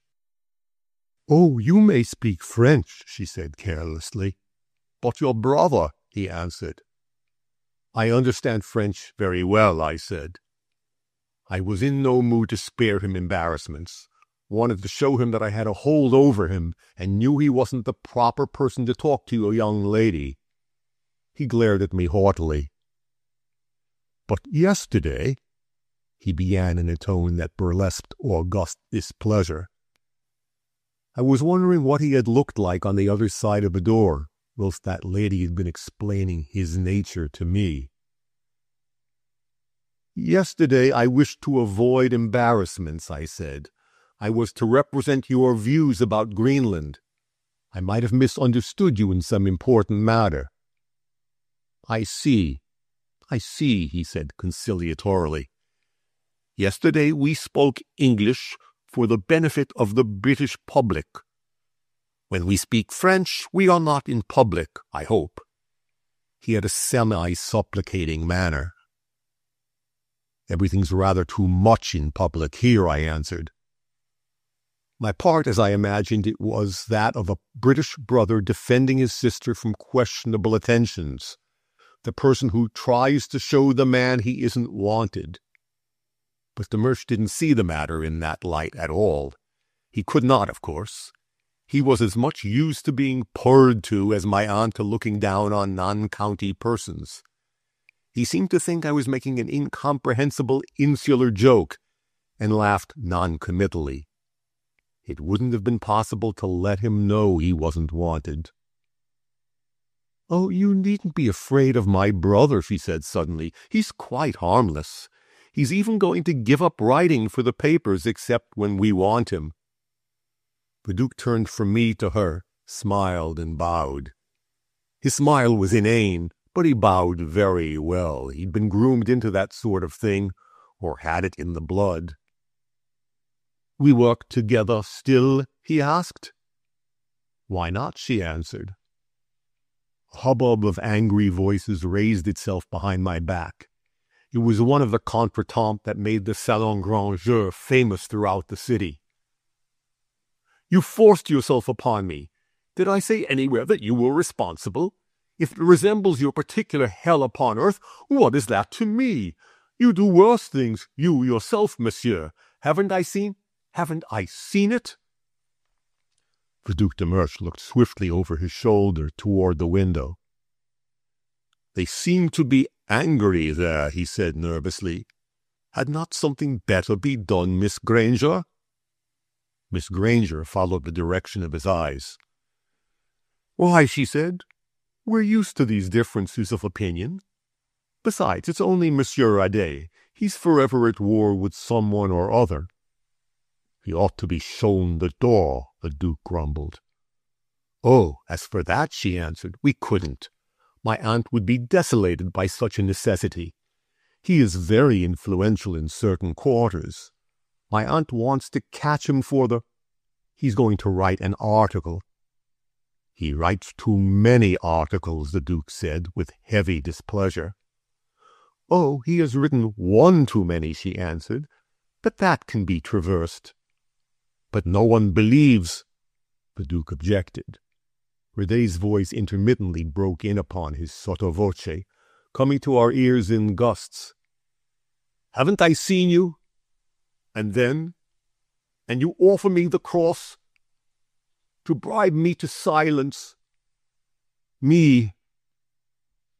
In the general turning of faces toward the window in which stood Redet and the other, mine turned too. Redet was a cadaverous, weather-worn, passion-worn individual, badger gray, and worked up into a grotesquely attitudinized fury of injured self-esteem. The other was a denationalized, shifty-eyed, sallow, gray-bearded governor of one of the provinces of the Système Groenlandais, had a closely barbered head, a bull neck, and a great belly. He cast furtive glances round him, uncertain whether to escape or to wait for his say. He looked at the ring that encircled the window at a little distance, and his face, which had betrayed a half-apparent shame, hardened at sight of the cynical masks of the cosmopolitan conspirators. They were amused by the scene. The Holsteiner gained confidence, shrugged his shoulders. "You've had the fever very badly since you came back," he said, showing a level row of white teeth. "You did not talk like that out there. No, pas si bête. You would have hanged me, perhaps, as you did that poor devil of a Swiss. What was his name? Now you offer me the cross, because I had the fever, eh?" I'd been watching the Duke's face. A first red flush had come creeping from under the roots of his beard and had spread over the low forehead and the sides of the neck. The eyeglass fell from the eye, a signal for the color to retreat. The full lips grew pallid and began to mutter unspoken words. His eyes wandered appealingly from the woman beside him to me. I didn't want to look him in the face. The man was a trafficker in human blood, an evil liver, and I hated him. He had to pay his price, would have to pay. But I didn't want to see him pay it. There was a limit. I began to excuse myself and slid out between the groups of excellent plotters. As I was going, she said to me, "You may come to me tomorrow in the morning." Chapter 12. I was at the Hôtel de Lerne, or Granger, early on the following morning. The mists were still hanging about the dismal upper windows of the inscrutable faubourg. The toilet of the city was being completed. The little hoses on wheels were clattering about the quiet larger streets. I had not much courage thus early in the day. I had started impulsively, stepping with the impulse of immediate action from the doorstep of a dairy where I had breakfasted. But I made detours. It was too early, and my pace slackened into a saunter as I passed the row of porters' lodges in that dead, inscrutable street. I wanted to fly, had that impulse very strongly, but I burnt my boats with my inquiry of the incredibly ancient one-eyed porteress. I made my way across the damp courtyard under the enormous portico, and into the chilly stone hall that no amount of human coming and going sufficed to bring back to a semblance of life. Mademoiselle was expecting me. One went up a great flight of stone steps into one of the immensely high, narrow, impossibly rectangular anterooms that one sees in the frontispieces of old plays. The furniture looked no more than knee-high until one discovered that oneself had no appreciable stature. The sad light slanted in ruled lines from the great height of the windows. An army of motes moved slowly in and out of the shadows. I went after a while and looked disconsolately out into the courtyard. The porteress was making her way across the gravelled space, her arms, her hands, the pockets of her black apron full of letters of all sizes. I remembered that the facteur had followed me down the street. A noise of voices came confusedly to my ears from between half-opened folding doors. The thing reminded me of my waiting in de Mersch's rooms. It did not last so long. The voices gathered tone, as they do at the end of a colloquy, succeeded each other at longer intervals, and at last came to a sustained halt. The tall doors moved ajar, and she entered, followed by a man whom I recognized as the governor of a province of the day before. In that hostile light he looked old and weazened and worried, seemed to have lost much of his rotundity. As for her, she shone with a light of her own. He greeted me dejectedly and did not brighten when she let him know that we had a mutual friend in Callan. The governor, it seemed, in his capacity of supervisor of the système, was to conduct that distinguished person through the wilds of Greenland, was to smooth his way and to point out to him excellences of administration. I wished him a good journey. He sighed and began to fumble with his hat. Alors, c'est entendu, she said, giving him leave to depart. He looked at her in an odd sort of way, took her hand and applied it to his lips. C'est entendu, he said with a heavy sigh, drops of moisture spattering from beneath his white mustache. Mais... He ogled again with infinitesimal eyes and went out of the room. He had the air of wishing to wipe the perspiration from his brows and to exclaim, "Quelle femme!" But if he had any such wish, he mastered it until the door hid him from sight. "Why I began before it had well closed. "Do you allow that thing to make love to you?" I wanted to take up my position before she could have a chance to make me ridiculous. I wanted to make a long speech about duty to the name of Granger. But the next word hung, and before it came she had answered. "He? Oh, I'm making use of him." "To inherit the earth?" I asked ironically. And she answered gravely, "To inherit the earth." She was leaning against the window, playing with the strings of the blinds, and silhouetted against the leaden light. She seemed to be physically a little tired, and the lines of her figure to interlace almost tenderly, to compose well after the ideas of a certain school. I knew so little of her, only just enough to be in love with her, but this struck me as the herald of a new phase, not so much in her attitude to me as in mine to her. She had even then a sort of gravity, the gravity of a person on whom things were beginning to weigh. "But," I said irresolutely, I could not speak to her, to this new conception of her, in the way I had planned, in the way one would talk to a brilliant, limpid, to a woman of sorts, but I had to take something of my old line. "How would flirting with that man help you?" "It's quite simple," she answered. "He's to show Callan all Greenland, and Callan is to write. Callan has immense influence over a great class, and he will have some of the prestige of a commissioner." "Oh, I know about Callan," I said. And she went on, "This man had orders to hide things from Callan. You know what it is they have to hide. But he won't now. That is what I was arranging.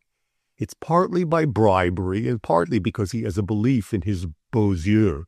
So Callan will be upset and will write an exposure, the sort of thing Callan would write if he were well upset. And he will be, by what this man will let him see. You know what a little man like Callan will feel? He will be made ill. He would faint at the sight of a drop of blood, you know, and he will see, oh, the very worst, worse than what Rade saw. And he will write a frightful article, and it will be a thunderclap for Demersh. And Demersh will be getting very shaky by then. And your friend Churchill will try to carry Demersh's railway bill through in the face of a scandal. Churchill's motives will be excellent, but everyone will say, you know what people say. That is what I and Gernard want. We want people to talk. We want them to believe. I don't know whether there really was a hesitation in her voice or whether I read that into it. She stood there, playing with the knots of the window cords and speaking in a low monotone. The whole thing, the sad twilight of the place, her tone of voice, seemed tinged with unavailing regret. I had almost forgotten the Dimensionist story, and I never believed in it. But now, for the first time, I began to have my doubts. I was certain that she'd been plotting something with one of the Duc de Mersch's lieutenants. The man's manner vouched for that. He'd not been able to look me in the face. But more than anything, his voice and manner made me feel that we had passed out of a realm of farcical allegory. I knew enough to see that she might be speaking the truth, and if she were, her calm avowal of such treachery proved that she was what she had said the Dimensionists were, cold, with no scruples, clear-sighted and admirably courageous, and indubitably enemies of society. I don't understand, I said. But Demersh, then? She made a little gesture, one of those movements that I best remember of her, the smallest, the least noticeable. It reduced Demersh to nothing. He no longer even counted. Oh, as for him, she said, he is only a detail. I had still the idea that she spoke with a pitying intonation, as if she were speaking to a dog in pain. He doesn't really count, not really. He will crumble up and disappear very soon. You won't even remember him. But I said, you go about with him as if you are getting yourself talked about. Everyone thinks. The accusation that I had come to make seemed impossible. Now I was facing her. I believe, I added with the suddenness of inspiration, I'm certain even that he thinks that you, well, they think that sort of thing, but it's only part of the game. Oh, I assure you it's no more than that. I was silent. I felt that, for one reason or another, she wished me to believe. Yes, she said, I want you to believe. It will save you a good deal of pain. If you wanted to save me pain, I maintained, you would have done with Demersh for good. I had an idea that the solution was beyond me. It was as if the controlling powers were flitting, invisible, just above my head, just beyond my grasp. There was obviously something vibrating, some cord somewhere stretched very taut and quivering. But I could think of no better solution than, you must have done with him. It seemed obvious, too, that that was impossible, was outside the range of things that could be done. But I had to do my best. It's vile, I added. Vile. Oh, I know, she said, for you. And I'm even sorry, but it has to be gone on with. Demersh has to go under in just this way. It can't be any other. Why not, I asked, because she had paused. I hadn't any desire for enlightenment. It isn't even only Churchill, she said. Not even only that Demersh will bring down Churchill with him. It is that he must bring down everything that Churchill stands for. You know what that is, the sort of probity, all the old order of things. And the more vile the means used to destroy Demersh, the more vile the whole affair will seem. People The sort of people have an idea that a decent man cannot be touched by tortuous intrigues. And the whole thing will be, malodorous. You understand. I don't, I answered. I don't understand at all. Ah, yes, you do, she said. You understand. She paused for a long while, and I was silent. I understood vaguely what she meant, that if Churchill fell amid the clouds of dust of such a collapse, there would be an end of belief in probity, or nearly an end. But I could not see what it all led up to, where it left us. You see, she began again, I want to make it as little painful to you as I can, as little painful as explanations can make it. I can't feel as you feel, but I can see, rather dimly, what it is that hurts you. And so, I really want to. But you won't do the one thing, I returned hopelessly to the charge. I cannot, she answered. It must be like that. There isn't any way. You are so tied down to these little things. Don't you see that Demersch and all these people don't really count? They aren't anything at all in the scheme of things. I think that, even for you, they aren't worth bothering about. They're only accidents. The accidents that what? I asked, although I began to see dimly what she meant. That lead in the inevitable, she answered. Don't you see? Don't you understand? We are the inevitable, and you can't keep us back. We have to come, and you will only hurt yourself by resisting. The sense that this was the truth, the only truth, beset me. It was for the moment impossible to think of anything else in the world. You must accept us in all that we mean. You must stand back, sooner or later. Look even all around you and you will understand better. You were in the house of a type that became impossible, centuries ago. And that type, too, tried very hard to keep back the inevitable, not only because itself went under, but because everything that it stood for went under. And it had to suffer heartache, that sort of suffering. Isn't it so? I did not answer. The illustration was too abominably just. It was just that. There were even now all these people, these legitimists, sneering ineffectually, shutting themselves away from the light in their mournful houses, and suffering horribly because everything that they stood for had gone under. But even if I believe you, I said, the thing is too horrible, and your tools are too mean. That man who has just gone out and Callan, are they the weapons of the inevitable? After all, the revolution, I was striving to get back to tangible ideas that one could name and date and label. The revolution was noble in essence and made for good, but all this of yours is too vile and too petty. You're bribing, or something worse, that man to betray his master, and that you call helping on the inevitable. They used to say just that of the revolution.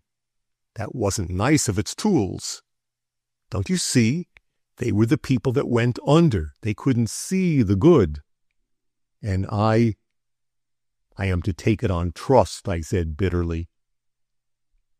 You couldn't see the good, she answered. It isn't possible, and there's no way of explaining. Our languages are different, and there's no bridge at all.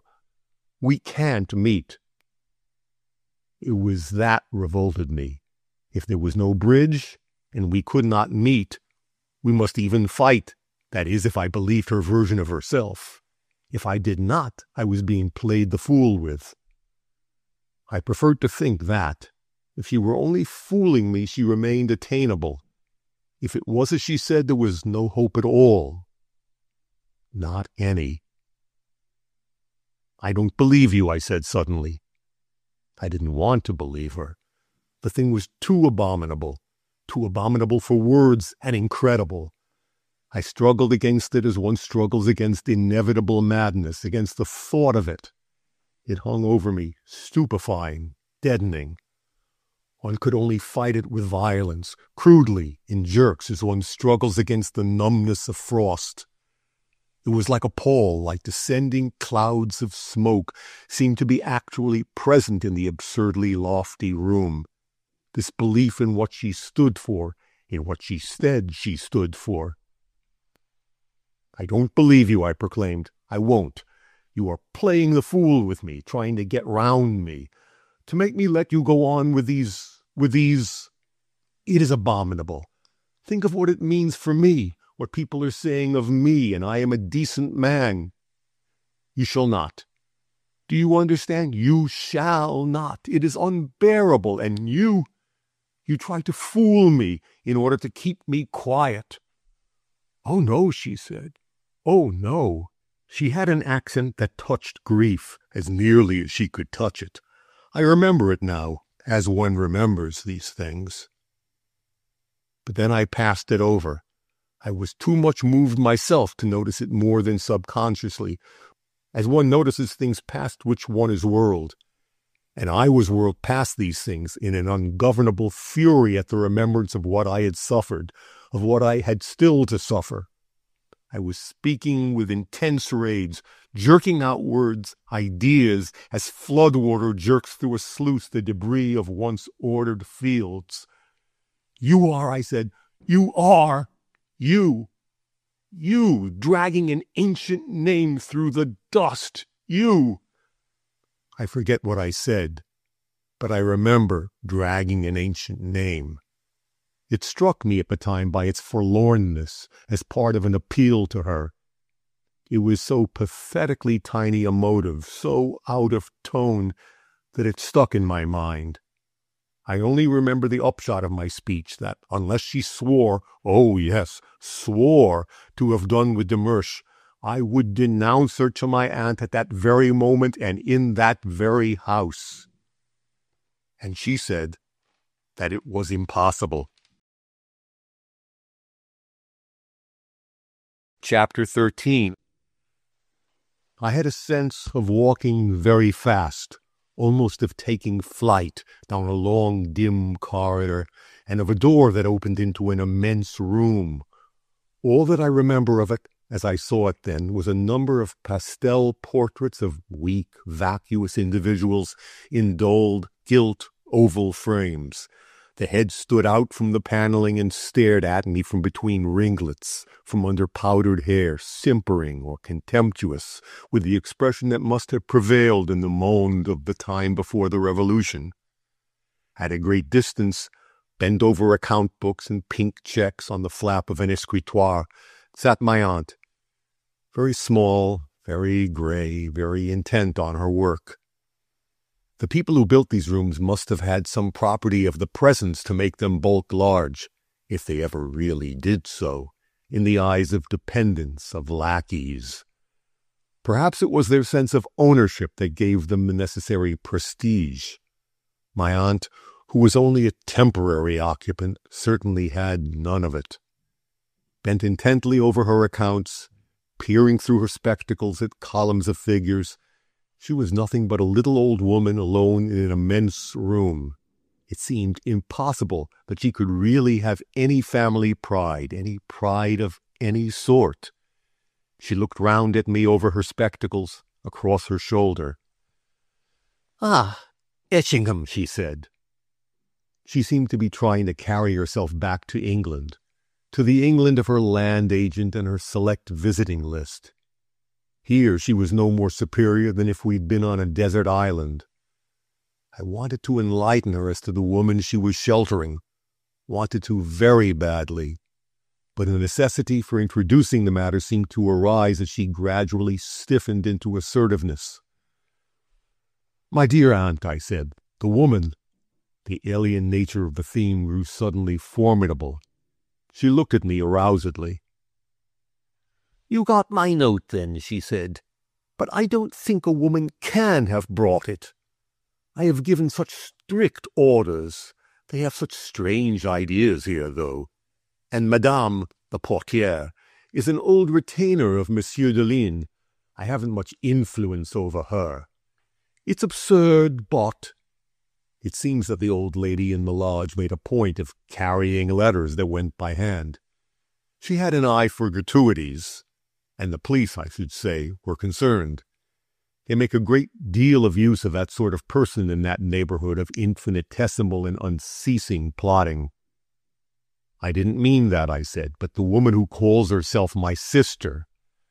My dear nephew, she interrupted, with tranquil force, as if she were taking an arranged line. I absolutely cannot be worried with your quarrels with your sister. As I said to you in my note of this morning, when you are in this town, you must consider this house your home. It is almost insulting of you to go to an inn. I am told it is even quite an unfit place that you are stopping at for a member of our family. I maintained for a few seconds a silence of astonishment. But, I returned to the charge, the matter is one of importance. You must understand that she... My aunt stiffened and froze. It was as if I had committed some flagrant sin against etiquette. If I am satisfied as to her behavior, she said, I think that you might be. She paused as if she were satisfied that she had set me hopelessly in the wrong. I don't withdraw my invitation, she said. You must understand I wish you to come here. But your quarrels, you and she must settle. On those terms. She had the air of conferring an immense favor, as if she believed that I had all my life through been waiting for her invitation to come within the pale. As for me, I felt a certain relief at having the carrying out of my duty made impossible for me. I did not want to tell my aunt and thus to break things off definitely and for good. Something would have happened. The air might have cleared as it clears after a storm. I should have learnt where I stood. But I was afraid of the knowledge. Light in these dark places might reveal an abyss at my feet. I wanted to let things slide. My aunt had returned to her accounts, the accounts which were the cogwheels that kept running the smooth course of the Etchingham estates. She seemed to wish to indicate that I counted for not very much in the scheme of things as she saw it. I should like to make your better acquaintance, she said, with her head still averted. There are reasons. It came suddenly into my head that she had an idea of testamentary dispositions, that she felt she was breaking up, that I had my rights. I didn't much care for the thing, but the idea of being the heir of Etchingham was an idea. It would make me more possible to my pseudo-sister. It would be, as it were, a starting point, would make me potentially a somebody of her sort of ideal. Moreover, I should be under the same roof, near her, with her sometimes. One asked so little more than that it seemed almost half the battle. I began to consider phrases of thanks and acceptance, and then uttered them. I never quite understood the bearings of that scene, never quite whether my aunt really knew that my sister was not my sister. She was a wonderfully clever woman of the unscrupulous order, with a sang-froid and self-possession well calculated to let her cut short any inconvenient revelations. It was as if she had had long practice in the art, though I cannot say what occasion she can have had for its practice. Perhaps for the confounding of wavering avowers of dissent at home. I used to think that she knew, if not all, at least a portion, that the weight that undoubtedly was upon her mind was nothing else but that. She broke up, was breaking up from day to day, and I can think of no other reason. She had the air of being disintegrated, like a mineral under an immense weight, quartz in a crushing mill, of being dulled and numbed as if she were under the influence of narcotics. There's little enough wonder if she actually carried that imponderable secret about with her.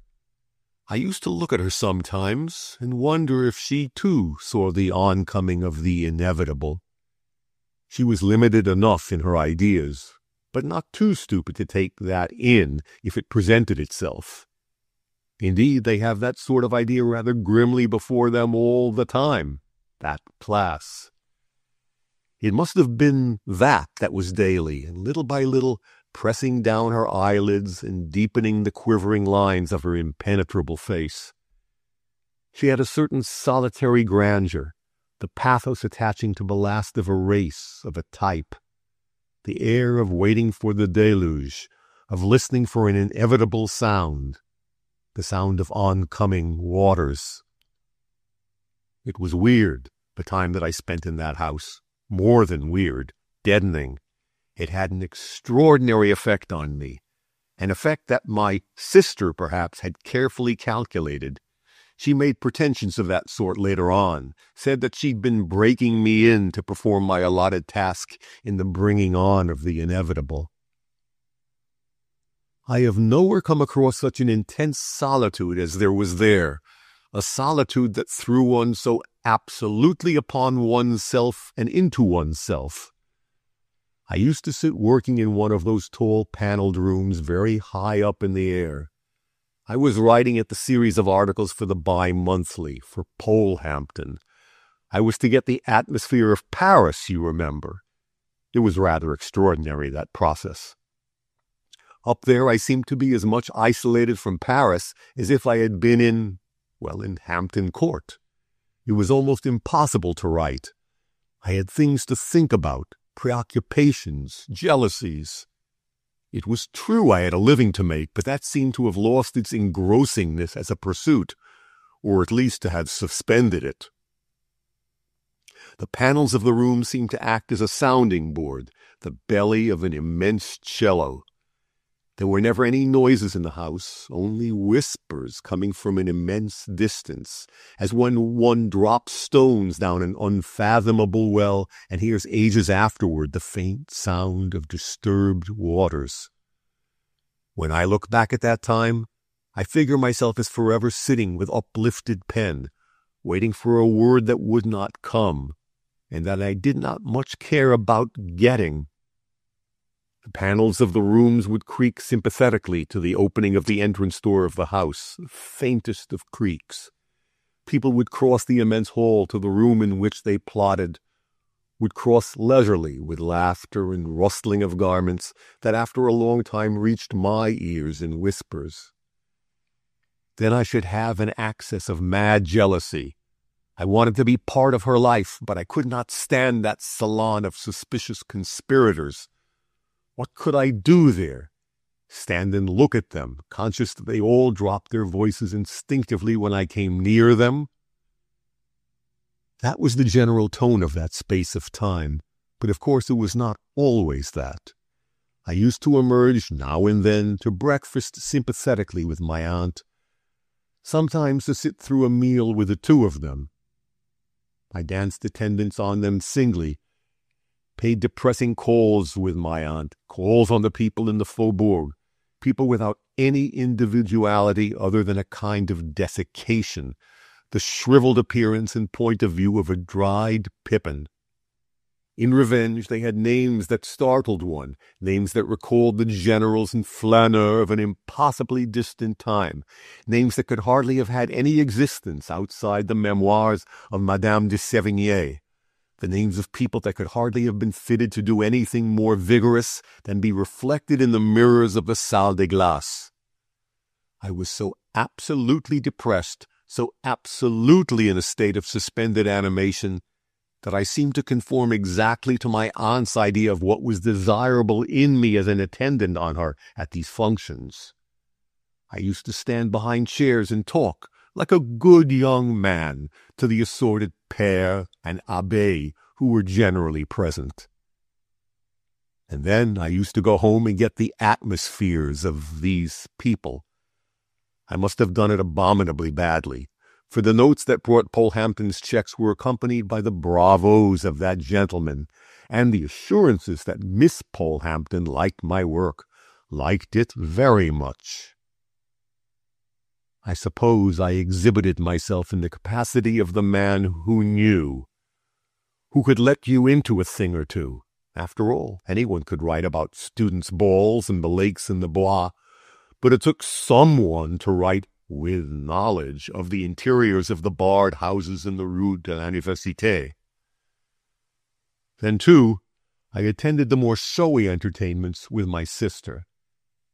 I had by now become so used to hearing her styled your sister that the epithet had the quality of a name.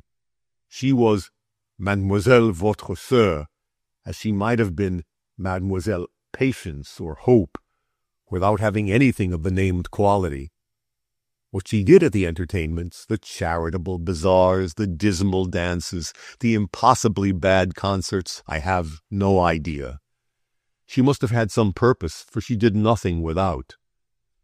I myself descended into fulfilling the functions of a rudimentarily developed chaperone, functions similar in importance to those performed by the eyes of a mole.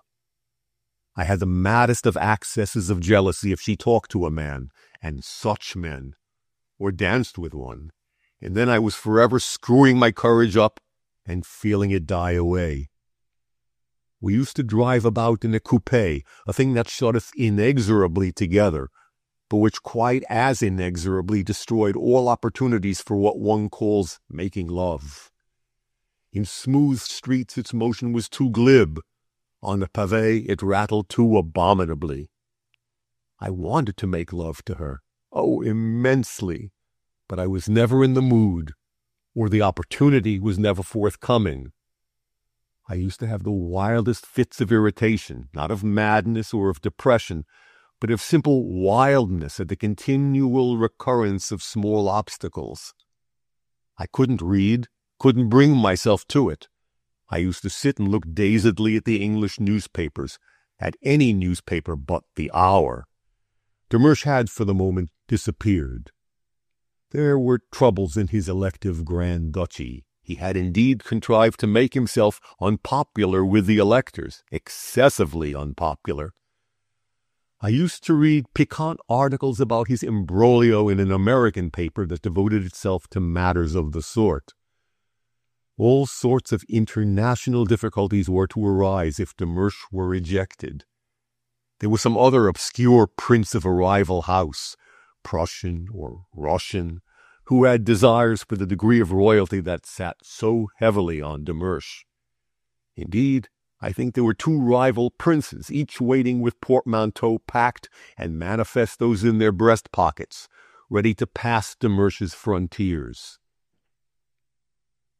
The grievances of his subjects, so the Paris American Gazette said, were intimately connected with matters of finance, and Demersch's personal finances and his Grand Ducal were inextricably mixed up with the wildcat schemes with which he was seeking to make a fortune large enough to enable him to laugh at half a dozen elective Grand Duchies.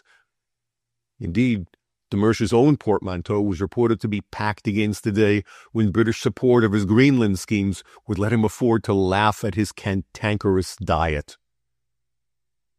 The thing interested me so little that I never quite mastered the details of it.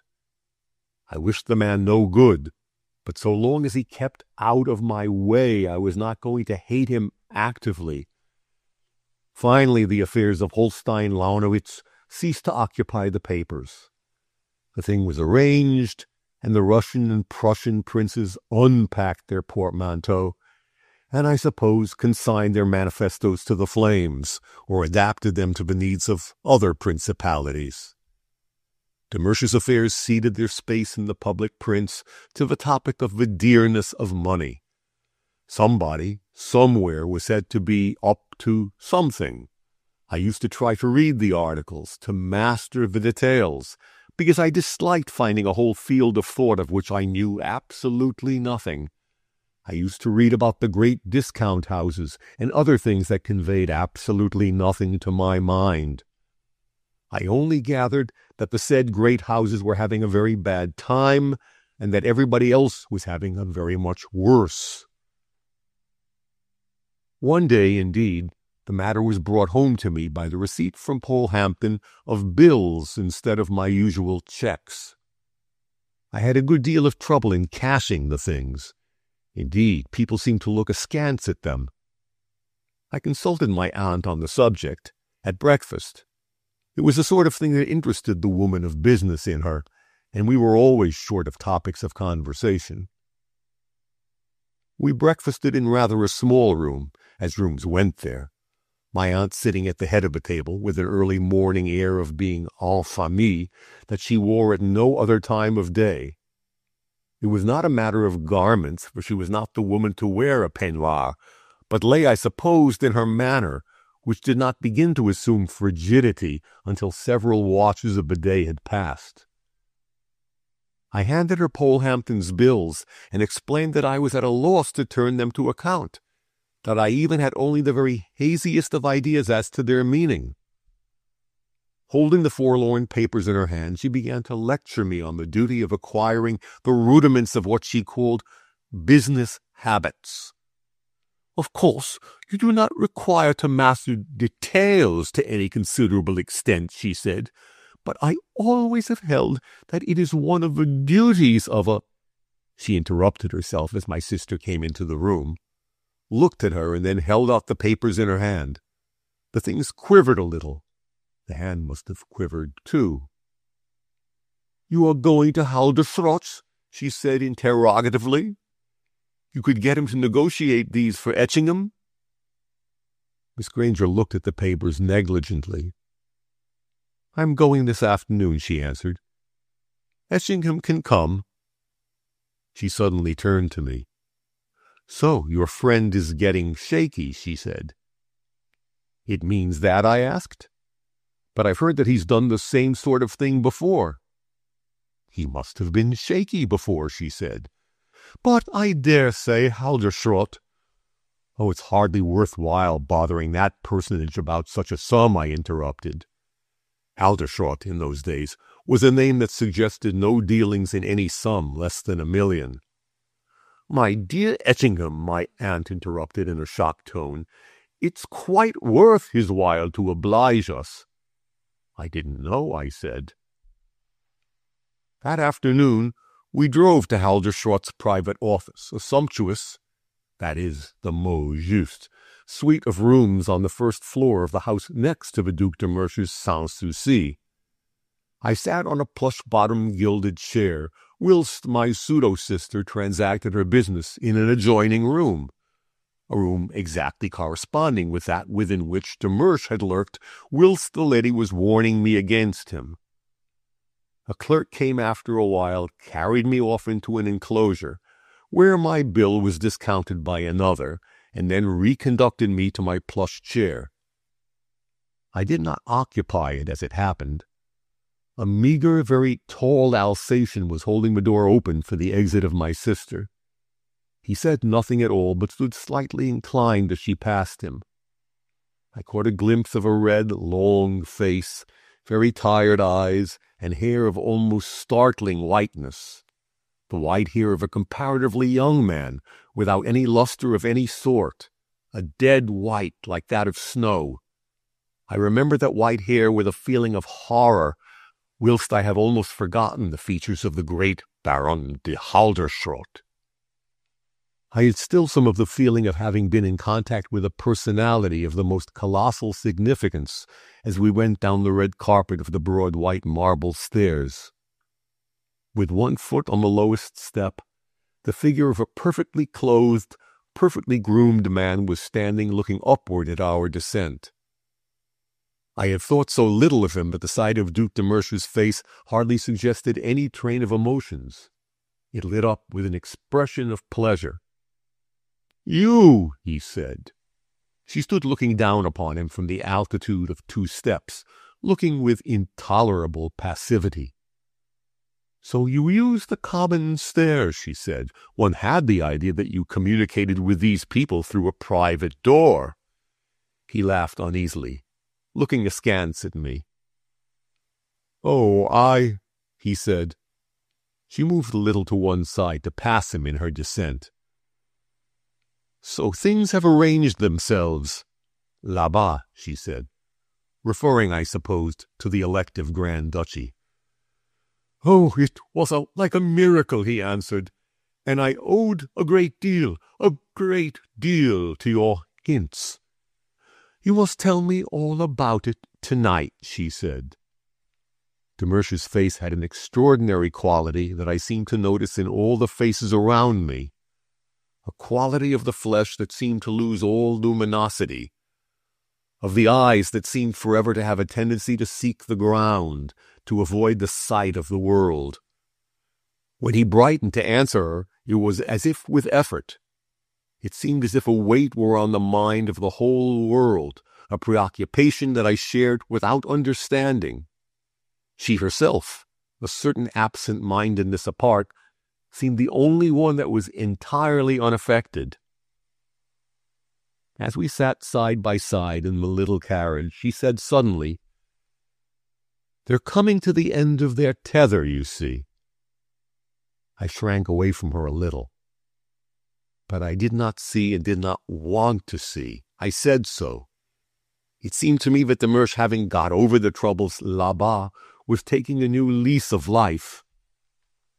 "I did think," I said, "a little time ago that—" The wheels of the coupe suddenly began to rattle abominably over the cobbles of a narrow street. It was impossible to talk, and I was thrown back upon myself. I found that I was in a temper, in an abominable temper. The sudden sight of that man, her method of greeting him, the intimacy that the scene revealed, the whole thing had upset me. Of late, for want of any alarms, in spite of groundlessness, I had had the impression that I was the integral part of her life. It was not a logical idea, but strictly a habit of mind that had grown up in the desolation of my solitude. We passed into one of the larger boulevards, and the thing ran silently. "That Demersh was crumbling up," she suddenly completed my unfinished sentence. "Oh, that was only a grumble, premonitory. But it won't take long now. I've been putting on the screw. Haldershort I suppose he will commit suicide in a day or two, and then the fun will begin." I didn't answer. The thing made no impression, no mental impression at all. Chapter 14. That afternoon we had a scene, and late that night another. The memory of the former is a little blotted out. Things began to move so quickly that, try as I will to arrange their sequence in my mind, I cannot. I cannot even very distinctly remember what she told me at that first explanation. I must have attacked her fiercely, on the score of Demersh, in the old vein, must have told her that I would not, in the interest of the name, allow her to see the man again. She told me things, too, rather abominable things, about the way in which she had got Haldershot into her power and was pressing him down. Haldershot was Demersh's banker-in-chief. His fall would mean Demersh's, and so on. The so on in this case meant a great deal more. Haldershot, apparently, was the somebody who was up to something of the American paper, that is to say, the allied firms that Haldershot represented. I can't remember the details. They were too huge and too unfamiliar, and I was too agitated by my own share in the humanity of it. But, in sum, it seems that the fall of Haldershot would mean a sort of incredibly vast Black Monday, a frightful thing in the existing state of public confidence, but one which did not mean much to me. I forget how she said she'd been able to put the screw on him. Haldershot, as you must remember, was the third of his colossal name, a man without much genius and conscious of the lack, obsessed with the idea of operating some enormous coup, like the founder of his dynasty, something in which foresight and international occurrence played a chief part. That idea was his weakness, the defect of his mind, and she had played on that weakness. I forget, I say, the details, if I ever heard them. They concerned themselves with a dynastic revolution somewhere, a revolution that was to cause a slump all over the world and that had been engineered in our salon. And she had burked the revolution, betrayed it, I suppose, and the consequences did not ensue, and Halderschrott and all the rest of them were left high and dry. The whole thing was a matter of undercurrents that never came to the surface, a matter of shifting sands from which only those with the clearest heads could come forth. And we have clear heads, she said. It was impossible to listen to her without shuddering. For me, if he stood for anything, Halderschrott stood for stability. There was the tremendous name, and there was the person I had just seen, the person on whom a habit of mind approaching almost to the royal had conferred a presence that had some of a divinity that hedges a king. It seemed frightful merely to imagine his ignominious collapse, as frightful as if she had pointed out a splendid-limbed man and said, "That man will be dead in 5 minutes." That indeed was what she said of Halderschrott. The man had saluted her going to his death. The austere inclination that I had seen had been the salutation of such a man. I was so moved by one thing and another that I hardly noticed that Conrad had come into the room. I had not seen him since the night when he had dined with the Duc de Mersch at Churchill's, but he seemed so part of the emotion, of the frame of mind, that he slid noiselessly into the scene and hardly surprised me. I was called out of the room. Someone desired to see me, and I passed, without any transition of feeling, into the presence of an entire stranger, a man who remains a voice to me. He began to talk to me about the state of my aunt's health. He said she was breaking up, that he begged respectfully to urge that I would use my influence to take her back to London to consult Sir James. I, perhaps living in the house and not having known my aunt for very long, might not see, but he was my aunt's solicitor. He was quite right. My aunt was breaking up. She had declined visibly in the few hours that I had been away from her. She'd been doing business with this man, had altered her will, had seen Mr. Conrad, and in some way had received a shock that seemed to have deprived her of all volition. She sat with her head leaning back, her eyes closed, the lines of her face all seeming to run downward. "It's obvious to me that arrangements ought to be made for your return to England," the lawyer said. "Whatever engagements Miss Granger or Mr. Etchingham Granger or even Mr. Conrad may have made." I wondered vaguely what the devil Mr. Conrad could have to say in the matter, and then Miss Granger herself came into the room. "They want me," my aunt said in a low voice. "They have been persuading me to go back to Etchingham. I think you said Meredith." I became conscious that I wanted to return to England, wanted it very much, wanted to be out of this, to get somewhere where there was stability and things that one could understand. Everything here seemed to be in a mist, with the ground trembling underfoot. "Why," Miss Granger's verdict came, "we can go when you like. Tomorrow." Things immediately began to shape themselves on these unexpected lines, a sort of bustle of departure to be in the air. I was employed to conduct the lawyer as far as the porter's lodge, a longish traverse. He beguiled the way by excusing himself for hurrying back to London. "I might have been of use. In these hurried departures there are generally things, but you will understand, Mr. Etchingham, at a time like this I could hardly spare the hours that it cost me to come over. You would be astonished what a deal of extra work it gives, and how far-spreading the evil is. People seem to have gone mad. Even I have been astonished." "I had no idea," I said. Of course not. No one had.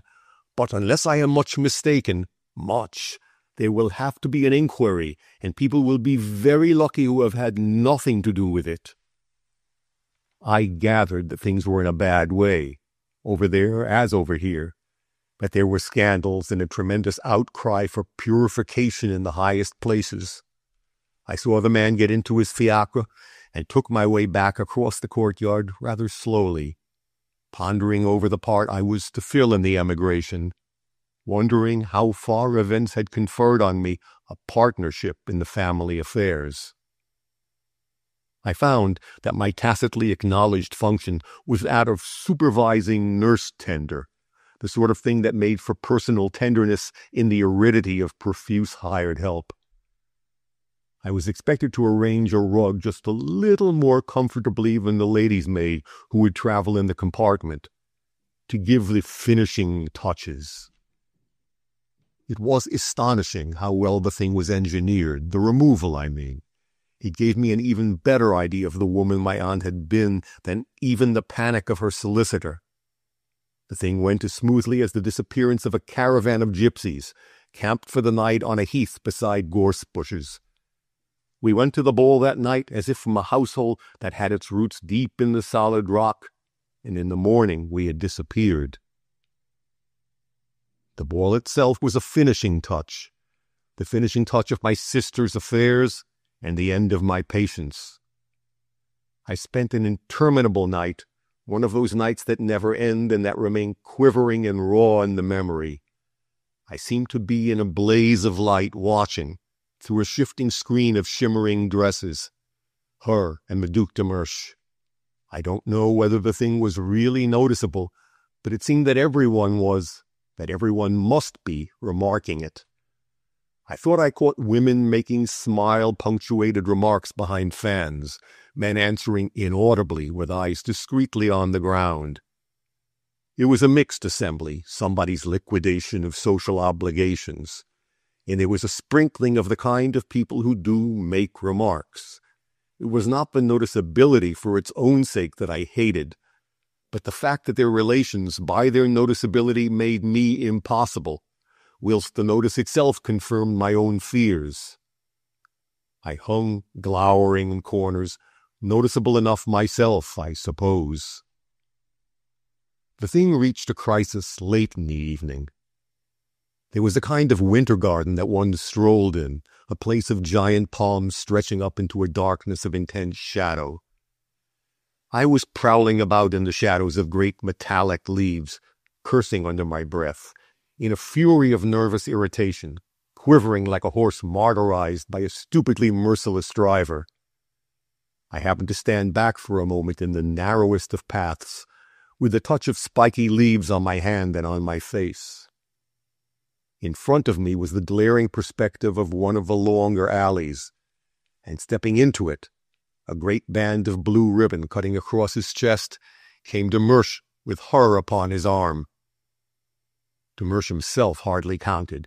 He had a way of glowing, but he paled ineffectual fires beside her minotic glow. There was something overpowering in the sight of her, in the fire of her eyes, in the glow of her coils of hair, in the poise of her head. She wore some kind of early 19th century dress, sweeping low from the waist with a tenderness of fold that affected one with delicate pathos, that had a virgin quality of almost poignant intensity. And beneath it she stepped with the buoyancy, the long steps of a triumphing Diana. It was more than terrible for me to stand there longing with a black, baffled longing, with some of the base quality of an eavesdropper and all the baseness of the unsuccessful. Then Conrad loomed in the distance, moving insensibly down the long, glaring corridor, a sinister figure, suggesting in the silence of his oncoming the motionless flight of a vulture. Well, within my field of sight he overtook them, and with a lack of preliminary greeting that suggested supreme intimacy, walked beside them. I stood for some moments, for some minutes, and then hastened after them. I was going to do something. After a time, I found de Mersch and Conrad standing facing each other in one of the doorways of the place. Conrad, a small, dark, impassive column. De Mersch, bulky, overwhelming, florid, standing with his legs well apart and speaking vociferously with a good deal of gesture. I approached them from the side, standing rather insistently at his elbow. I said. I would be extremely glad if you would give me a minute, monsieur. I was conscious that I spoke with a tremor of the voice, a sort of throaty eagerness. I was unaware of what course I was to pursue, but I was confident of calmness, of self-control. I was equal to that. They had a pause of surprised silence. Conrad wheeled and fixed me critically with his eyeglass. I took Demersh a little apart into a solitude of palm branches and began to speak before he had asked me my errand. You must understand that I would not interfere without a good deal of provocation, I was saying, when he cut me short, speaking in a thick, jovial voice. Oh, we will understand that, my good Granger. And then, is about my sister, I said. You go too far. I must ask you, as a gentleman, to cease persecuting her. He answered, The devil. And then, if I do not... It was evident in his voice, in his manner, that the man was a little, well, grease. If you do not, I said, I shall forbid her to see you, and I shall... Oh, he interjected, with the intonation of a reveler at a farce. We are at that. We are the excellent brother. He paused and then added, Well, go to the devil, you and your forbidding. He spoke with the greatest good humor. I am in earnest, I said, very much in earnest. The thing's gone too far, and even for your own sake, you had better, he said. In the tone of his, oh. She's no friend to you, I struggled on. She's playing with you for her own purposes. You will... He swayed a little on his feet and said, Bravo! Bravissimo! If we can't forbid him, we will frighten him. Go on, my good fellow. And then, come, go on. I looked at his great bulk of a body. It came into my head dimly that I wanted him to strike me, to give me an excuse, anything to end the scene violently, with a crash and exclamations of fury. You absolutely refuse to pay any attention, I said. Oh, absolutely, he answered. You know that I can do something, that I can expose you. I had a vague idea that I could, but the number of small things that I knew to his discredit and the mass of my hatred could be welded into a damning whole. He laughed a high-pitched, hysterical laugh. The dawn was beginning to spread pallidly above us, gleaming mournfully through the glass of the palm house. People began to pass, muffled up, on their way out of the place. You may go, he was beginning, but the expression of his face altered. Miss Granger, muffled up like all the rest of the world, was coming out of the inner door. We have been having a charming, he began. She touched me gently on the arm. Come, Arthur, she said, and then to him, You have heard the news? He looked at her rather muzzily. Baron Halderschrock has committed suicide, she said. Come, Arthur. We passed on slowly, but Demersh followed. You aren't in earnest, he said, catching at her arm so that we swung round and faced him. There was a sort of mad entreaty in his eyes, as if he hoped that by unsaying she could remedy an irremediable disaster, and there was nothing left of him but those panic-stricken, beseeching eyes. Monsieur de Sabran told me, she answered. He had just come from making the constatation. Besides, you can hear. Half-sentences came to our ears from groups that passed us. A very old man with a nose that almost touched his thick lips were saying to another of the same type, Shot himself through the left temple, mon Dieu.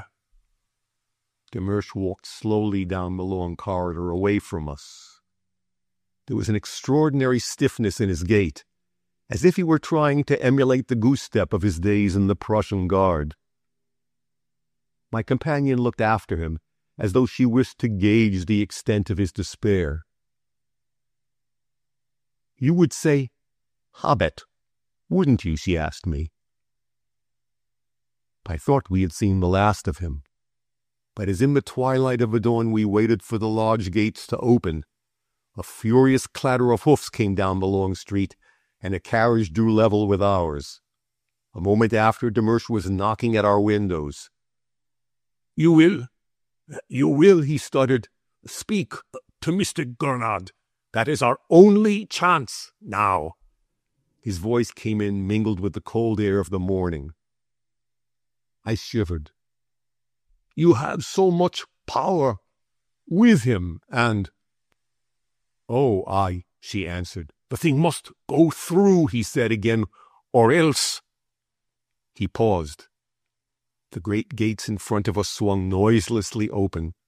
One saw into the courtyard. The light was growing stronger. She did not answer. "I tell you," he asseverated insistently, "if the British government abandons my railway, all our plans—" "Oh, the government won't abandon it," she said, with a little emphasis on the verb. He stepped back out of range of the wheels, and we turned in and left him standing there. In the great room, which was usually given up to the political plotters, stood a table covered with eatables and lit by a pair of candles in tall silver sticks. I was conscious of a raging hunger and of a fierce excitement that made the thought of sleep part of a past of phantoms. I began to eat unconsciously, pacing up and down the while. She was standing beside the table in the glow of a transparent light. Pallid blue lines showed in the long windows. It was very cold and hideously late, away in those endless small hours when the pulse drags, when the clock beat drags, when time is effaced. "You see," she said suddenly. "Oh, I see," I answered, and now?" "Now we are almost done with each other," she answered. I felt a sudden mental falling away. I had never looked at things in that way, had never really looked things in the face. I had grown so used to the idea that she was to parcel out the remainder of my life, had grown so used to the feeling that I was the integral portion of her life. "But I said, "what is to become of me?" She stood looking down at the ground for a long time. At last she said in a low monotone, "Oh, you must try to forget." A new idea struck me, luminously, overwhelming. I grew reckless. You are growing considerate," I taunted. "You are not so sure, not so cold.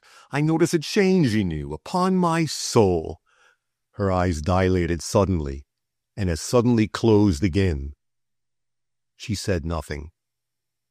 I grew conscious of unbearable pain, the pain of returning life.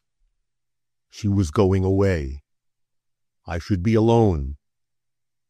The future began to exist again, looming up like a vessel through thick mist, silent, phantasmal, overwhelming, a hideous future of irremediable remorse, of solitude, of craving. "You are going back to work with Churchill," she said suddenly. "How did you know?" I asked breathlessly. My despair of a sort found vent in violent interjecting of an immaterial query.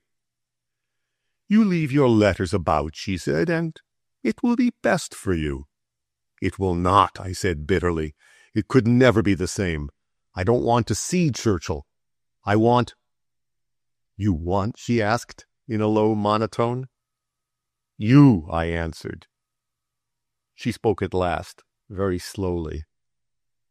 "Oh, as for me, I'm going to marry Gurnard." I didn't know just what I said then, but I remember that I found myself repeating over and over again the phrases running metrically up and down my mind. "You couldn't marry Gurnard. You don't know what he is. You couldn't marry Gurnard. You don't know what he is." I don't suppose that I knew anything to the discredit of Gurnard, but he struck me in that way at that moment, struck me convincingly, more than any array of facts could have done. "Oh, as for what he is," she said, and paused. "I know." And then suddenly she began to speak very fast. "Don't you see? Can't you see that I don't marry Gernard for what he is in that sense, but for what he is in the other? It isn't a marriage in your sense at all, and it doesn't affect you. Don't you see? We have to have done with one another because I had an inspiration. I believe, I said very slowly, I believe you do care. She said nothing. You care, I repeated. She spoke then with an energy that had something of a threat in it. Do you think I would? Do you think I could? Or dare? Don't you understand? She faltered. But then, she added, and was silent for a long minute. I felt the throb of 1,000 pulses in my head, on my temples. Oh, yes, I care, she said slowly, but that makes it all the worse. Why, yes, I care. Yes, it hurts me to see you. It would draw me away. I have my allotted course, and you, don't you see, you would influence me. You are a disease for me. But, I said, I would do anything. I had only the faintest of ideas of what I would do for her sake. Ah, no, she said, you must not say that. You don't understand. Even that would mean misery for you. And I could not bear. Don't you see? Even now, before you've done your allotted part, I'm wanting to let you go. But I must not. You must go on and bear it for a little while more. And then there was a tension somewhere, a string somewhere that was stretched tight and vibrating. I was tremulous with an excitement that overmastered my powers of speech, that surpassed my understanding. Don't you see, she asked again, you are the past, the passing. We could never meet. You are for me only the portrait of a man who has been dead, a long time, and I for you only a possibility, a conception. You work to bring me on, to make me possible. But, I said, the idea was so difficult to grasp. There must be a way. No, she answered, there is no way. You must go back, must try. There will be Churchill in what he stands for. He won't die. He won't even care much for losing this game. Not much. And you will have to forget me. There's no other way, no bridge. We can't meet, you and I. The words goaded me to fury. I began to pace furiously up and down. I wanted to tell her that I would throw away everything for her, would crush myself out, would be a lifeless tool, would do anything. But I could tear no words out of a stone that seemed to surround me. You may even tell him, if you like, what I and Gernard are going to do. It will make no difference. He will fall. But you would like him to make a good fight for it, wouldn't you? That is all I can do for your sake. I began to speak as if I had not spoken for years. The house seemed to be coming to life. There were noises of opening doors, of voices outside.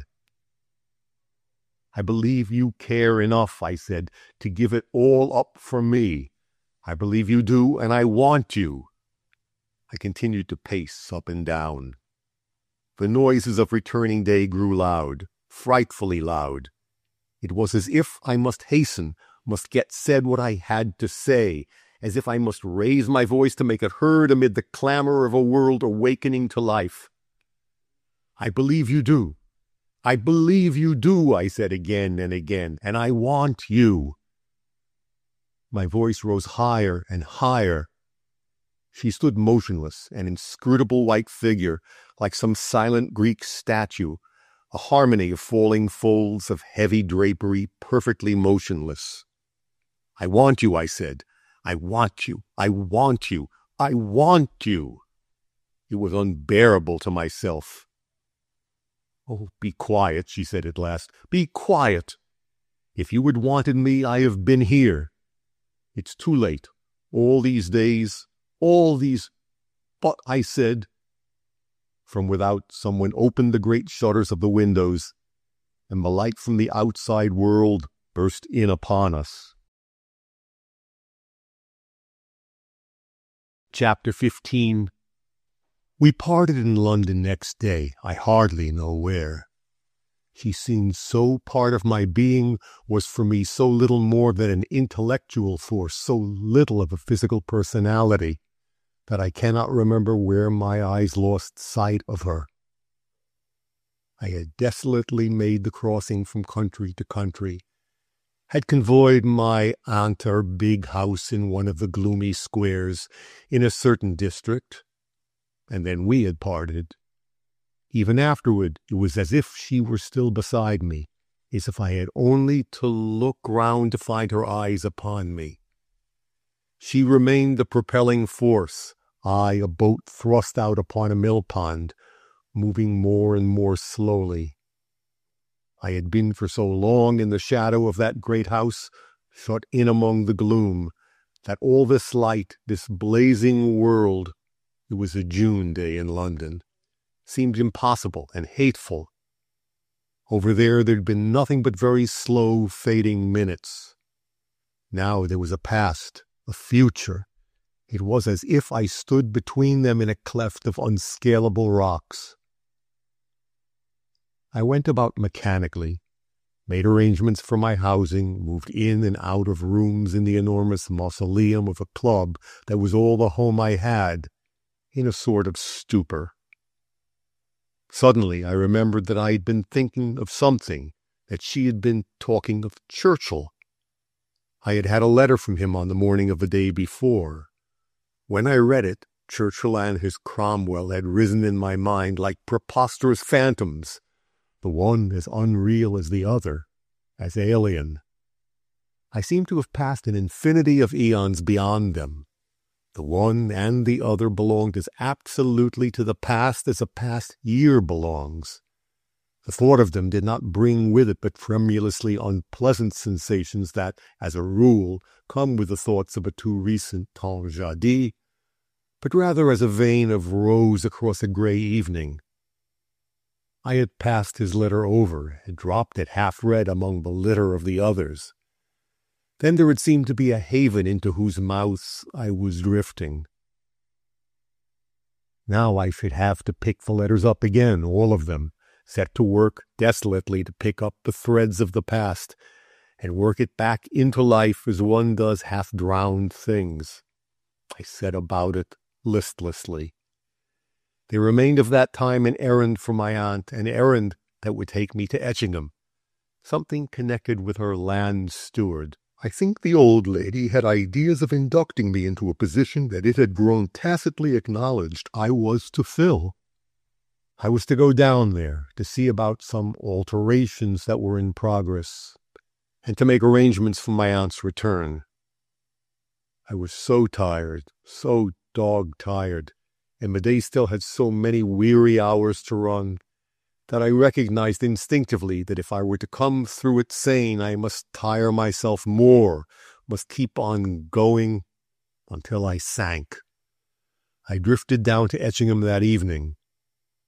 I sent a messenger over to Churchill's cottage, waited for an answer that told me that Churchill was there, and then slept and slept.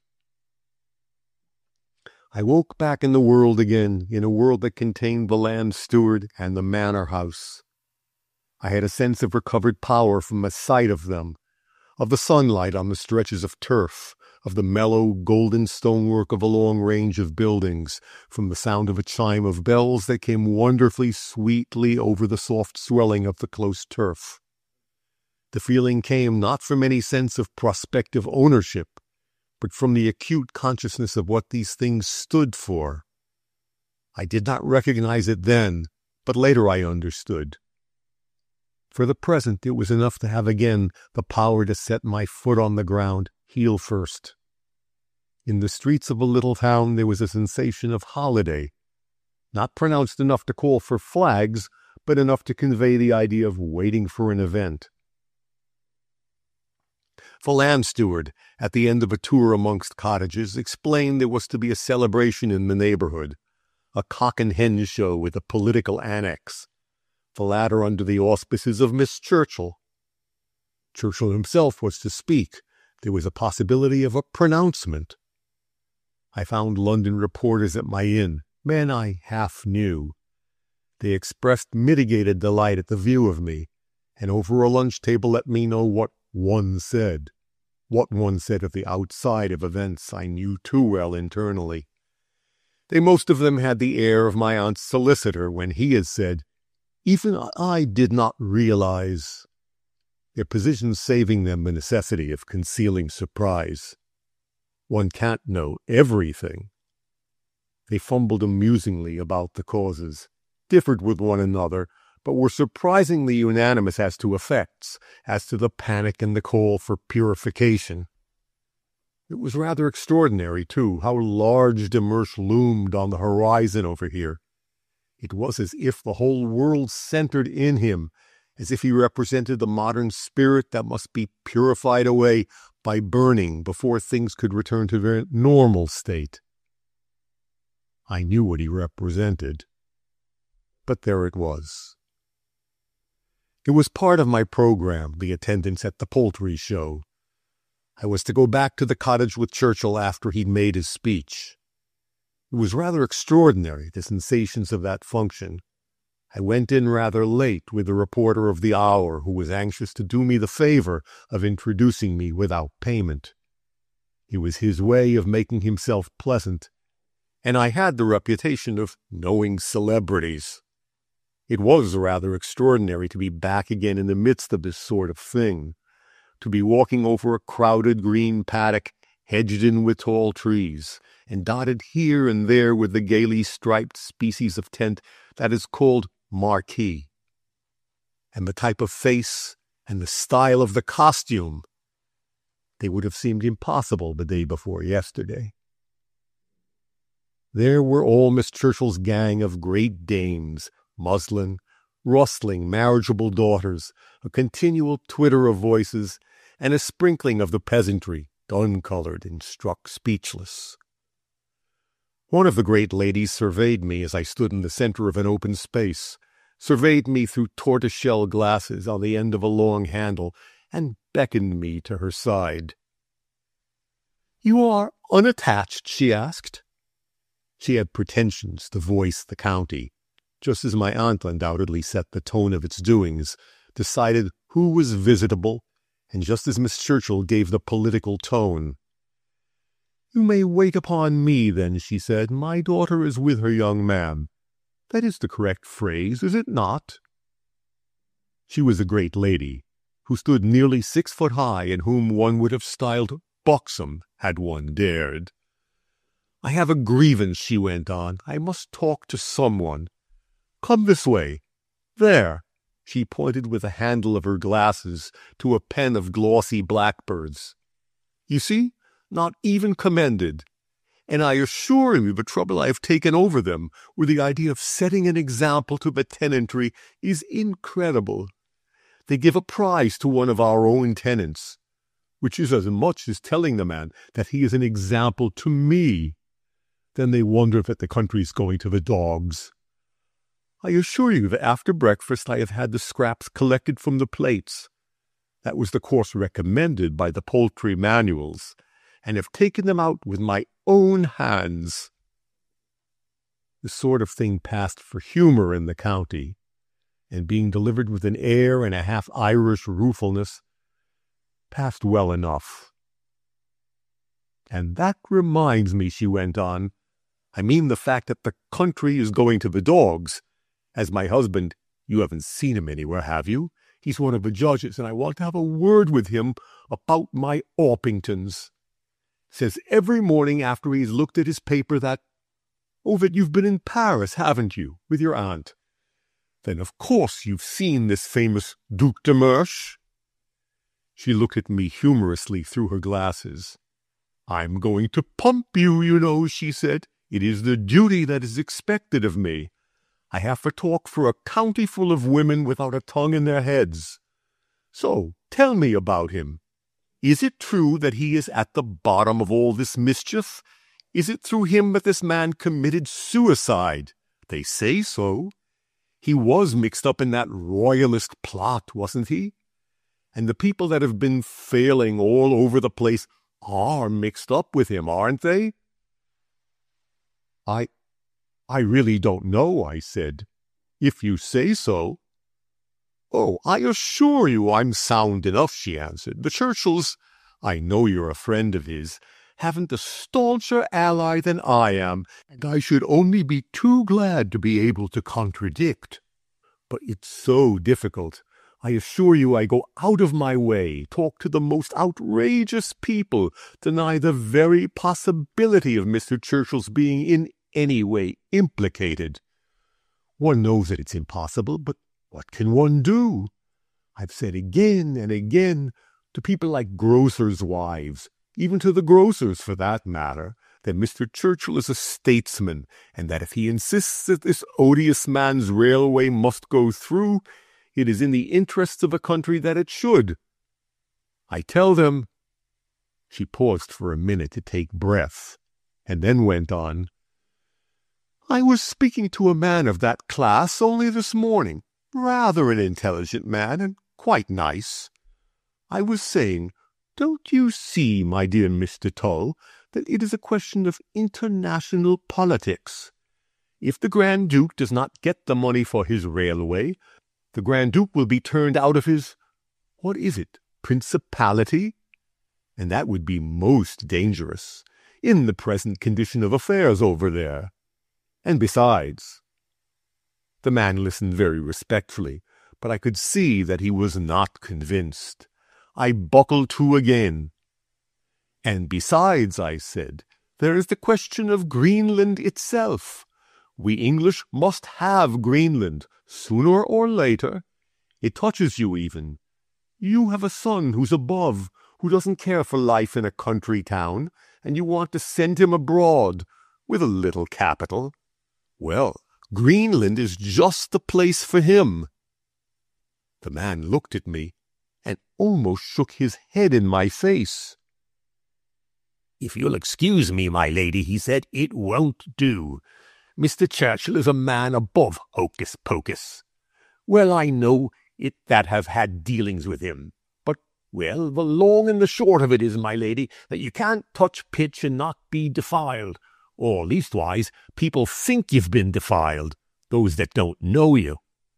The foreign nations are all very well in the Grand Duchy and the getting hold of Greenland, but what touches me is this.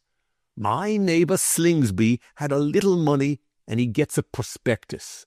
It looked very well, and he brings it to me.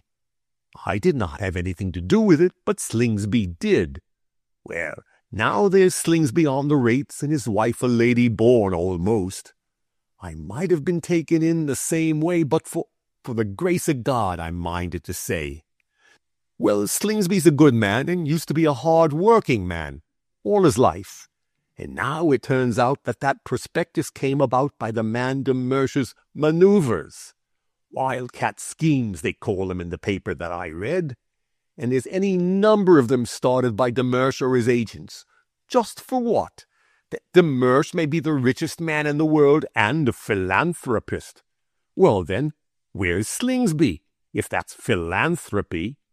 So Mr. Churchill comes along and says, in a manner of speaking, that's all very well, but this same Mr. Mersch is the Grand Duke of somewhere or other, and we must bolster him up in his kingdom, or else there will be trouble with the powers.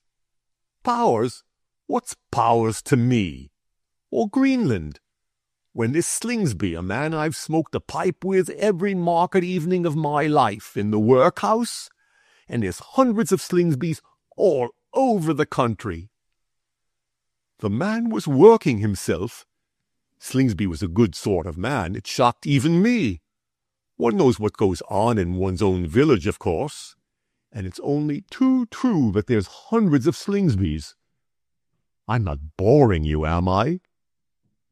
I did not answer for a moment.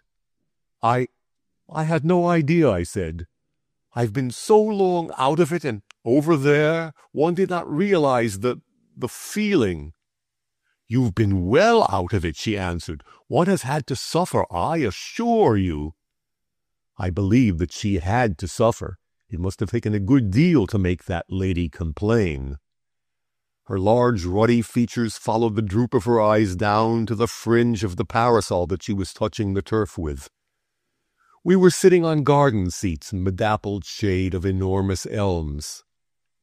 There was in the air a touch of the sounds discoursed by a yeomanry band at the other end of the grounds. One could see the red of their uniforms through moving rifts in the crowd of white dresses. "That wasn't even the worst," she said suddenly, lifting her eyes and looking away between the trunks of the trees. "The man has been reading the papers, and he gave me the benefit of his reflections. 'Someone's got to be punished for this,' he said. 'We've got to show them that you can't be hand in glove with this sort of blackguard without paying for it. I don't say, mind you, that Mr. Churchill is or ever has been. I know him, and I trust him. But there's more than me in the world, and they can't all know him. Well, here's the paper saying, or they don't say it, but they hint, which is worse in a way, that he must be, or he wouldn't stick up for the man. They say the man's a blackguard out and out. In Greenland, too, has the blacks murdered. Churchill says the blacks are to be safeguarded, that's the word. Well, they may be, but so ought Slingsby to have been, yet it didn't help him. No, my lady, we've got to put our own house in order, and that first, before thinking of the powers or places like Greenland. What's the good of the saner policy that Mr. Churchill talks about if you can't trust anyone with your money and have to live on the capital? If you can't sleep at night for thinking that you may be in the workhouse tomorrow, like Slingsby? The first duty of men in Mr. Churchill's position, as I see it, is to see that we're able to be confident of honest dealing. That's what we want, not Greenland's. That's how we all feel, and you know it too, or else you, a great lady, wouldn't stop to talk to a man like me. And mind you, I'm true blue, always have been and always shall be, and if it was a matter of votes, I'd give mine to Mr. Churchill tomorrow. But there's a many that wouldn't, and there's a many that believe the hintings." My lady stopped and sighed from a broad bosom. "What could I say?" she went on again. "I know Mr. Churchill, and I like him, and everyone that knows him likes him. I'm one of the stalwarts, mind you. I'm not for giving in to popular clamour. I'm for the saner policy, like Churchill. But as the man said, there's a many that believe the hintings. And I almost wish Churchill, however you understand what I meant when I said that one had had to suffer." "Oh, I understand," I said. I was beginning to. "And Churchill," I asked later, "he gives no sign of relenting?" "Would you have him?" she asked sharply. "Would you make him if you could?" She had an air of challenging. "I'm for the saner policy. Cost what it may, he owes it to himself to sacrifice himself if it comes to that." "I'm with you too," I answered, "over boot and spur." Her enthusiasm was contagious and unnecessary. "Oh, he'll stick," she began again after consultation with the parasol fringe. "You'll hear him after a minute. It's a field day today. You'll miss the other heavy guns if you stop with me. I do it ostentatiously. Wait until they've done. They're all trembling, all of them. My husband will be on the platform, trembling too. He is a type of them. All day long and at odd moments at night I talk to him, out-talk him, and silence him. What's the state of popular feeling to him? He's for the country, not the town. This sort of thing has nothing to do with him. It's a matter to be settled by Jews in the city. Well, he sees it at night, and then in the morning the papers undo all my work. He begins to talk about his seat, which I got for him. I've been the voice of the county for years now. Well, it'll soon be a voice without a county.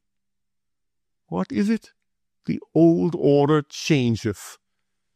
So I've arranged it that I shall wait until the trembling bigwigs have stuttered their speeches out, and then I'm going to sail down the centre aisle and listen to Churchill with visible signs of approval. It won't do much today, but there was a time when it would have changed the course of an election. Ah, there's Effie's young man. It's time. She rose and marched, with the air of going to her last sacrifice, across the deserted sward toward a young man who was passing under the calico flag of the gateway. "It's all right, Willoughby," she said, as we drew level. "I've found someone else to face the music with me. You can go back to Effie." A bronzed and grateful young man murmured thanks to me. "It's an awful relief, Granger," he said. "Can't think how you can do it. I'm hooked, but you—" "He's the better man," his mother-in-law-elect said over her shoulder. She sailed slowly up the aisle beside me, an almost heroic figure of a matron. "Splendidly timed, you see," she said. "Do you observe my husband's embarrassment?" It was splendid to see Churchill again, standing there negligently, with the diffidence of a boy amid the bustle of applause. I understood suddenly why I loved him so, this tall gray man with the delicate, almost grotesque mannerisms. He appealed to me by sheer force of picturesqueness, appealed as some forgotten medieval city might. I was concerned for him as for some such dying place, standing above the level plains. I was jealous lest it should lose one jot of its glory, of its renown. He advocated his saner policy before all those people, stood up there and spoke gently, persuasively, without any stress of emotion, without more movement than an occasional flutter of the glasses he held in his hand. One would never have recognized that the thing was a fighting speech, but for the occasional shiver of his audience. They were thinking of their Slingsbys. He affecting insouciantly to treat them as rational people. It was extraordinary to sit there shut in by that wall of people, all of one type, of one idea, the idea of getting back, all conscious that a force of which they knew nothing was dragging them forward over the edge of a glacier, into a crevasse. They wanted to get back, were struggling, panting even, as a nation pants, to get back by their own way that they understood and saw, were hauling and hauling desperately at the weighted rope that was dragging them forward. Churchill stood up there and repeated, "Mine is the only way, the saner policy," and his words would fly all over the country to fall upon the deaf ears of the panic-stricken, who could not understand the use of calmness, of trifling even in the face of danger, who suspected the calmness as one suspects the thing one has not. At the end of it, I received his summons to a small door at the back of the building. The speech seemed to have passed out of his mind far more than out of mine. "So you have come," he said. "That's good. And so let us walk a little way out of this. My aunt will pick us up on the road." He linked his arm into mine and propelled me swiftly down the bright, broad street. "I'm sorry you came in for that, but one has to do these things." There was a sort of resisted numbness in his voice, a lack of any resiliency. My heart sank a little. It was as if I were beside an invalid who did not, must not know his condition, as if I were pledged not to notice anything. In the open the chain struck home as a hammer strikes, in the pitiless searching of the unrestrained light, his grayness, his tremulousness, his aloofness from the things about him, came home to me like a pang. "You look a bit fagged," I said. "Perhaps we ought not to talk about work." His thoughts seemed to come back from a great distance, from an infinite distance beyond the horizon, the soft hills of that fat country. "You want rest," I added. "Oh no," he answered. "I can't have it. Till the end of the session. I'm used to it too." He began talking briskly about the Cromwell. Proofs had emerged from the infinite and wanted attention. There were innumerable little matters, things to be copied for the appendix in revisions. It was impossible for me to keep my mind upon them.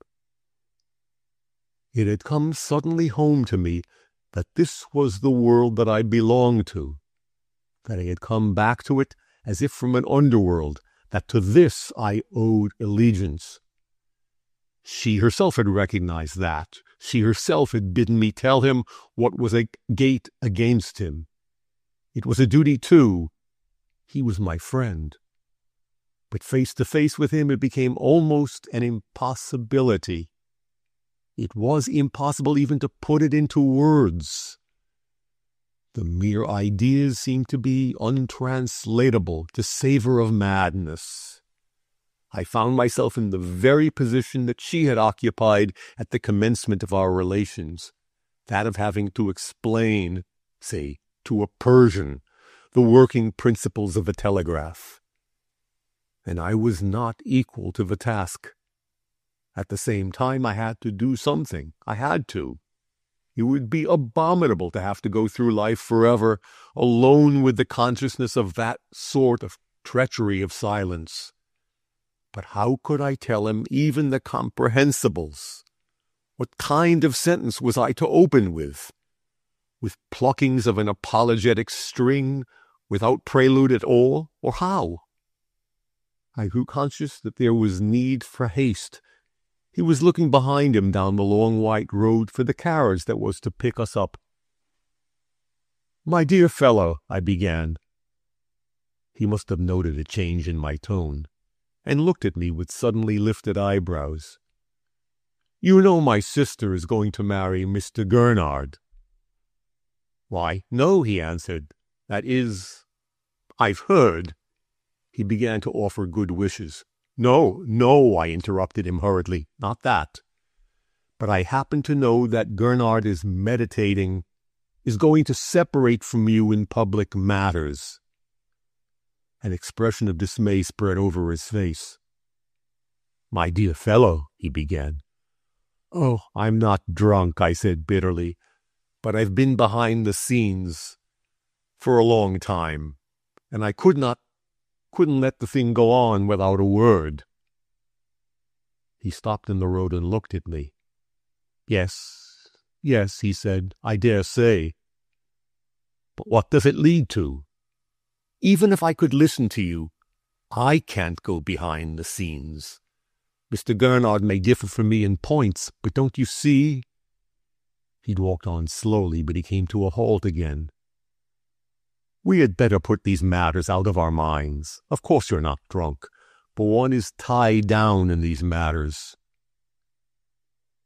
He spoke very gently, as if he did not wish to offend me by this closing of the door. He seemed suddenly to grow very old and very gray. There was a stile in the dusty hedgerow, and he walked toward it, meditating. In a moment he looked back at me. "I'd forgotten," he said. "I meant to suggest that we should wait here. I'm a little tired." He perched himself on the top bar and became lost in the inspection of the cord of his glasses. I went toward him. "I knew," I said, "that you could not listen to the sort of thing. But there were reasons. I felt forced. You will forgive me." He looked up at me, starting as if he'd forgotten my presence. Yes, he said. "I have a certain, I can't think of the right word, say respect for your judgment and motives. But you see, there are, for instance, my colleagues. I couldn't go to them. He lost the thread of his idea. To tell the truth, I said, with a sudden impulse for candor, it isn't the political aspect of the matter, but the personal.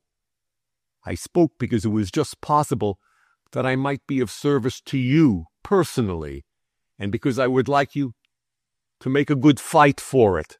I had borrowed her own words. He looked up at me and smiled. Thank you, he said. I believe you think it's a losing game, he added, with a touch of gray humor that was like a genial hour of sunlight on a wintry day. I did not answer. A little way down the road, Miss Churchill's carriage whirled into sight, sparkling in the sunlight, and sending up an attendant cloud of dust that melted like smoke through the dog roses of the leeward hedge. So you don't think much of me as a politician, Churchill suddenly deduced smilingly. You had better not tell that to my aunt. I went up to town with Churchill that evening. There was nothing waiting for me there, but I did not want to think. I wanted to be among men, among crowds of men, to be dazed, to be stupefied, to hear nothing for the din of life, to be blinded by the blaze of lights. There were plenty of people in Churchill's carriage. A military member and a local member happened to be in my immediate neighborhood. Their minds were full of financial scandals, and they dinned their alternating opinions into me. I assured them that I knew nothing about the matter, and they grew more solicitous for my enlightenment. It all comes from having too many eggs in one basket, the local member summed up. The old-fashioned small enterprises had their disadvantages, but, mind you, these gigantic trusts. Isn't that so, General? Oh, I quite agree with you, the General barked. At the same time. The voices sounded on, intermingling, indistinguishable, soothing even. I seemed to be listening to the hum of a threshing machine, a passage of sound booming on one note, a passage a half-tone higher, and so on, and so on. Visible things grew hazy, fused into one another. Chapter 16. We reached London somewhat late in the evening, in the twilight of a summer day. There was the hurry and bustle of arrival, a hurry and bustle that changed the tenor of my thoughts and broke their train. As I stood reflecting before the door of the carriage, I felt a friendly pressure of a hand on my shoulder. "You'll see to that," Churchill's voice said in my ear. "You'll set the copyists to work." "I'll go to the museum tomorrow," I said. There were certain extracts to be made for the life of Cromwell, extracts from pamphlets that we had not conveniently at disposal. He nodded, walked swiftly toward his brougham, opened the door, and entered. I remember so well that last sight of him, of his long, slim figure bending down for the entrance, woefully solitary, woefully weighted. Remember so well the gleam of the carriage panels reflecting the murky light of the bare London terminus, the attitude of the coachman stiffly reining back the horse, the thin hand that reached out, a gleam of white, to turn the gleaming handle. There was something intimately suggestive of the man in the motion of that hand, in its tentative outstretching, its gentle, half-persuasive, almost theoretic grasp of the handle. The pleasure of its friendly pressure on my shoulder carried me over some minutes of solitude, its weight on my body removing another from my mind. I had feared that my ineffective disclosure had chilled what of regard he had for me. He had said nothing. His manner had said nothing. But I had feared.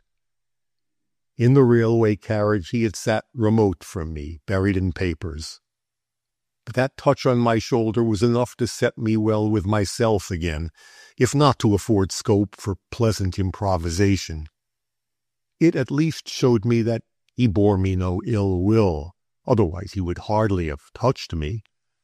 Perhaps even he was grateful to me, not for service, but for ineffectual goodwill. Whatever I read into it, that was the last time he spoke to me, and the last time he touched me. And I loved him very well. Things went so quickly after that. In a moderately cheerful frame of mind, I strolled the few yards that separated me from my club, intent on dining. In my averseness to solitude, I sat down at a table, where sat already a little bald-headed, false-toothed Anglo-Indian, a man who bored me into fits of nervous excitement. He was by way of being an incredibly distant uncle of my own. As a rule, I avoided him. Tonight I dined with him. He was a person of interminable and incredibly inaccurate reminiscences. His long residence in an indigo-producing swamp had affected his memory, which was supported by only very occasional visits to England. He told me tales of my poor father, and of my poor dear mother, and of Mr. Bromptons and Mrs. Kenwards, who had figured on their visiting lists away back in the musty 60s. "Your poor dear father was preciously badly off then," he said. "He had a hard struggle for it. I had a bad time of it, too. Worm had got at all my plantations, so I couldn't help him, poor chap. I think, mind you, Kenny Granger treated him very badly. He might have done something for him. He had influence, Kenny had." Kenny was my uncle, the head of the family, the husband of my aunt. "They weren't on terms," I said. "Oh, I know, the old man mumbled, "but still, for one's only brother. However, you contrive to do yourselves pretty well. You're making your pile, aren't you? Someone said to me the other day, can't remember who it was, that you were quite one of the rising men, quite one of the men." "Very kind of someone," I said. "And now I see," he went on, lifting up a copy of a morning paper, over which I had found him munching his salmon cutlet. "Now I see your sister is going to marry a cabinet minister. Ah," he shook his poor, muddled, baked head, "I remember you both as tiny little dots." "Why," I said, "she can hardly have been born then." "Oh, yes," he affirmed. "That was when I came over in 78. She remembered, too, that I brought her over an ivory doll. She remembered." "You've seen her?" I asked. "Oh, I called 2 or 3 weeks. No, months ago. She's the image of your poor dear mother," he added, "at that age. I remarked upon it to your aunt, but of course she could not remember. They were not married until after the quarrel." A sudden restlessness made me bolt the rest of my tepid dinner.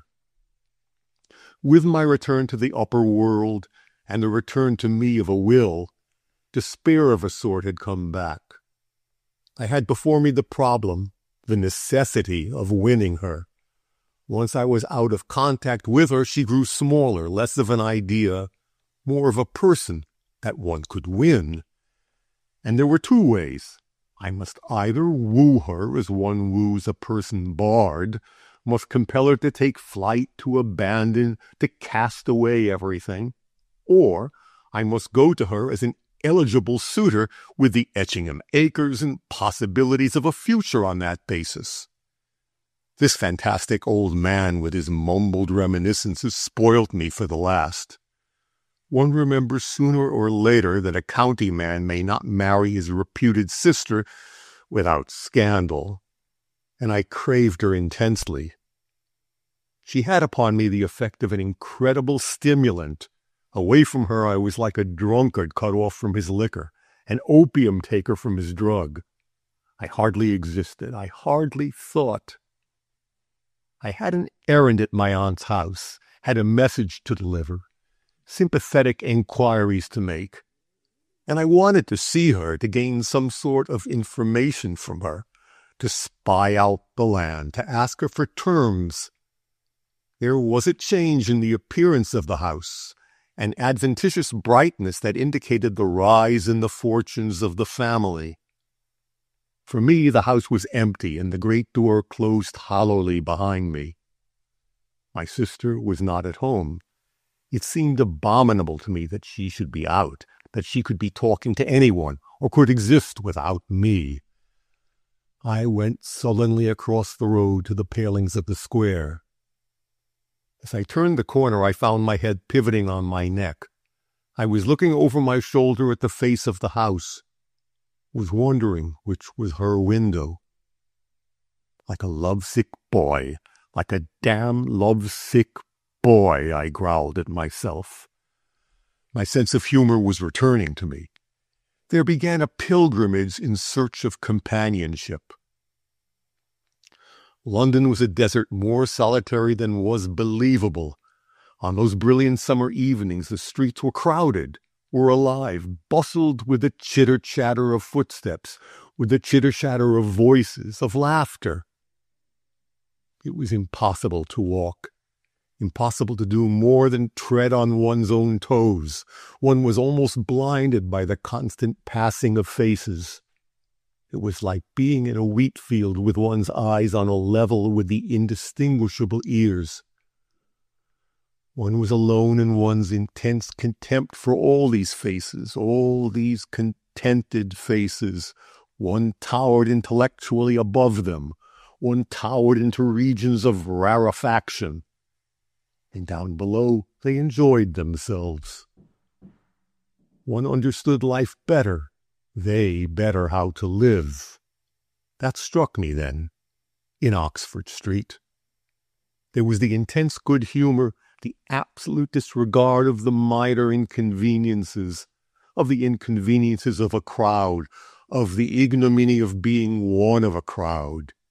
There was the intense poetry of the soft light, the poetry of the summer night coolness, and they understood how to enjoy it. I turned up an ancient court near Bedford Row.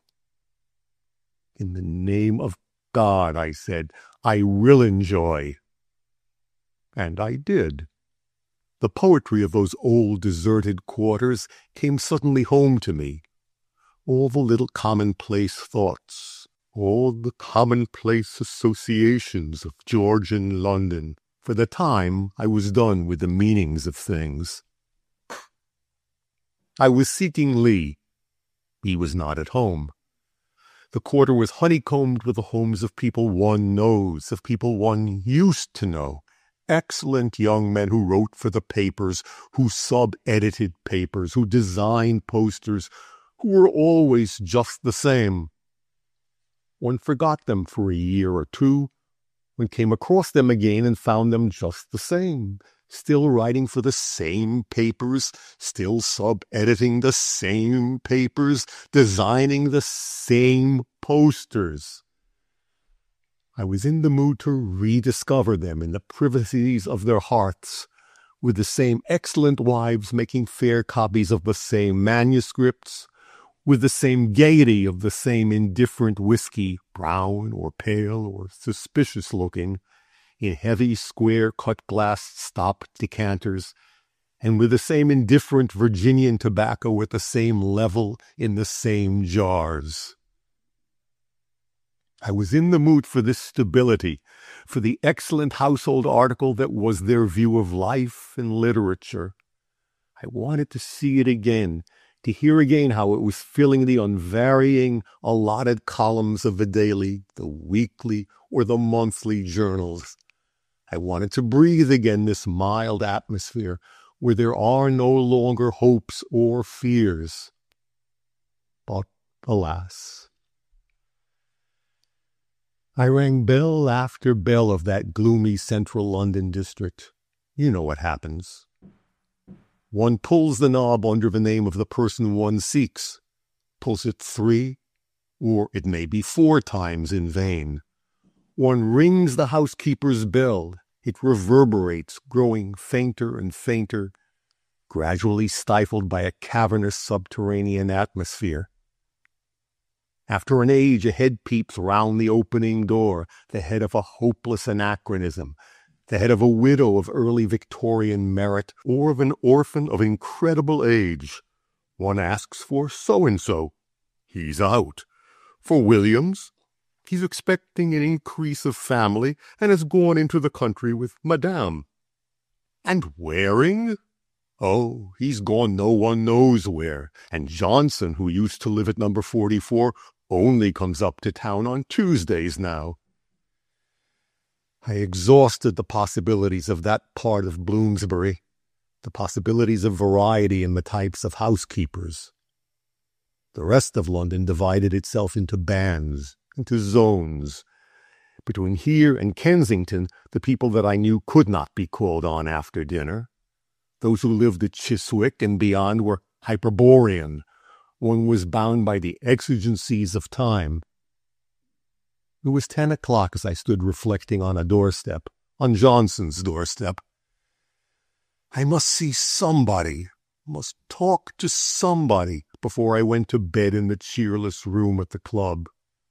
It was true I might find a political stalwart in the smoking room, but that was a last resort, a desperate and ignominious pis-aller. There was Fox. I should find him at the office. But it needed a change of tone before I could contemplate with equanimity the meeting of that individual.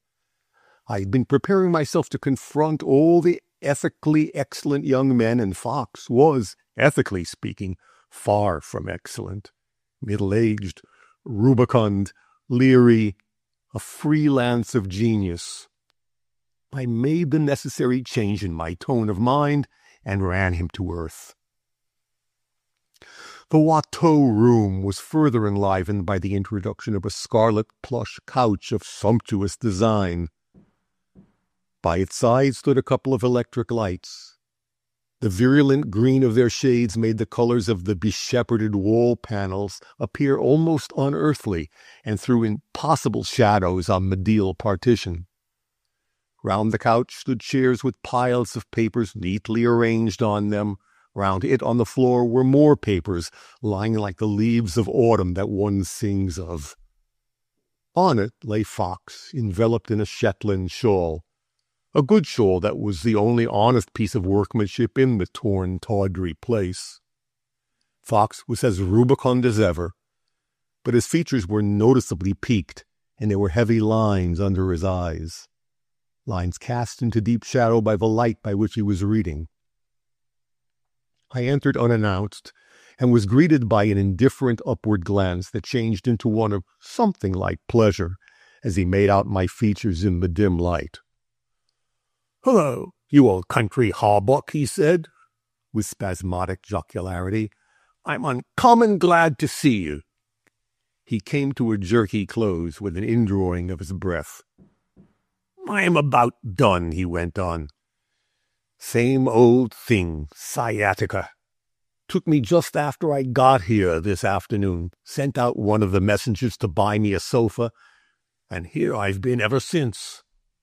"Well, and what's brought you up? Don't answer, I know all about it. I've got to keep on talking until this particular spasm's over, or else I shall scream and disturb the flow of Soane's leader. Well, and now you've come, you'll stop and help me to put the hour to bed, won't you? And then you can come and put me to bed." He went on talking at high pressure, exaggerating his expressions, heightening his humorous touches with punctuations of rather wild laughter. At last he came to a stop with a half-suppressed "ah" and a long indrawing of the breath. "That's over," he said. "Give me a drop of brandy. There's a good fellow." I gave him his nip. Then I explained to him that I couldn't work for the hour, that I wasn't on terms with de Mersch. "Been dropping money over him?" he asked cheerfully. I explained a little more, but there was a lady. "Oh, it's that," Fox said. "The man is a fool. But anyhow, Mersch don't count for much in this particular show. He's no money in it even, so you may put your pride in your pocket or wherever you keep it. It's all right. Straight. He's only the small change." "But," I said, "everyone says you said yourself." "To be sure," he answered, "but you don't think that I play second fiddle to a bounder of that caliber. Not really." He looked at me with a certain seriousness. I remembered, as I had remembered once before, that Fox was a personality, a power. I'd never realized till then how entirely, fundamentally different he was from any other man that I knew. He was surprising enough to have belonged to another race. He looked at me not as if he cared whether I gave him his due or not, but as if he were astonished at my want of perception of the fact. He let his tousled head fall back upon the plush cushions. "You might kick 'em from here to Greenland for me," he said. "I wouldn't weep. It suits me to hold 'em up, and a kicking might restore his equilibrium. I'm sick of him. I've told him so. I knew there was a woman. But don't you worry, I'm the man here." "If that's the case," I said. "Oh, that's it," he answered. I helped him to put the paper to bed, took some of the work off his hands. It was all part of the getting back to life, of the resuming of rusty armor, and I wanted to pass the night. I was not unused to it, as it happened. Fox had had several of these fits during my year, and during most of them I'd helped him through the night. Once or twice for 3 on end. Once I had had entire control for a matter of 5 nights. But they gave me a new idea, Fox, those 2 or 3 weird hours that night. It was as if I had never seen him before. The attacks grew more virulent as the night advanced. He groaned and raved and said things, the most astounding things in gibberish, that upset one's nerves and everything else. At the height, he sang hymns, and then, as the fits passed, relapsed into incredible clear-headedness. It gave me, I say, a new idea, Fox. It was as if, for all the time I'd known him, he'd been playing a part, and that only now, in the delirium of his pain, in the madness into which he drank himself, were fragments of the real man thrown to the surface. I grew at last almost afraid to be alone with him in the dead, small hours of the morning, and longed for a time when I could go to bed among the uninspiring marble-topped furniture of my club. Chapter 17. At noon of the next day, I gave Fox his look-in at his own flat. He was stretched upon a sofa. It was evident that I was to take such of his duties as were takeable. He greeted me with words to that effect. "Don't go filling the paper with your unbreached geniuses," he said genially, "and don't overwork yourself. There's really nothing to do. But your being there will keep that little beast Evans from getting too cock-a-hoop.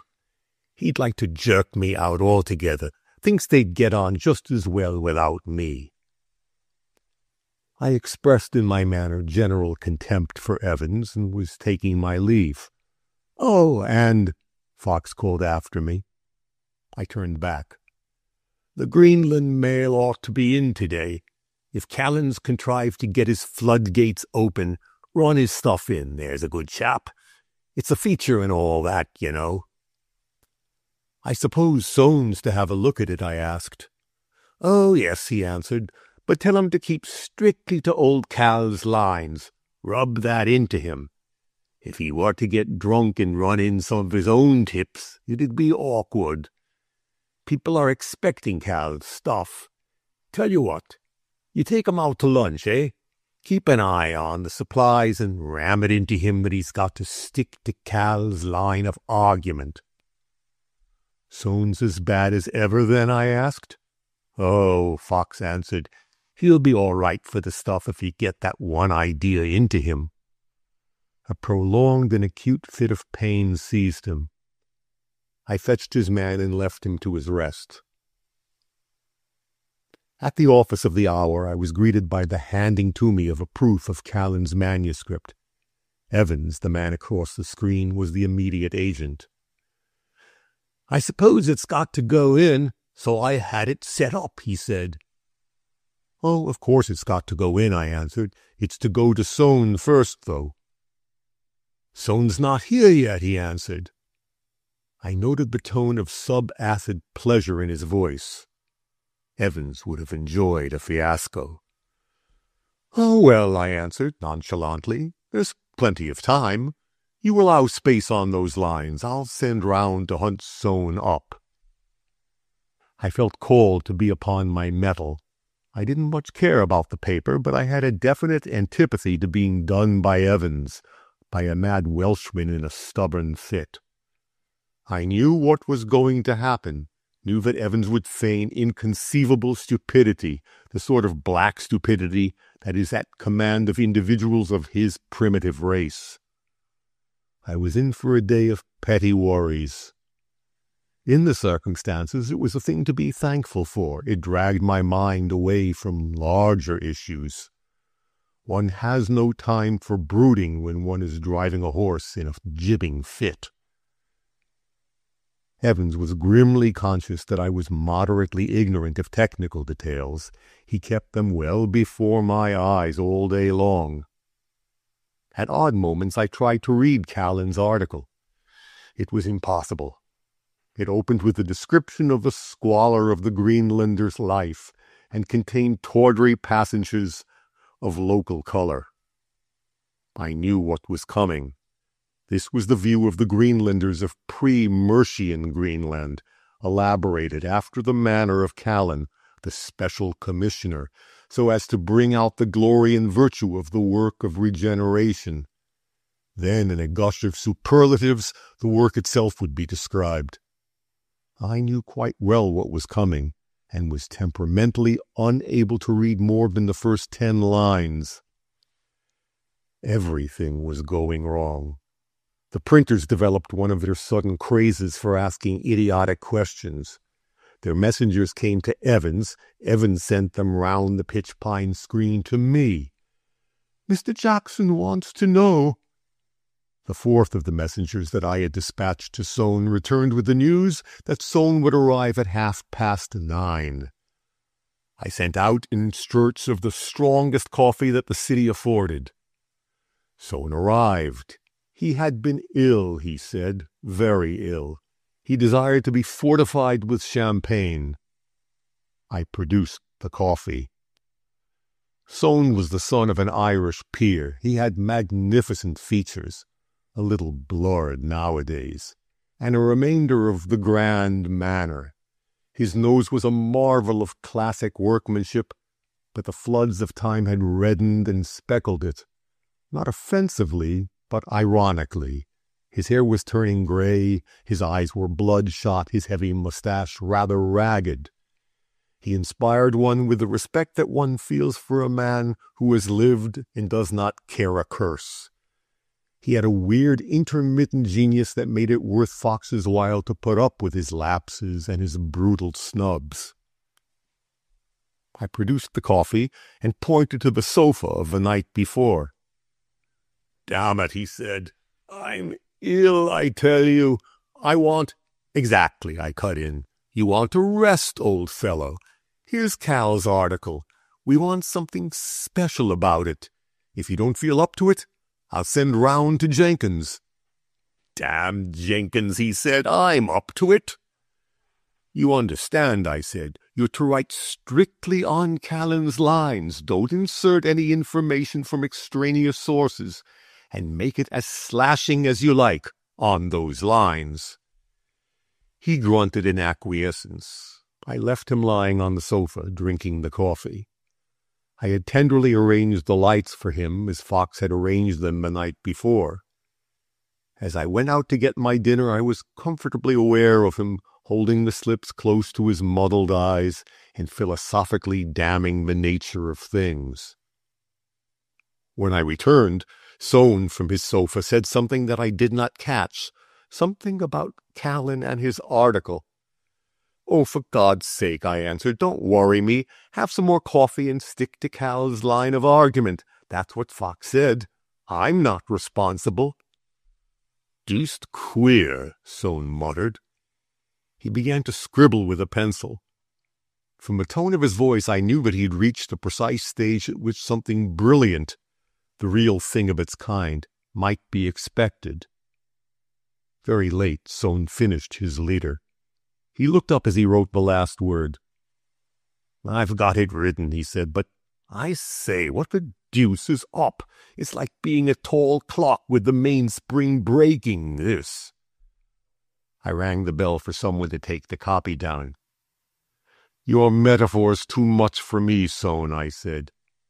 It's appropriate all the way along, he maintained. If you call me a mainspring, I'd been wound up to write old Demersh and his Greenland up, and it's been a tight wine these days, I tell you. Then all of a sudden, a boy appeared and carried off the copy. All of a sudden, Soane resumed, something gives. I suppose something's given, and there's a whirr, and the hands fly backwards, and old Demersh and Greenland bump to the bottom like the weights. The boom of the great presses was rattling the window frames. Soane got up and walked toward one of the cupboards. Dry work, he said, but the simile's just, isn't it?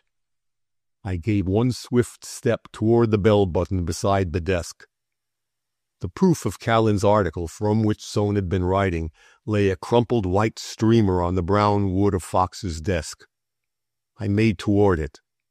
As I stretched out my hand, the solution slipped into my mind, coming with no more noise than that of a bullet, impinging with all the shock and remaining with all the pain. I had remembered the morning, over there in Paris, when she had told me that she had invited one of Demersh's lieutenants to betray him by not concealing from Callan the real horrors of the système Groenlandais. Flogged, butchered, miserable natives, the famines, the vices, diseases, and the crimes.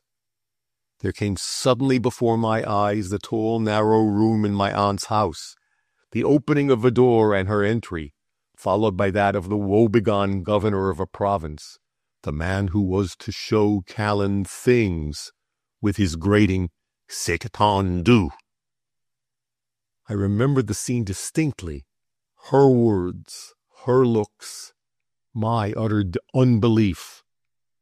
I remembered, too, that it had not saved me from a momentary sense of revolt against that inflexible intention of a treachery which was to be another step toward the inheritance of the earth.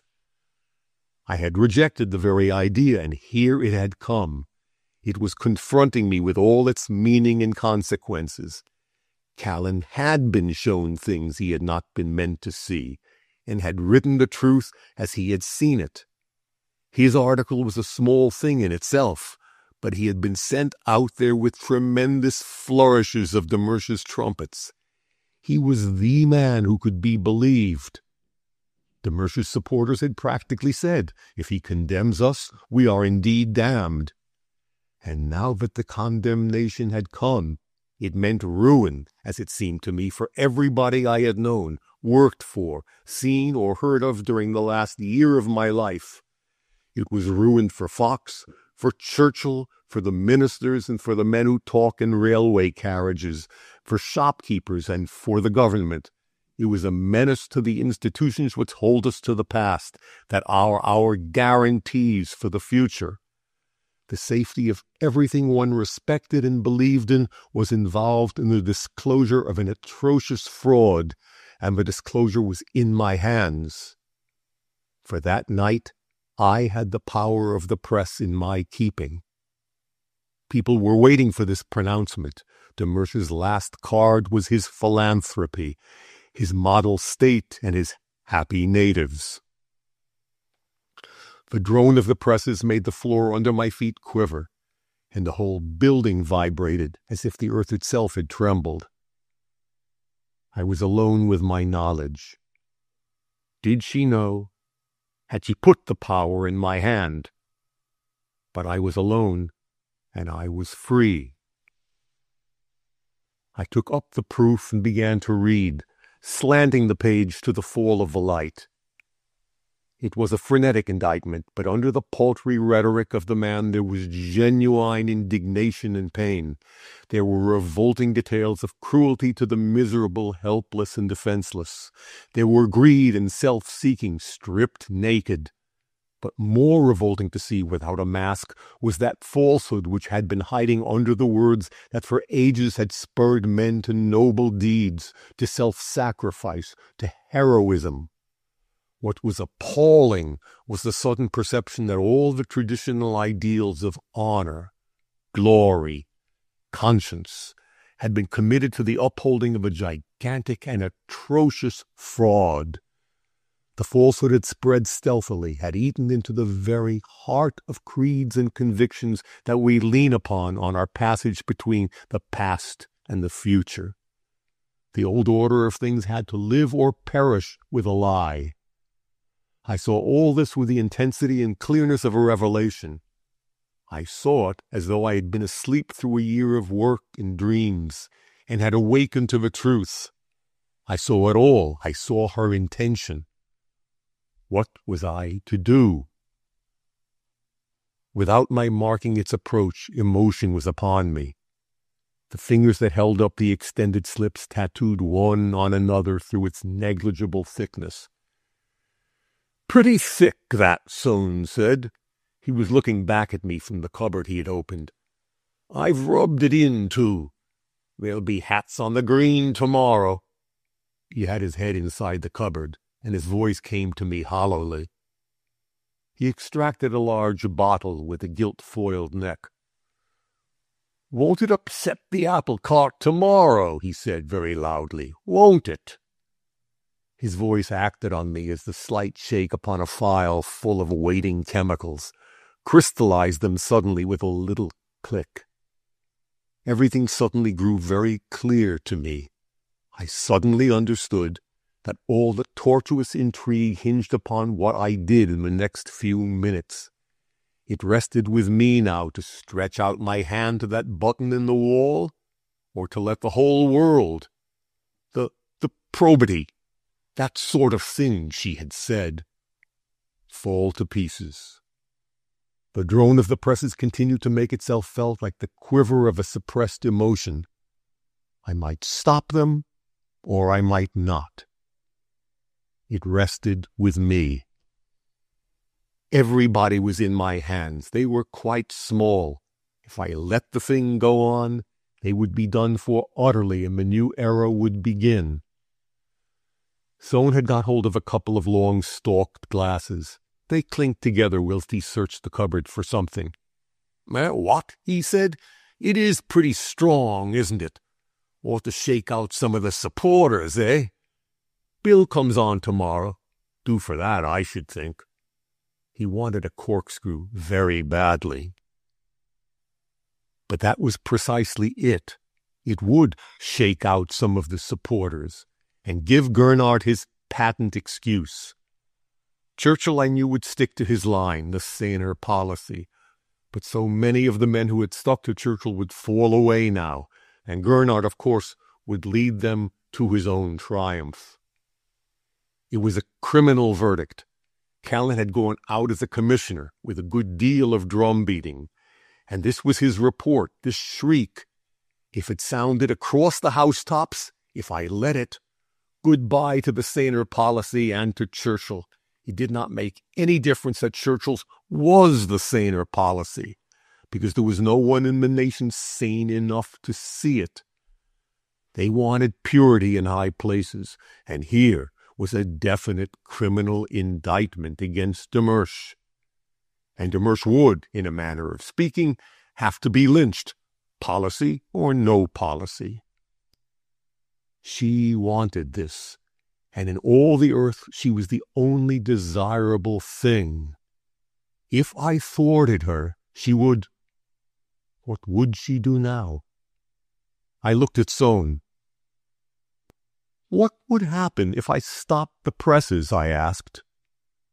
Sohn was twisting his corkscrew in the wire of the champagne bottle. It was fatal. I could see nothing on earth but her. What else was there in the world? Wine?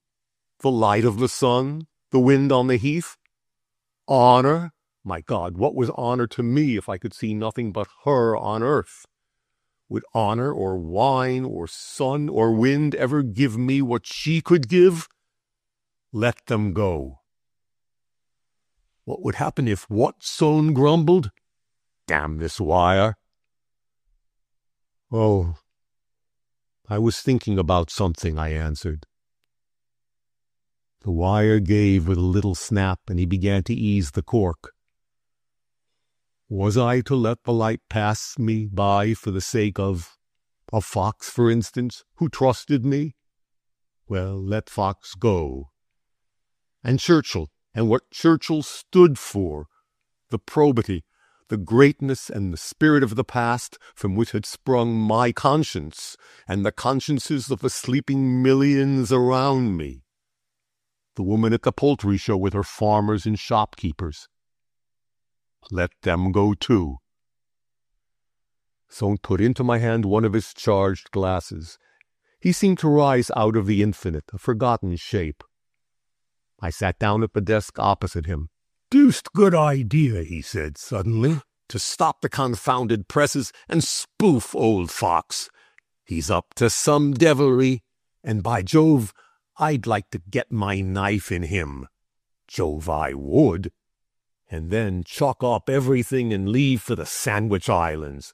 I'm sick of this life, this dog's life. One might have made a pile, though, if one known this smash was coming. But one can't get at the innards of things. No such luck. No such luck, eh? I looked at him stupidly, took in his bloodshot eyes and his ruffled, grizzling hair. I wondered who he was. Il s'agissait de... I seemed to be back in Paris. I couldn't think of what I had been thinking of. I drank his glass of wine, and he filled me another. I drank that, too. Ah, yes, even then the thing wasn't settled. Even now that I had recognized that Fox and the others were of no account, what remained was to prove to her that I wasn't a mere chattel, a piece in the game. I was at the very heart of the thing. After all, it was chance that had put me there, the blind chance of all the little things that lead in the inevitable, the future. If now I thwarted her, she would... What would she do? She would have to begin all over again. She wouldn't want to be revenged. She wasn't revengeful. But how if she would never look upon me again? The thing had reduced itself to a mere matter of policy. Or was it passion? A clatter of the wheels of heavy carts and of the hoofs of heavy horses on granite struck like hammer blows on my ears, coming from the well of the courtyard below. Sohn had finished his bottle and was walking to the cupboard. He paused at the window and stood looking down. "Strong beggars, those porters," he said. "I couldn't carry that weight of paper, not with my rot on it, let alone Callan's. You'd think it would break down the carts." I understood that they were loading the carts for the newspaper mails. There was still time to stop them. I got up and went toward the window very swiftly. I was going to call to them to stop loading. I threw the casement open.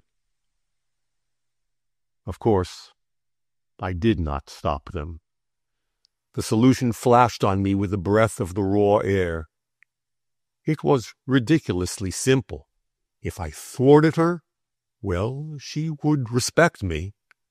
But her business in life was the inheritance of the earth, and however much she might respect me, or by so much the more, she would recognize that I was a force to deflect her from the right line. A disease for me, she had said. What I have to do, I said, is to show her that I had her in my hands and that I cooperated loyally.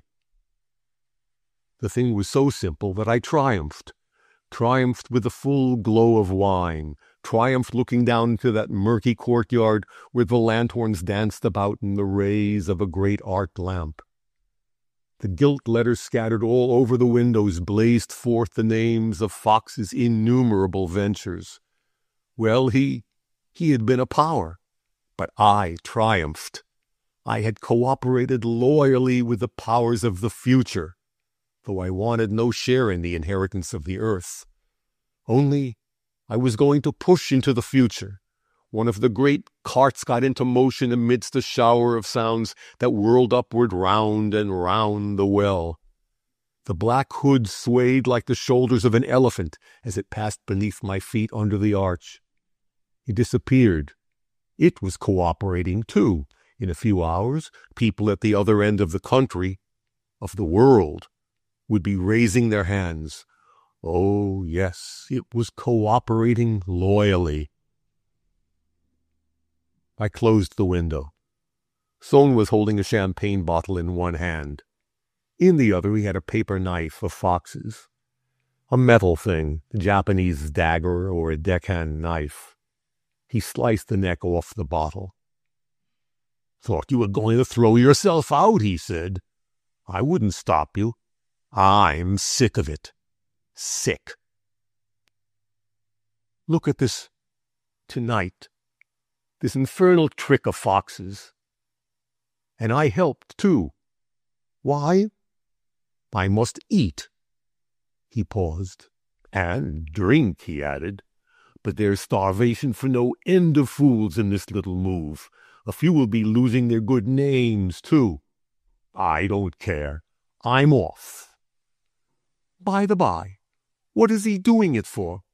Money? Funk? You ought to know. You must be in it, too. It's not hunger with you.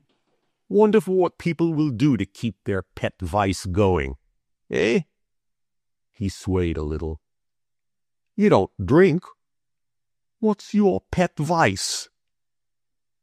He looked at me very defiantly, clutching the neck of the empty bottle.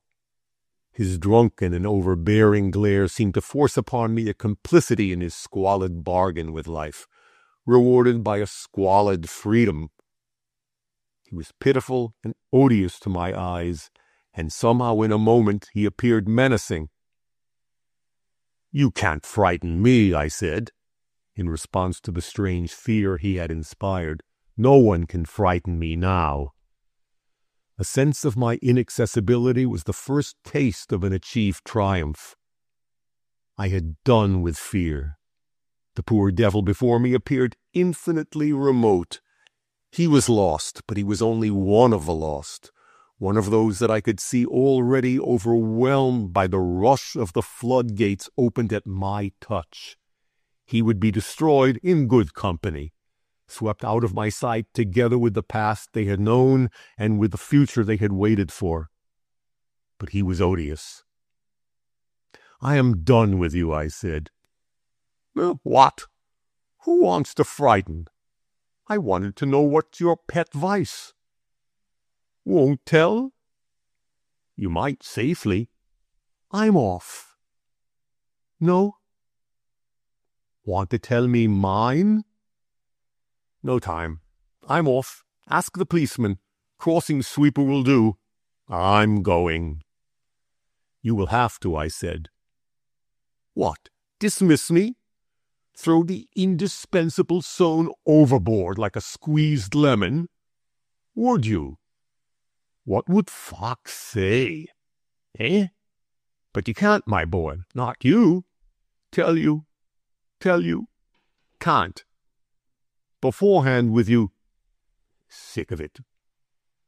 I'm off to the islands of the blessed. I'm going to be no, not an angel like Fox, a beachcomber, lie on white sand in the sun, blue sky and palm trees. Eh? Esses Waikato. I'm off. Come too, lark. Dismiss yourself out of all this. Warm sand, warm... Mind you? You won't?" He had an injured expression. "Well, I'm off. See me into the cab, old chap. You're a decent fellow after all, not one of these beggars who would sell their best friend for little money, or some woman will see the last of me." I didn't believe he would reach the South Seas, but I went downstairs and watched him march up the street with a slight stagger under the pallid dawn. I suppose it was the lingering chill of a night that made me shiver. I felt unbounded confidence in the future. There was nothing now between her and me. The echo of my footsteps on the flagstones accompanied me, filling the empty earth with the sound of my progress. Chapter 18. I walked along, got to my club and upstairs into my room peaceably. A feeling of entire tranquility had come over me. I rested after a strife which had issued in a victory whose meaning was too great to comprehend and enjoy at once. I only knew that it was great because there seemed nothing more left to do. Everything reposed within me.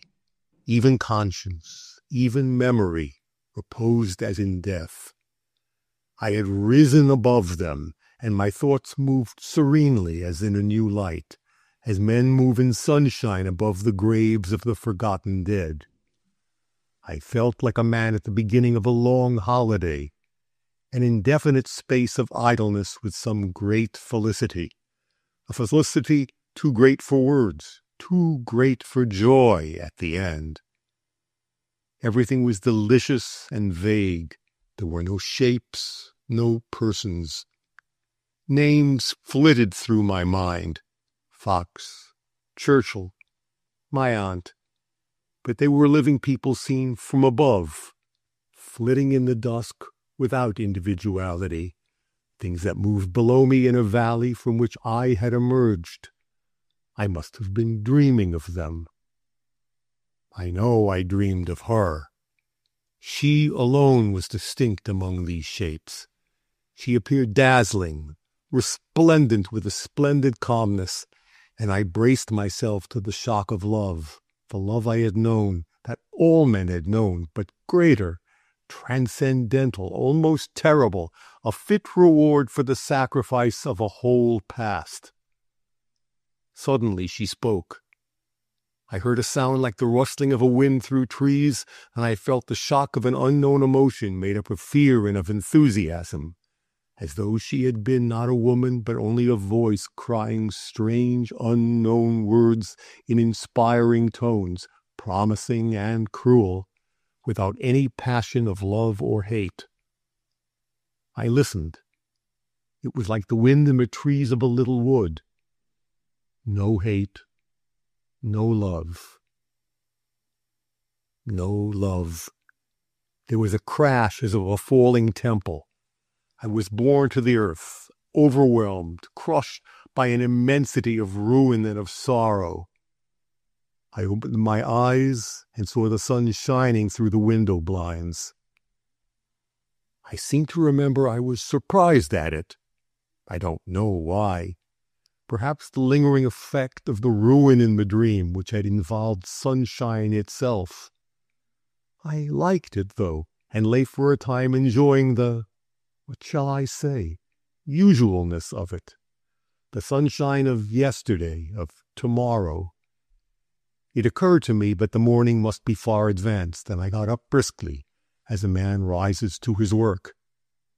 But as soon as I got on my legs, I felt as if I had already overworked myself. In reality, there was nothing to do. All my muscles twitched with fatigue. I had experienced the same sensations once after an hour's desperate swimming to save myself from being carried out to sea by the tide. No, there was nothing to do. I descended the staircase, and an utter sense of aimlessness drove me out through the big doors, which swung behind me without noise. I turned toward the river, and on the broad embankment the sunshine enveloped me, friendly, familiar, and warm like the care of an old friend. A black, dumb barge drifted, clumsy and empty, and the solitary man in it wrestled with a heavy sweep, straining his arms, throwing his face up to the sky at every effort. He knew what he was doing, though it was the river that did his work for him. His exertions impressed me with the idea that I too had something to do. Certainly I had. One always has. Somehow I could not remember. It was intolerable and even alarming, this blank, this emptiness of the many hours before night came again, till suddenly it dawned upon me I had to make some extracts in the British Museum for our Cromwell. Our Cromwell. There was no Cromwell. He had lived, had worked for the future, and now he had ceased to exist. His future, our past, had come to an end. The barge with the man still straining at the oar had gone out of sight under the arch of the bridge, as through a gate into another world. A bizarre sense of solitude stole upon me, and I turned my back upon the river, as empty as my day. Hansoms, broughams, streamed with a continuous muffled roll of wheels and a beat of hoofs. A big dray put a note of thunder and a clank of chains. I found myself curiously unable to understand what possible purpose remained to keep them in motion. The past that had made them had come to an end, and their future had been devoured by a new conception. And what of Churchill? He too had worked for the future. He would live on, but he had already ceased to exist. I had evoked him in this poignant thought, and he came not alone. He came with a train of all the vanquished in this stealthy, unseen contest for an immense stake in which I was one of the victors. They crowded upon me. I saw Fox, Polehampton, de Mersch himself, crowds of figures without a name, women with whom I had fancied myself in love, men I had shaken by the hand, Lee's reproachful, ironical face. They were near enough to touch, nearer. I did not only see them, I absolutely felt them all. The tumultuous and silent stir seemed to raise a tumult in my breast. I sprang suddenly to my feet. A sensation that I had had before that was not new to me. A remembered fear had me fast. A remembered voice seemed to speak clearly incomprehensible words that had moved me before. The sheer faces of the enormous buildings near at hand seemed to topple forwards like cliffs in an earthquake, and for an instant I saw beyond them into unknown depths that I had seen into before. It was as if the shadow of annihilation had passed over them beneath the sunshine.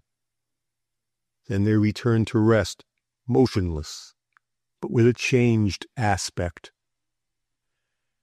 This is too absurd, I said to myself. I am not well. I was certainly unfit for any sort of work. But I must get through the day somehow. Tomorrow. I had a pale vision of her face as it had appeared to me at sunset on the first day I had met her. I went back to my club, to lunch, of course. I had no appetite, but I was tormented by the idea of an interminable afternoon before me. I sat idly for a long time. Behind my back, two men were talking. Churchill, no better than the rest. He only wants to be found out. If I've any nose for that sort of thing, there's something in the air. It's absurd to be told that he knew nothing about it. You've seen the hour? I got up to go away, but suddenly found myself standing by their table. You were unjust, I said. They looked up at me together with an immense surprise. I didn't know them, and I passed on, but I heard one of them ask, "Who's that fellow?" Etchingham Granger." "Is he queer?" the other postulated. I went slowly down the great staircase. A knot of men was huddled around the tape machine. Others came, half trotting, half walking, to peer over heads, under armpits. "What's the matter with that thing?" I asked of one of them. "Oh, Grogram's up," he said, and passed me. Someone from a point of vantage read out, "The leader of the House, Sir C. Grogram, Devonport, said that—" The words came haltingly to my ears as the man's voice followed the jerks of a little instrument.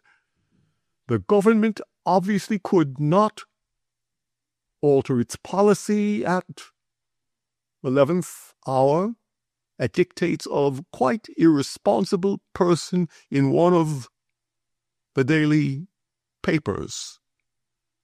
I was wondering whether it was Soane or Callan who was poor old Grogram's quite irresponsible person, when I caught the sound of Gurnard's name. I turned irritably away. I didn't want to hear that fool read out the words of that. It was like the warning croak of a raven in an old ballad. I began desultorily to descend to the smoking room. In the Cimmerian gloom of the stairway, the voice of a pursuer hailed me. "I say, Granger! I say, Granger!" I looked back. The man was one of the rats of the lower journalism, large-boned, rubicund, asthmatic, a mass of flesh that might, to the advantage of his country and himself, have served as a cavalry trooper. He puffed stertorously down towards me. I say, his breath came rattling and wheezing. "What's up at the hour?" "I'm sure I don't know," I answered curtly. "They said you took it yesterday. You've been playing the very devil, haven't you? But I suppose it was not off your own bat." "Oh, I never play off my own bat," I answered. "Of course, I don't want to intrude," he said again. In the gloom I was beginning to discern the workings of a tortured apoplectic face. "But I say, what's Demersh's little game?" "You'd better ask him," I answered. It was incredibly hateful, this satyr's mask in the dim light. "He's not in London," it answered, with a wink of the creased eyelids. "But I suppose now Fox and Demersh haven't had a row now, have they?" I did not answer. The thing was wearily hateful, and this was only the beginning. Hundreds more would be asking the same question in a few minutes. The head wagged on the mountainous shoulders. "Looks fishy," he said. I recognized that, to force words from me, he was threatening a kind of blackmail. Another voice began to call from the top of the stairs. "I say, Granger! I say, Granger!" I pushed the folding doors apart and went slowly down the gloomy room. I heard the doors swing again and footsteps patter on the matting behind me. I did not turn. The man came round me and looked at my face. It was Polehampton. There were tears in his eyes. "I say," he said. "I say, what does it mean? What does it mean?" It was very difficult for me to look at him. "I tell you," he began again. He had the dictatorial air of a very small, quite hopeless man, a man mystified by a blow of unknown provenance. "I tell you," he began again. "But what has it to do with me?" I said roughly. "Oh, but you advised me to buy." He had become supplicatory. "Didn't you know? Didn't you? You said, you remember, that—" I didn't answer the man. What had I got to say?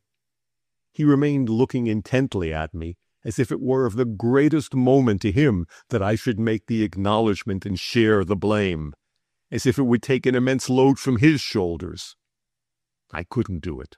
I hated him. "Didn't you," he began categorically, "didn't you advise me to buy those debentures of Demersh's?" I did not answer. "What does it all mean?" he said again. "If this bill doesn't get through, I tell you I shall be ruined. And they say that Mr. Gurnard is going to smash it. They're all saying it up there, and that you on the hour are responsible." He took out a handkerchief and began to blow his nose. I didn't say a single word. "But what's to be done?" he started again. "What's to be done? I tell you, my daughter, she's very brave. She said to me this morning she could work, but she couldn't, She's not been brought up to that sort of thing, not even typewriting. And so we're all ruined, every one of us. And I've more than 50 hands, counting Mr. Lee, and they'll all have to go. It's horrible. I trusted you, Granger, I trusted you. And they say up there that you—" I turned away from him. I couldn't bear to see the bewildered fear in his eyes. "So many of us," he began again, "everyone I know, I told them to buy, and— But you might have let us know, Granger. You might have. Think of my poor daughter." I wanted to say something to the man, wanted to horribly, but there wasn't anything to say, not a word. I was sorry. I took up a paper that sprawled on one of the purple ottomans. I stood with my back to this haggard man and pretended to read. I noticed incredulously that I was swaying on my legs. I looked round me. 2 old men were asleep in armchairs under the gloomy windows. One had his head thrown back. The other was crumpled forward into himself. His frail white hand just touched the floor. A little further off, 2 young men were talking.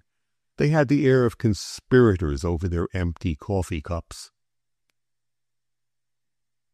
I was conscious that Polehampton had left me, that he had gone from behind me. But I don't think I was conscious of the passage of time. God knows how long I stood there. Now and then I saw Polehampton's face before my eyes, with the panic-stricken eyes, the ruffled hair, the lines of tears seaming the cheeks, seeming to look out at me from the crumple of the paper that I held. I knew, too, that there were faces like that everywhere, faces of panic-stricken little people of no more account than the dead in graveyards, just the material to make graveyards, nothing more. Little people of absolutely no use, but just to suffer horribly from this blow coming upon them from nowhere. It had never occurred to me at the time that their inheritance had passed to me, to us. And yet I began to wonder stupidly, what was the difference between me today and me yesterday? There wasn't any, not any at all. Only today I had nothing more to do. The doors at the end of the room flew open as if burst by a great outcry penetrating from without, and a man appeared running up the room, one of those men who bear news eternally, who catch the distant clamor and carry it into quiet streets. Why did he disturb me? Did I want to hear his news? I wanted to think of Churchill, to think of how to explain. The man was running up the room. I say, you beggars!" I was beginning to wonder how it was that I felt such an absolute conviction of being alone. And it was then, I believe, that in this solitude that had descended upon my soul, I seemed to see the shape of an approaching nemesis. It is permitted to no man to break with his past, with the past of his kind, and to throw away the treasure of his future. I began to suspect I had gained nothing. I began to understand that even such a catastrophe was possible. I sat down in the nearest chair. Then my fear passed away. The room was filling. It hummed with excited voices. "Churchill, no better than the others," I heard somebody saying. 2 men had stopped talking. They were middle-aged, a little gray and ruddy. The face of one was angry, and of the other sad. "He wanted only to be found out," What a fall in the mud. No matter, said the other. One is made a little sad. He stood for everything I'd been pinning my faith to. They passed on. A brazen voice bellowed in the distance, the greatest fall of any minister that ever was. A tall, heavy journalist in a white waistcoat was the center of a group that turned slowly upon itself, gathering bulk. Done for. Stood up to the last. I saw him get into his brougham. The police had a job. There's quite a riot down there. Pale as a ghost. Gurnard? Gurnard magnificent. Very cool and in his best form. Threw them over without as much as a wink. Outraged conscience speech. Magnificent. Why, it's the chance of his life. And then for a time the voices and the faces seemed to pass away and die out. I had dropped my paper, and as I stooped to pick it up, the voices returned. Granger. Etchingham Granger. Sister is going to marry Gurnard. I got onto my hands and knees to pick up the paper, of course. What I did not understand was where the water came from. Otherwise it was pretty clear. Somebody seemed to be in a fit. No, he wasn't drunk. Look at his teeth. What did they want to look at his teeth for? Was he a horse? It must have been I that was in the fit. There were a lot of men round me, the front row on their knees, holding me, some of them. A man in a red coat and plush breeches. A waiter was holding a glass of water. Another had a small bottle. They were talking about me under their breath. At one end of the horseshoe someone said, "He's the man who—" Then he caught my eye. He lowered his voice, and the abominable whisper ran round among the heads. It was easy to guess. The man who was got at. I was to be that for the rest of my life. I was to be famous at last. There came the desire to be out of it. I struggled to my feet. Someone said, "Feel better now?" I answered, I've got to go and see."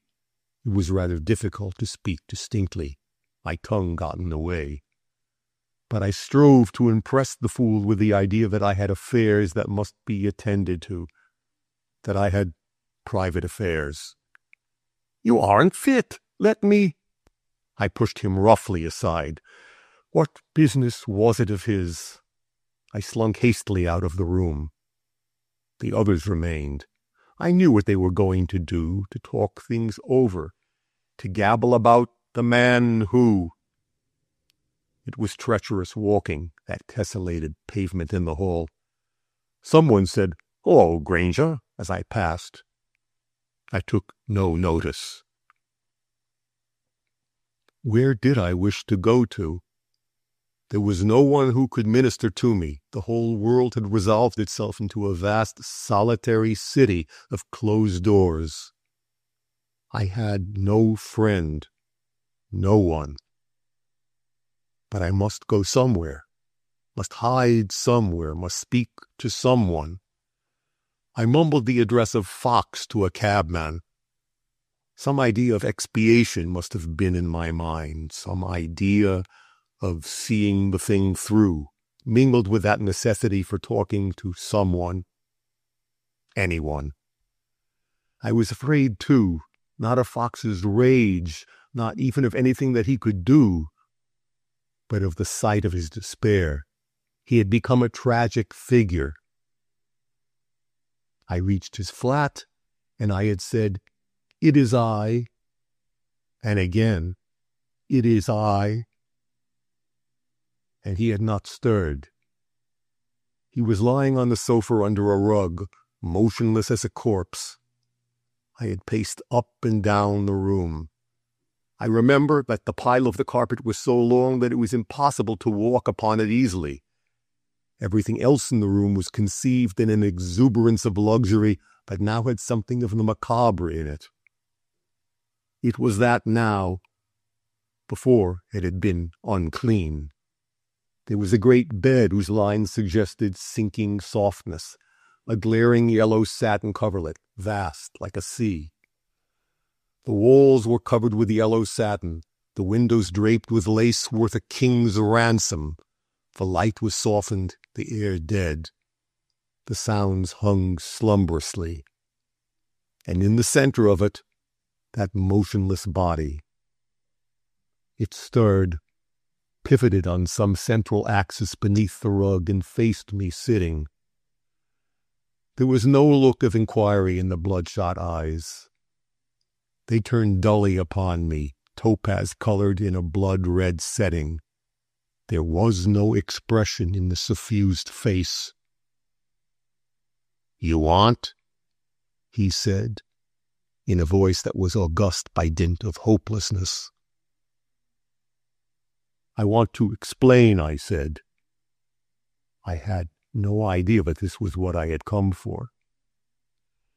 He answered only, "You." He had the air of one speaking to something infinitely unimportant. It was as if I had no inkling of the real issue. With the bravery of desperation, I began to explain that I hadn't stumbled into the thing, that I had acted open-eyed for my own ends. My own ends. I repeated it several times. I wanted him to understand, and I did explain. I kept nothing from him, neither her coming, nor her words, nor my feelings. I had gone in with my eyes open. For the first time, Fox looked at me as if I were a sentient being. "Oh, you know that much," he said listlessly. "It's no disgrace to have gone under to her," I said. "We had to." His despair seemed to link him into one we with myself. I wanted to put heart into him. I don't know why. He didn't look at me again. "Oh, that," he said dully. I understand who you mean.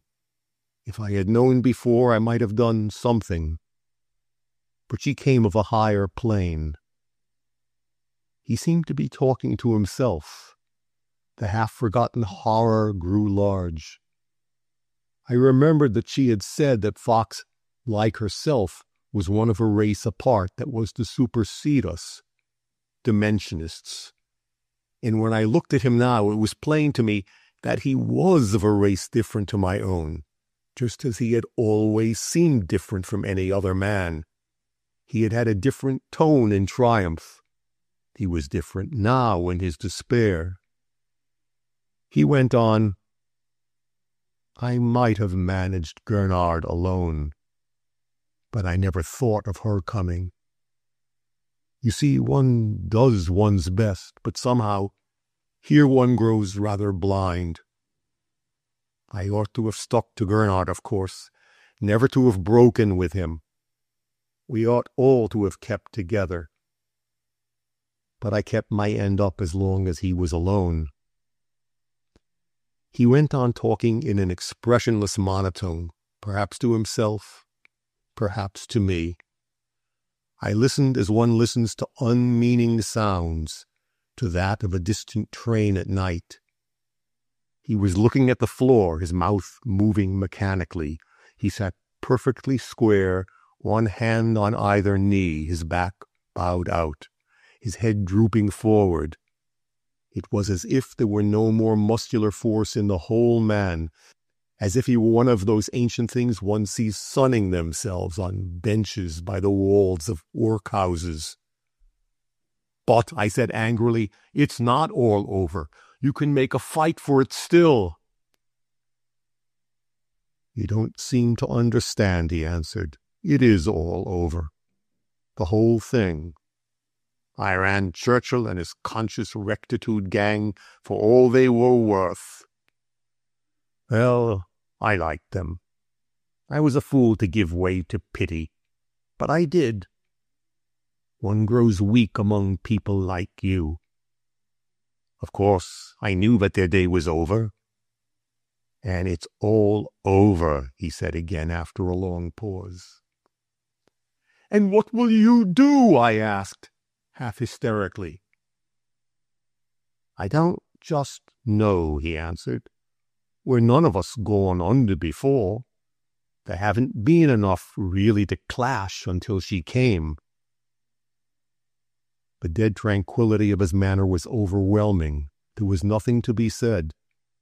I was in the presence of a man who was not as I was, whose standard of values, absolute to himself, was not to be measured by any of mine. I suppose I shall cut my throat, he began again. I noticed with impersonal astonishment that the length of my right side was covered with the dust of a floor. In my restless motions I came opposite the fireplace. Above it hung a number of tiny jeweled frames containing daubs of an astonishing lewdness. The riddle grew painful. What kind of a being could conceive this impossibly barbaric room, could enshrine those impossibly crude designs, and then fold his hands? I turned fiercely upon him. But you are rich enough to enjoy life, I said. What's that? He asked wearily. In the name of God, I shouted, what do you work for? What have you been plotting and plotting for, if not to enjoy all life at the last? He made a small, indefinite motion of ignorance, as if I had propounded to him a problem that he could not solve, that he did not think worth the solving. It came to me as the confirmation of a suspicion, that motion. They had no joy, these people who were to supersede us. Their clear-sightedness did nothing more for them than just that, enabling them to spread desolation among us and take our places. It had been in her manner all along. She was like fate, like the abominable fate that desolates the whole length of our lives, that leaves of our hopes, of our plans, nothing but a hideous jumble of fragments, like those of statues smashed by hammers. The senseless, inscrutable, joyless fate that we hate, and that debases us forever and ever. She had been all that to me, and to how many more. I used to be a decent personality, I vociferated at him. Do you hear? Decent. I could look a man in the face, and you cannot even enjoy. What do you come for? What do you live for? What is at the end of it all? Ah, if I knew, he answered negligently. Chapter 19. I wanted to see her, to finish it one way or another, and at my aunt's house I found her standing in an immense white room, waiting for me. There was a profusion of light. It left her absolutely shadowless, like a white statue in a gallery, inscrutable. "I have come," I said. I had it in my mind to say, because there is nothing for me to do on earth. But I did not. I looked at her instead. "You have come," she repeated. She had no expression in her voice, in her eyes. It was as if I were nothing to her, as if I were the picture of a man. Well, that was it. I was a picture, she a statue. "I did it," I said at last. "And you want?" she asked. "You know," I answered, "I want my—" I could not think of the word. It was either a reward or a just due. She looked at me quite suddenly. It made an effect as if the Venus de Milo had turned its head toward me.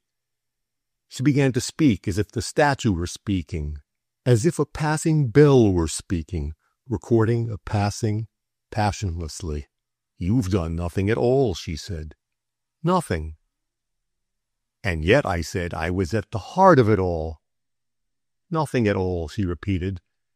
"You were at the heart, yes, but at the heart of a machine." Her words carried a sort of strong conviction. I seemed suddenly to see an immense machine, unconcerned, soulless, but all its parts made up of bodies of men, a great mill grinding out the dust of centuries, a great wine press. She was continuing her speech. "As for you, you are only a detail, like all the others. You were set in a place because you would act as you did. It was in your character. We inherit the earth, and your day is over. You remember that day when I found you, the first day?" I remembered that day. It was on the downland, under the immense sky, amid the sound of larks.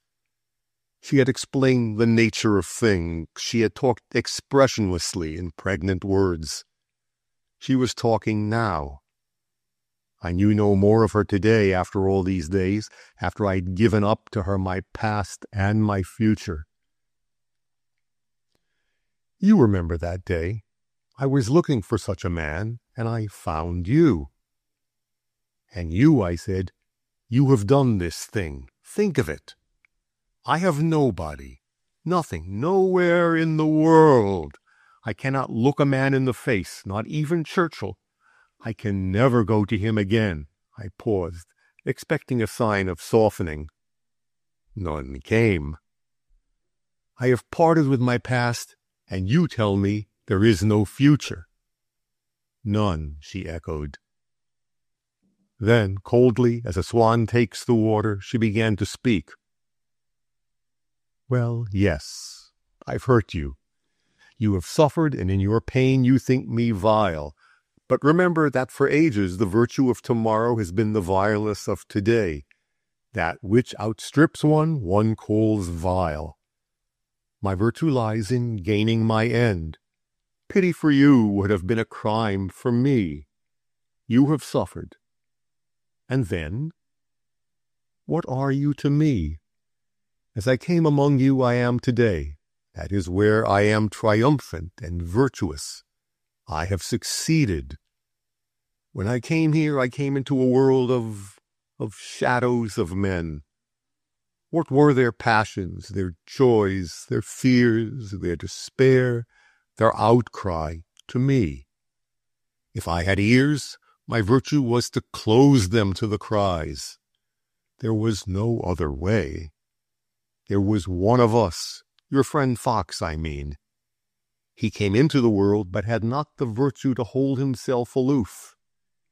He has told you, one goes blind down here. He began to feel a little like the people round him. He contracted likings and dislikings. He liked you, and you betrayed him. So we went under. He grew blind down here. I have not grown blind. I see as I saw. I move as I did in a world of the pictures of men. They despair. I hear groans. Well, they are the groans of the dead to me. This to you, down near it, is a mass of tortuous intrigue, vile in its pettiest detail. But come further off. Stand beside me, and what does it look like? It is a mighty engine of disintegration. It has crushed out a whole fabric, a whole plane of society. It has done that. I guided it. I had to have my eyes on every little strand of it to be forever on the watch. And now I stand alone. Yesterday, that fabric was everything to you. It seemed solid enough. And where is it today? What is it to you more than to me? There stood virtue and probity and all the things that all those people stood for. Well, today they are gone. The very belief in them is gone. Who will believe in them now that it is proved that their tools were people like Demersch? And it was I that did it. That too is to be accounted to me for virtue. Well, I have inherited the earth. I am the worm at the very heart of the rose of it. You are thinking that all that I have gained is the hand of Gernard. But it is more than that. It is a matter of a chessboard, and Gernard is the only piece that remains, and I am the hand that moves him. As for a marriage, well, it is a marriage of minds, a union for a common purpose.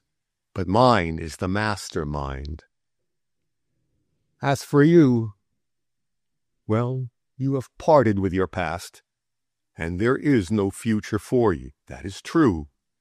You have nowhere to go to, have nothing left, nothing in the world. That is true, too. But what is that to me?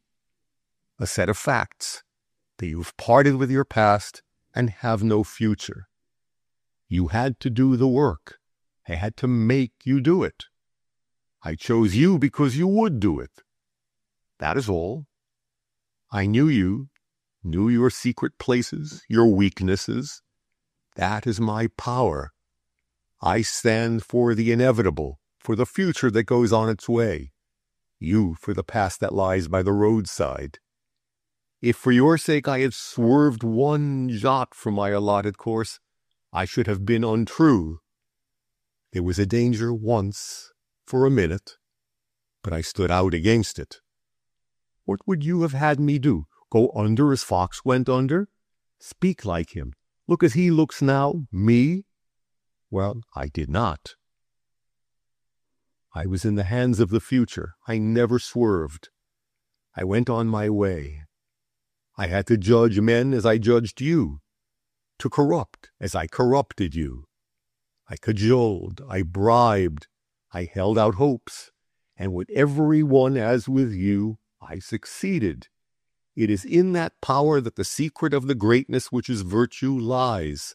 I had to set about a work of art, of an art strange to you, as strange, as alien as the arts of dead peoples. You are the dead now, mine the art of an ensuing day.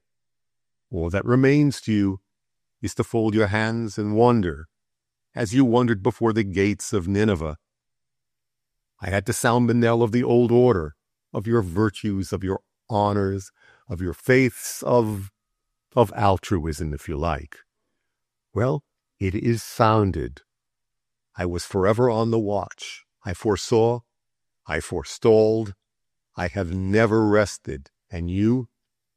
And I said, I only loved you. There was a silence. I seemed for a moment to see myself, a tenuous, bodiless thing, like a ghost in a bottomless cleft between the past and the to come. And I was to be that forever. You only loved me, she repeated. Yes, you loved me. But what claim upon me does that give you? You loved me. Well, if I had loved you, it would have given you a claim. All your misery, your heartache comes from love. Your love for me, your love for the things of the past, for what was doomed. You loved the others, too, in a way, and you betrayed them, and you are wretched. If you had not loved them, you would not be wretched now. If you had not loved me, you would not have betrayed your very self. At the first you stood alone, as much alone as I. All these people were nothing to you. I was nothing to you. But you must needs love them and me. You should have let them remain nothing to the end. But you did not. What were they to you? Shapes, shadows on a sheet. They looked real, but were they? Any one of them? You will never see them again. You will never see me again. We shall be all parts of a past of shadows. If you had been as I am, you would have looked back upon them unmoved, or could have forgotten. But you only loved, and you will have no more ease. And even now, It is only yourself that matters. It is because you broke, because you were false to your standards at a supreme moment, because you have discovered that your honor will not help you to stand the strain. It is not the thought of the harm you have done the others. What are they? What is Churchill who's fallen, or Fox who is dead, to you now? It is yourself that you bemoan. That is your tragedy, that you can never go again to Churchill with the old look in your eyes, that you can never go to anyone for fear of contempt. Oh, I know you. I know you. She knew me. It was true what she said. I had had my eyes on the ground all this while. Now I looked at her, trying to realize that I should never see her again. It was impossible. There was that intense beauty, that shadowlessness that was like translucence. And there was her voice. It was impossible to understand that I was never to see her again, never to hear her voice after this. She was silent for a long time, and I said nothing.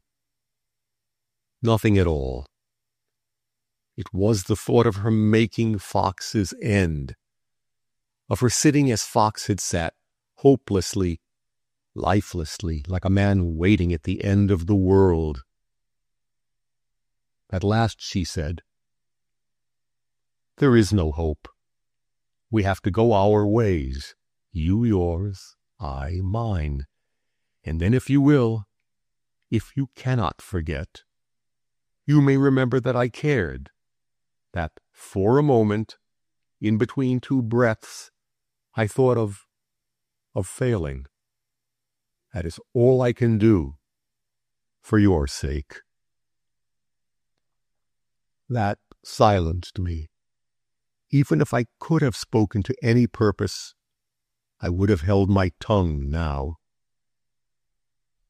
I had not looked at her, but stood with my eyes averted, very conscious of her standing before me, of her great beauty, of her great glory.